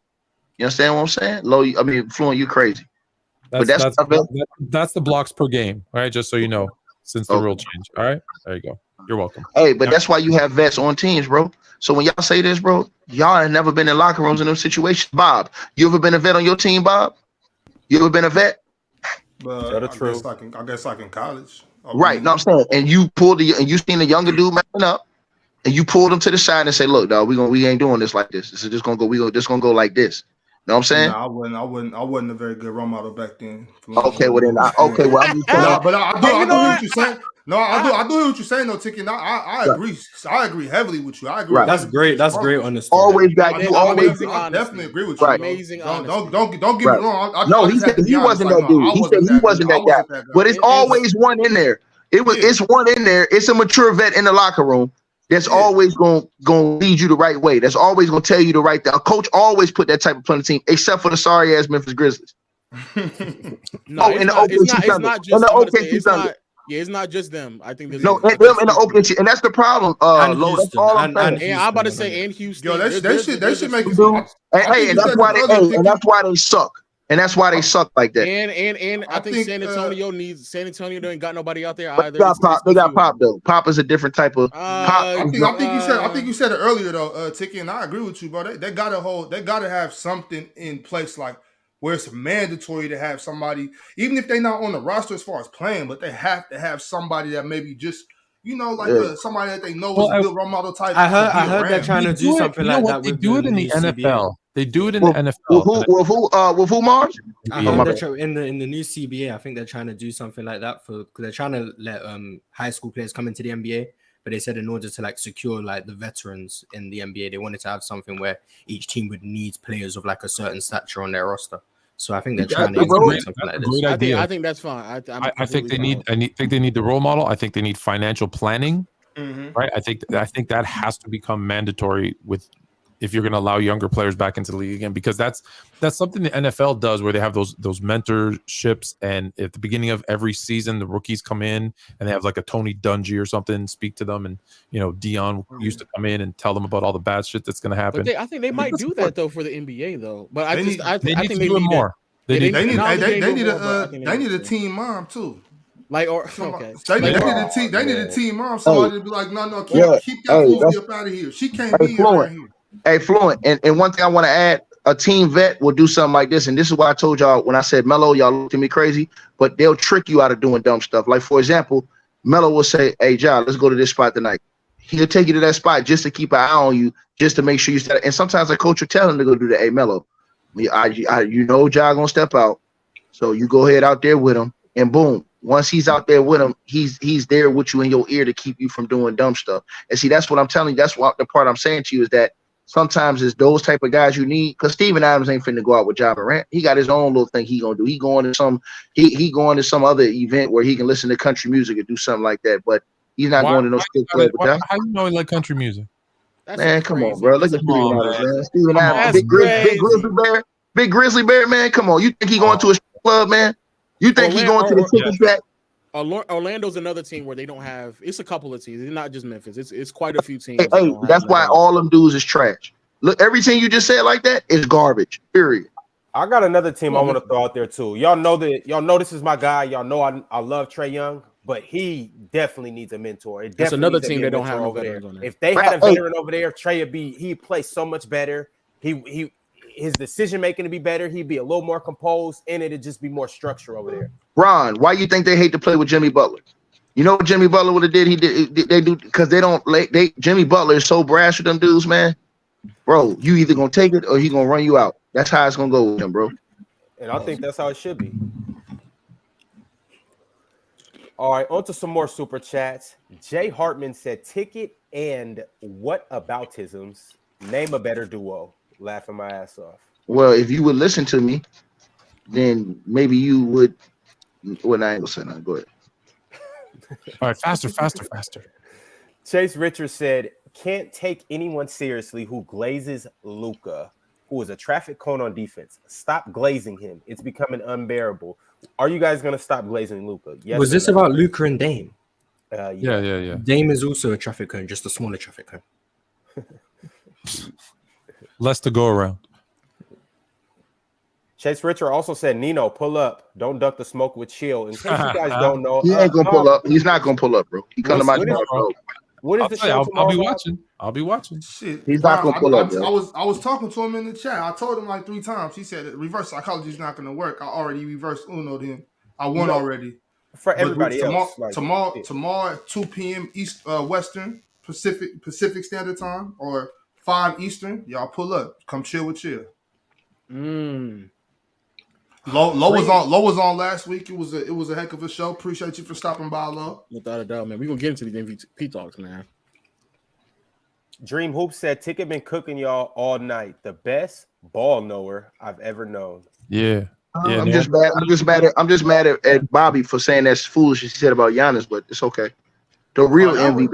That wasn't even all that crazy. They close enough. The real best player in the world. Yeah, we won't get to that. I'm not saying Kawhi's the best player in the world right now. Golden State. Well, I'm telling you, Giannis is, and everybody else is squirrel trying to get a nut. Giannis is the best player in the league. I don't think that's a debate. I'm not mad at that. I can get with you. I think it's a debate, but I think Giannis probably is the best in the world. You think it's who? I think Giannis. I think it's a debate. Yeah, I think. I don't think it's like it was with LeBron where everyone just knew he was the best. I think it's a conversation. But I think Nino said he's not going to be part of your entertainment.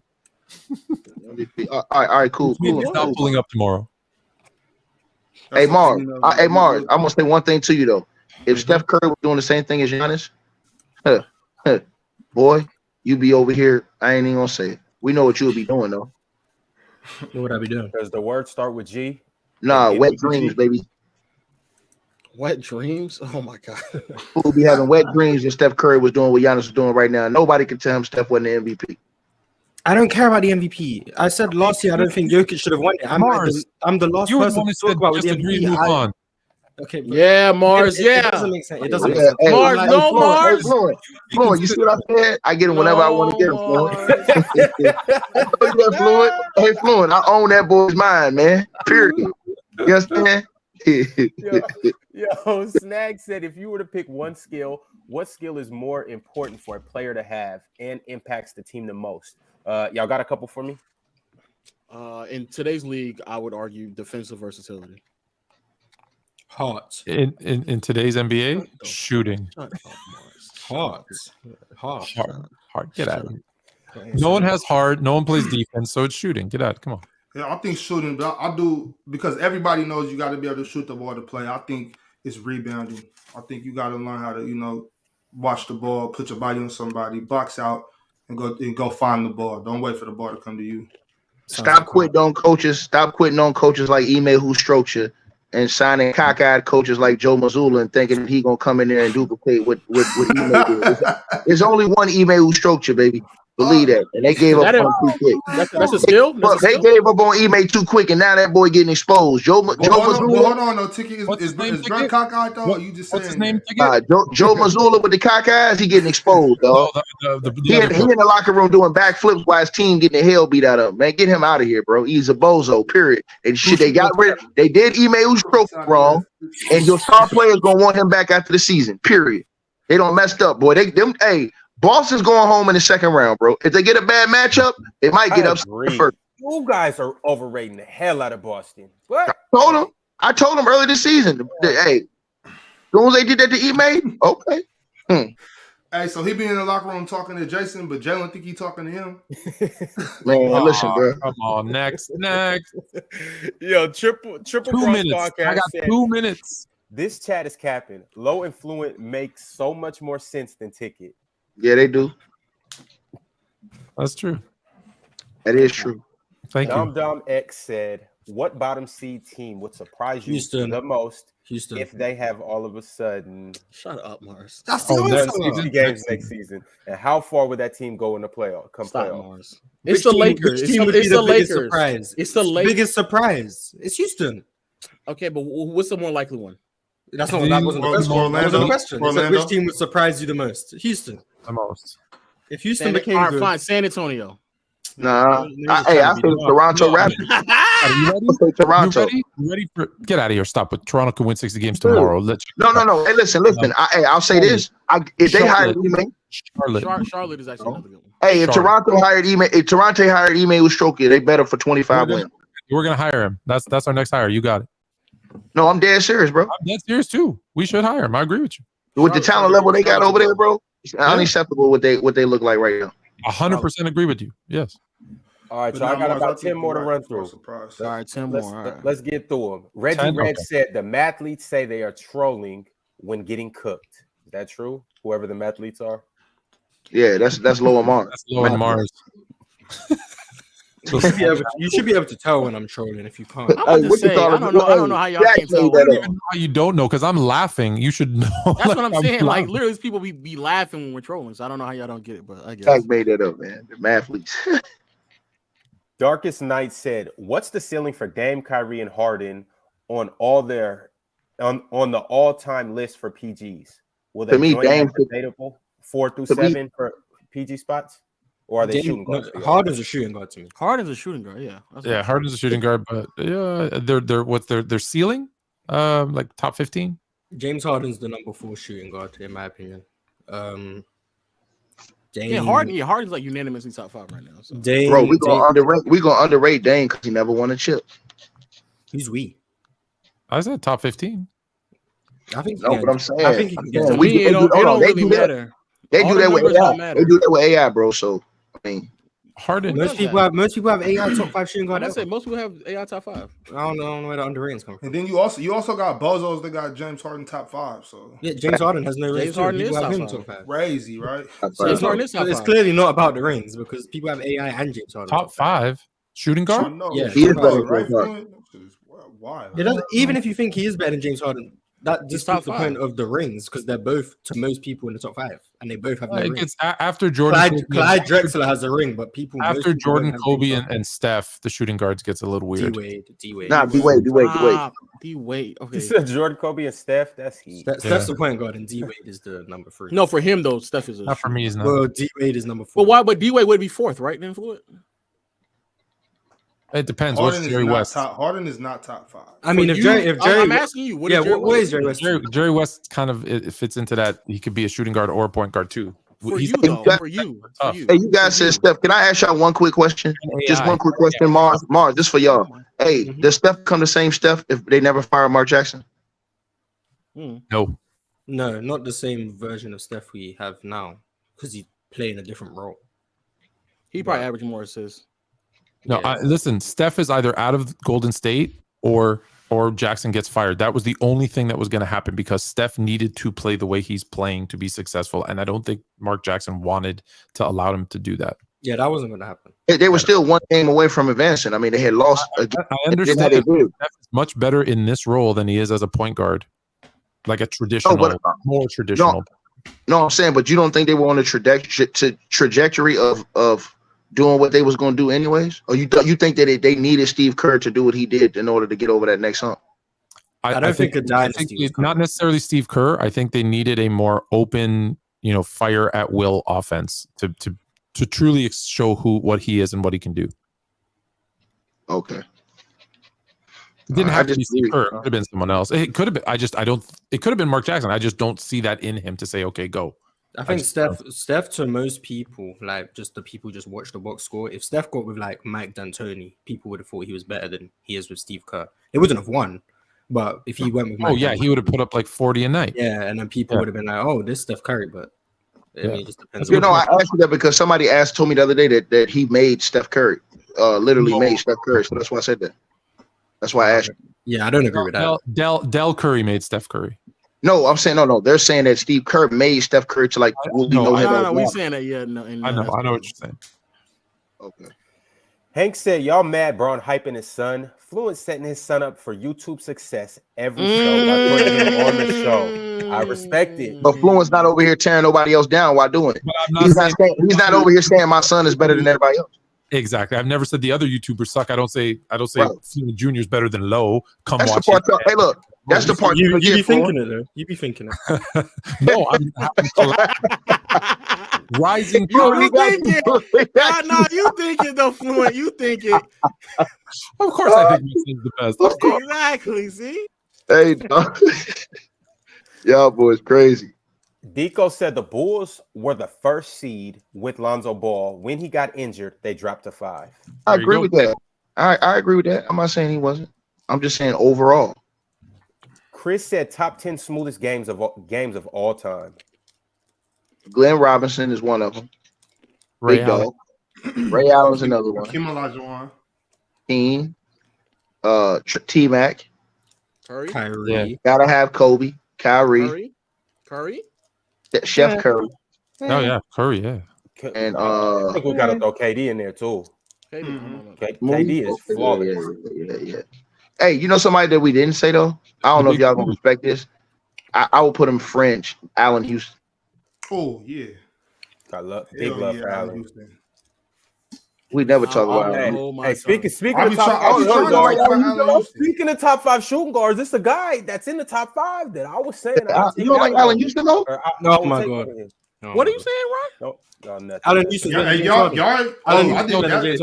You missed that day, Lo. Ticket. I did that list on the Wednesday show. You have Sam Perkins in there? Oh, Big Smooth. Oh, he had a smooth game, but I don't think he was smooth. Yeah, I don't think he was. I don't put him over a guy like I'm playing. C Webb or nothing like that. I thought C Webb's game was smooth. Yeah.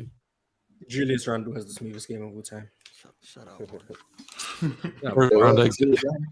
All right, y'all. Angie Carr got 2 back-to-back super chats we want to get to. She said, if Zaza doesn't undercut Kawhi in game 1, does that victory keep the moment on the Spurs for the rest of the series and they get back to the finals? That solidifies Kawhi's career. In my opinion, that solidifies Kawhi. But he got hurt. I don't know. I don't know.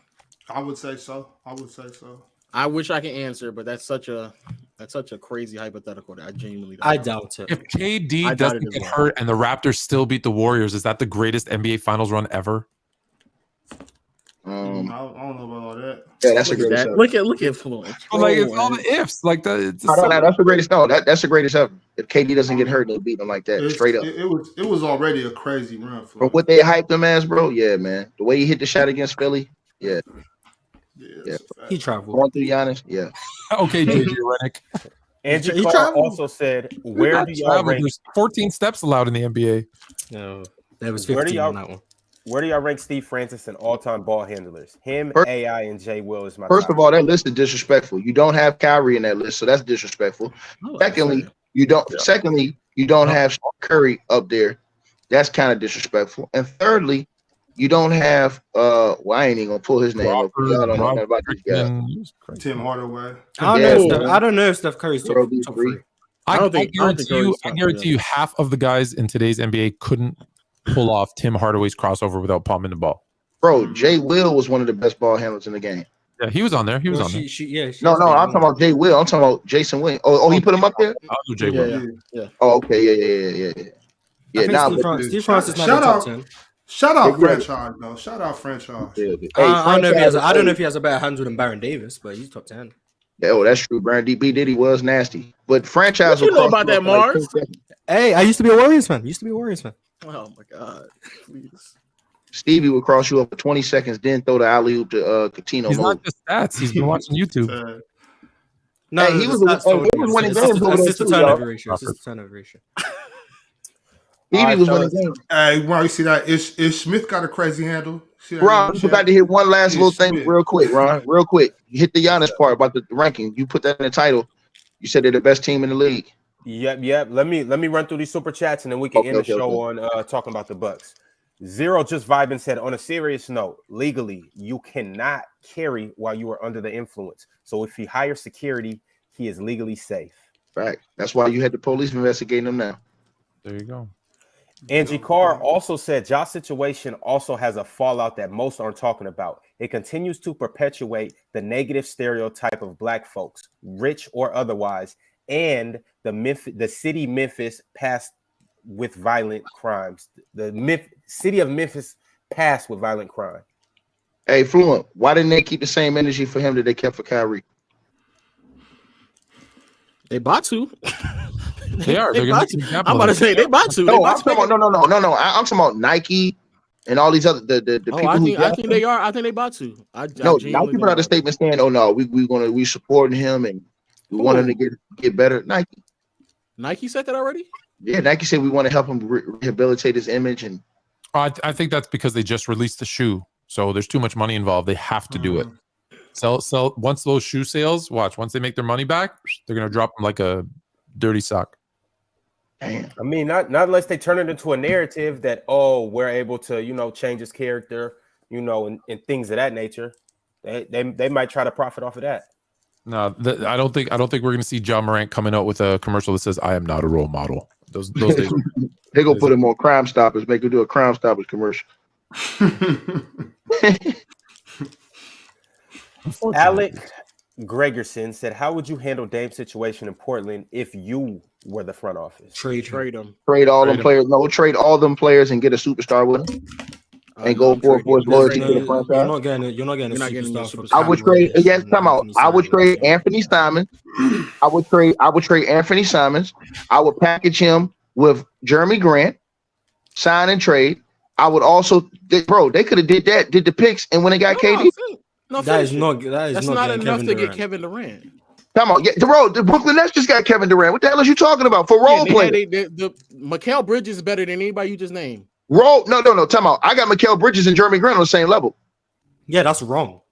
I don't know what to say. That's wrong. Are y'all on coke? Hold on, my bad. Are you on drugs? So you think Mikal Bridges and Jeremy Grant are on the same? Yo, Jeremy Grant been doing this, bro. Jeremy Grant been out here doing, bro. I think he's a very good player. Mikal Bridges. You gonna make me have to call Hope Grant, man. You gonna make me have to call Uncle Hope Grant, man. Don't forget about if LeBron can't defend his son, Ho Grant can't defend his nephew. I'm sorry. No, I'm saying you, bro. Y'all acting like, hold on. Y'all really think he better than Jeremy Grant? Yes. What about Anthony Simons, Marz? I think he's better than both of them. I'd rather have Mikal Bridges than both of them. What? I like Mikal Bridges, but I don't think. Maybe if you threw Shaden Sharp in there and stuff. Maybe. I don't think the Portland package is far off. I'm not gonna lie. The more I'm thinking about it, it could work. Are you talking about Jeremy Grant, bro? Jeremy Grant. Bro, Jeremy Grant played D. He played D, and he getting you 25 a game. 20, huh? He give you 20 what? What is he averaging right now?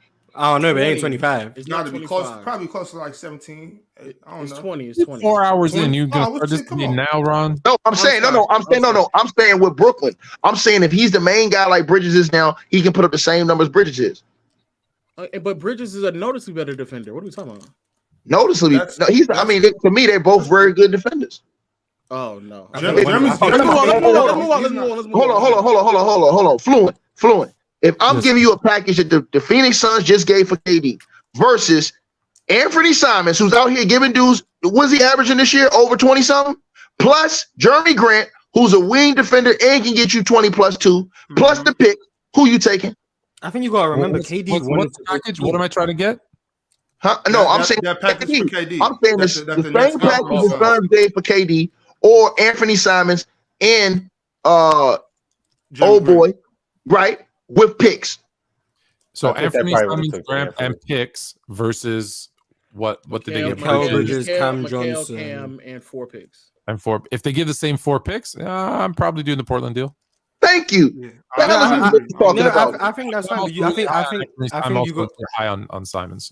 So Matt, I think you just got to remember that KD wanted to go to Phoenix, so Brooklyn also just doing right by KD in that situation.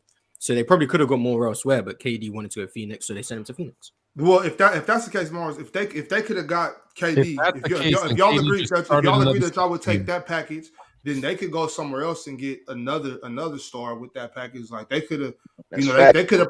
Yeah, if a star asks out, they can package Anthony Simons, Shaden Sharp, Jeremy Grant, and make an offer. But I don't know what star's going to ask. Okay, Marz, how many years you think Dame got left at an elite level? 4. All right, so if you say you got 4 years, then go for it, right? 3, 4. I would. How was Dame? 32? They should have, but I see what Marz is saying though is that KD wanted to go to Phoenix, and with the offer that came back, he still got to play with. He's still cool with Dame though, so he would have went with Dame. Remember, he went up to Portland. So he the question wasn't even about KD. It was also about Portland. Do you want to play with Dame or do you want to play with Booker, Paul, and Ayton? Yeah, I understand what you're saying. I know a system that's already been in place and built. Whereas Portland, you'd be part of the process of. Yeah. To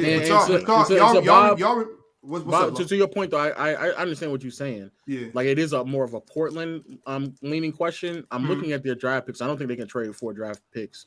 Anyway. But they could have moved old boy and got a draft pick for him, the big man. Nurkic. Who, Nurkic? Yeah, they could have moved Nurkic and got. Hey, but look, then your roster is just Dame and superstar.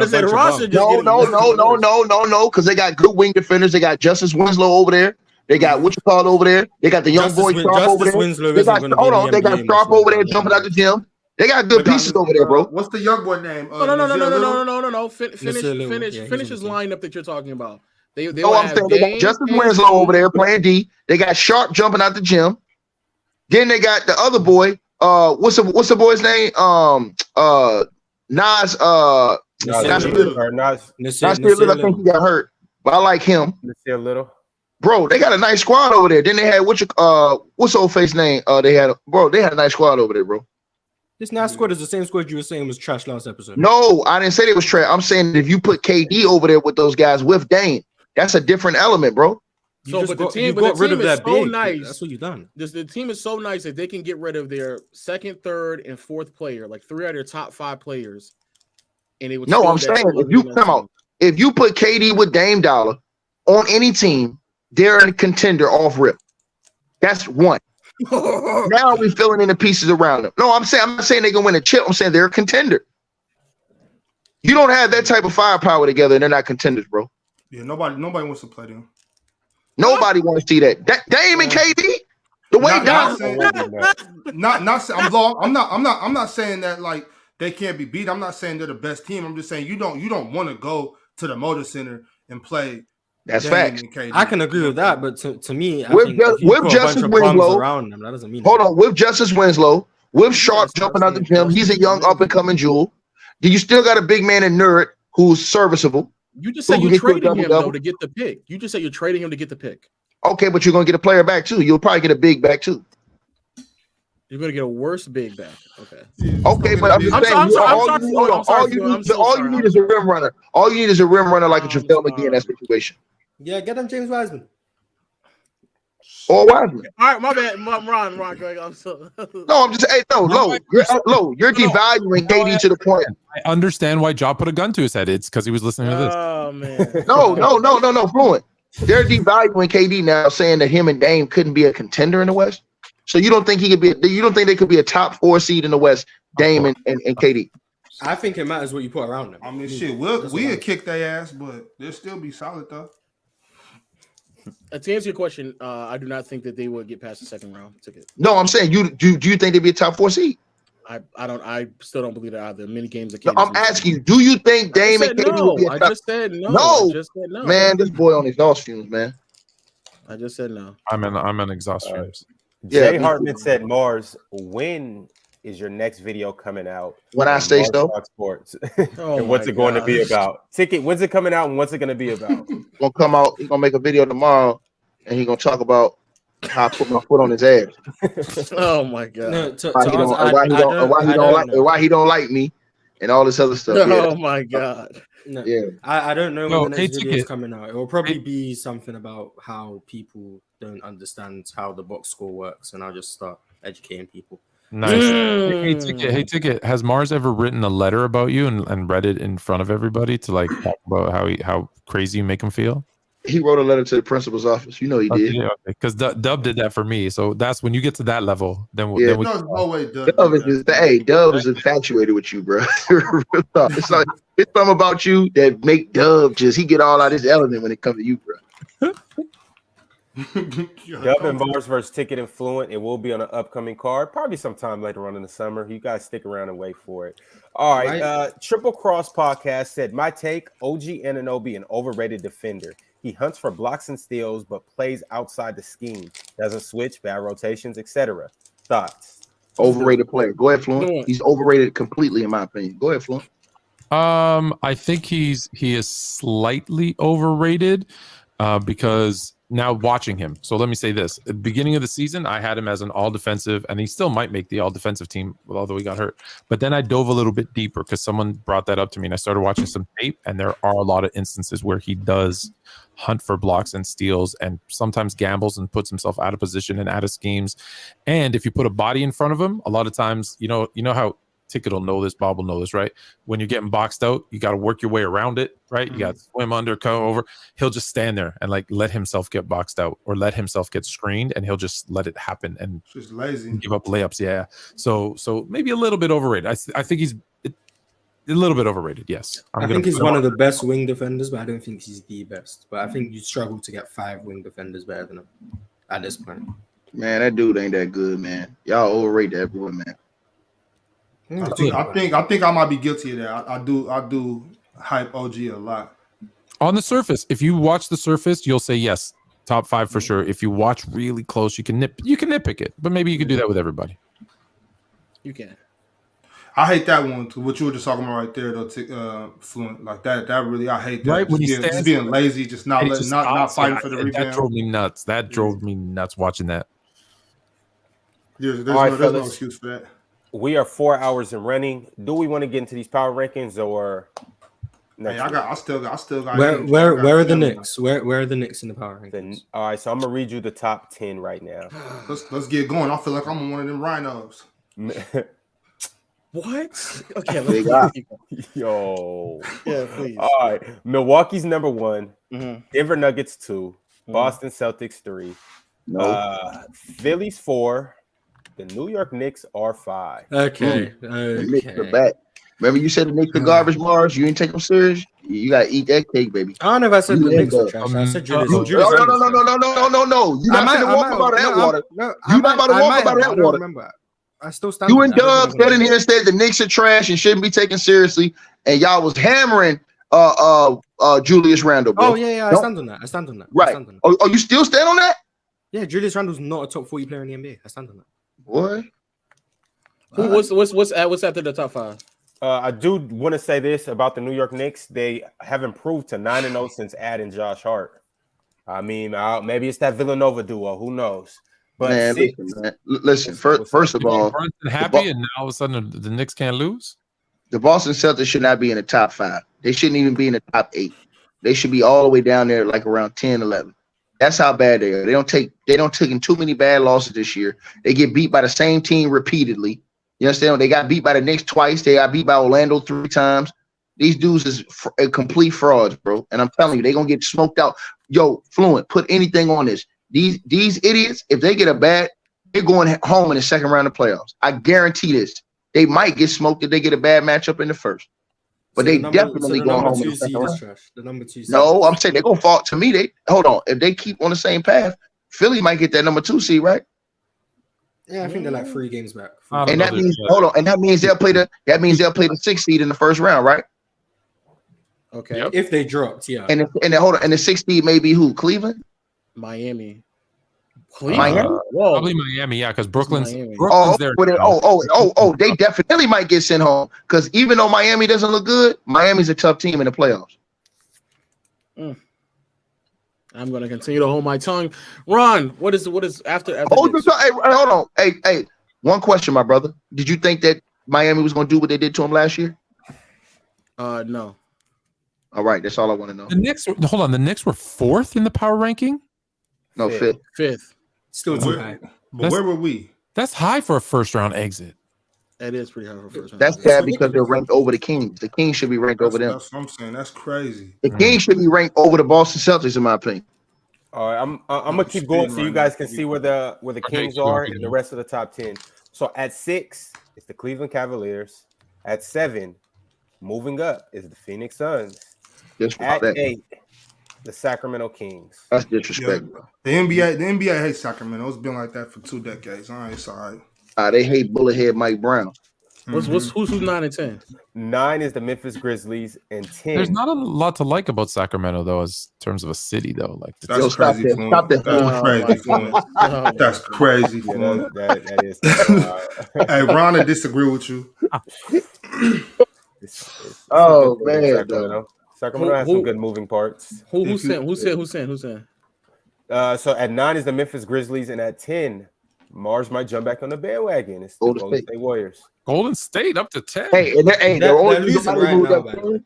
They moved up 10 because of that dude Marz tried to say was done. The immortal Klay Thompson, and also the dude I told y'all was the band and myth the legend. Oh, you know who it is? It's a pool party, baby. Fool, it's a pool party out here, man. No, they moved up because they traded James Wiseman. That's you why. You already. You guys are gonna be so angry when it's Warriors Celtics in the finals again. If Golden State make the finals, this year, I don't even know. Celtics going home, Fluent. The Boston Celtics going home. That cockeyed coach, they're going home early, bro. Trust what I tell you. Hey, what's up with Robert Williams? How bad is his injury? And he always hurt, Bob. You can't bro. That's what I'm trying to tell you. You can't depend on him. I would trade him if I was them. Yeah, that's all right. They got Al Horford. They'll be all right. Nope, too old. That's a living legend you're talking about right now. I love Al Horford. It's too old to deal with them young guys as rim running. It's too old, bro. That's Dominican Dirk right there. Please stop. Shit. That's fire. Why you put that up on the screen, man? All right, so I appreciate everybody for tapping in. We will be here at the same time next week. Man. You already know. Closing remarks. Does anybody have anything nice to say on the way out or nasty? Fire Scott Foster. Man, we cannot do 4 hours. You got that cherry lipstick on, Low? Low lipstick is real red right now. Low, what you been doing? It's the Doritos orange. Low ate a cherry popsicle. Man, we can't do 4 hours again, man. Jesus, no, bro. Man, why not, Low? What you potting or are you frauding? Am I what? Are you potting or are you frauding? I'm trying to watch these games, man. No, I feel you. Well, see, Low actually watches the game. Watch the box score. We don't stop. It's the game. I'm trying to catch but what you think the Grizzlies Lakers is going to do? I hope the Lakers win because Lakers are winning again. Yeah. Yeah. Hey, Lakers making the playoffs and then they'll be in the conference finals. That LeBron James will be in the conference finals. They will be in the conference finals. They might start thinking the Lakers better without LeBron. As long as LeBron stays home, the Lakers are looking good. If Lakers make the playoffs, they're making the conference finals. Yeah, facts. They got a top 5 player in the NBA. Fucking hate it. They got two. They got maybe two of them. They have 2 top 10 players. 2 top 10 players. One top 80 5, and LeBron. one top 10. Yeah, 80 top 5. All right, y'all. Look, it's been cool. A couple of cats is delirious up here. Yo, Ron, when LeBron will start shooting 55% from 3? We'll talk about it next week.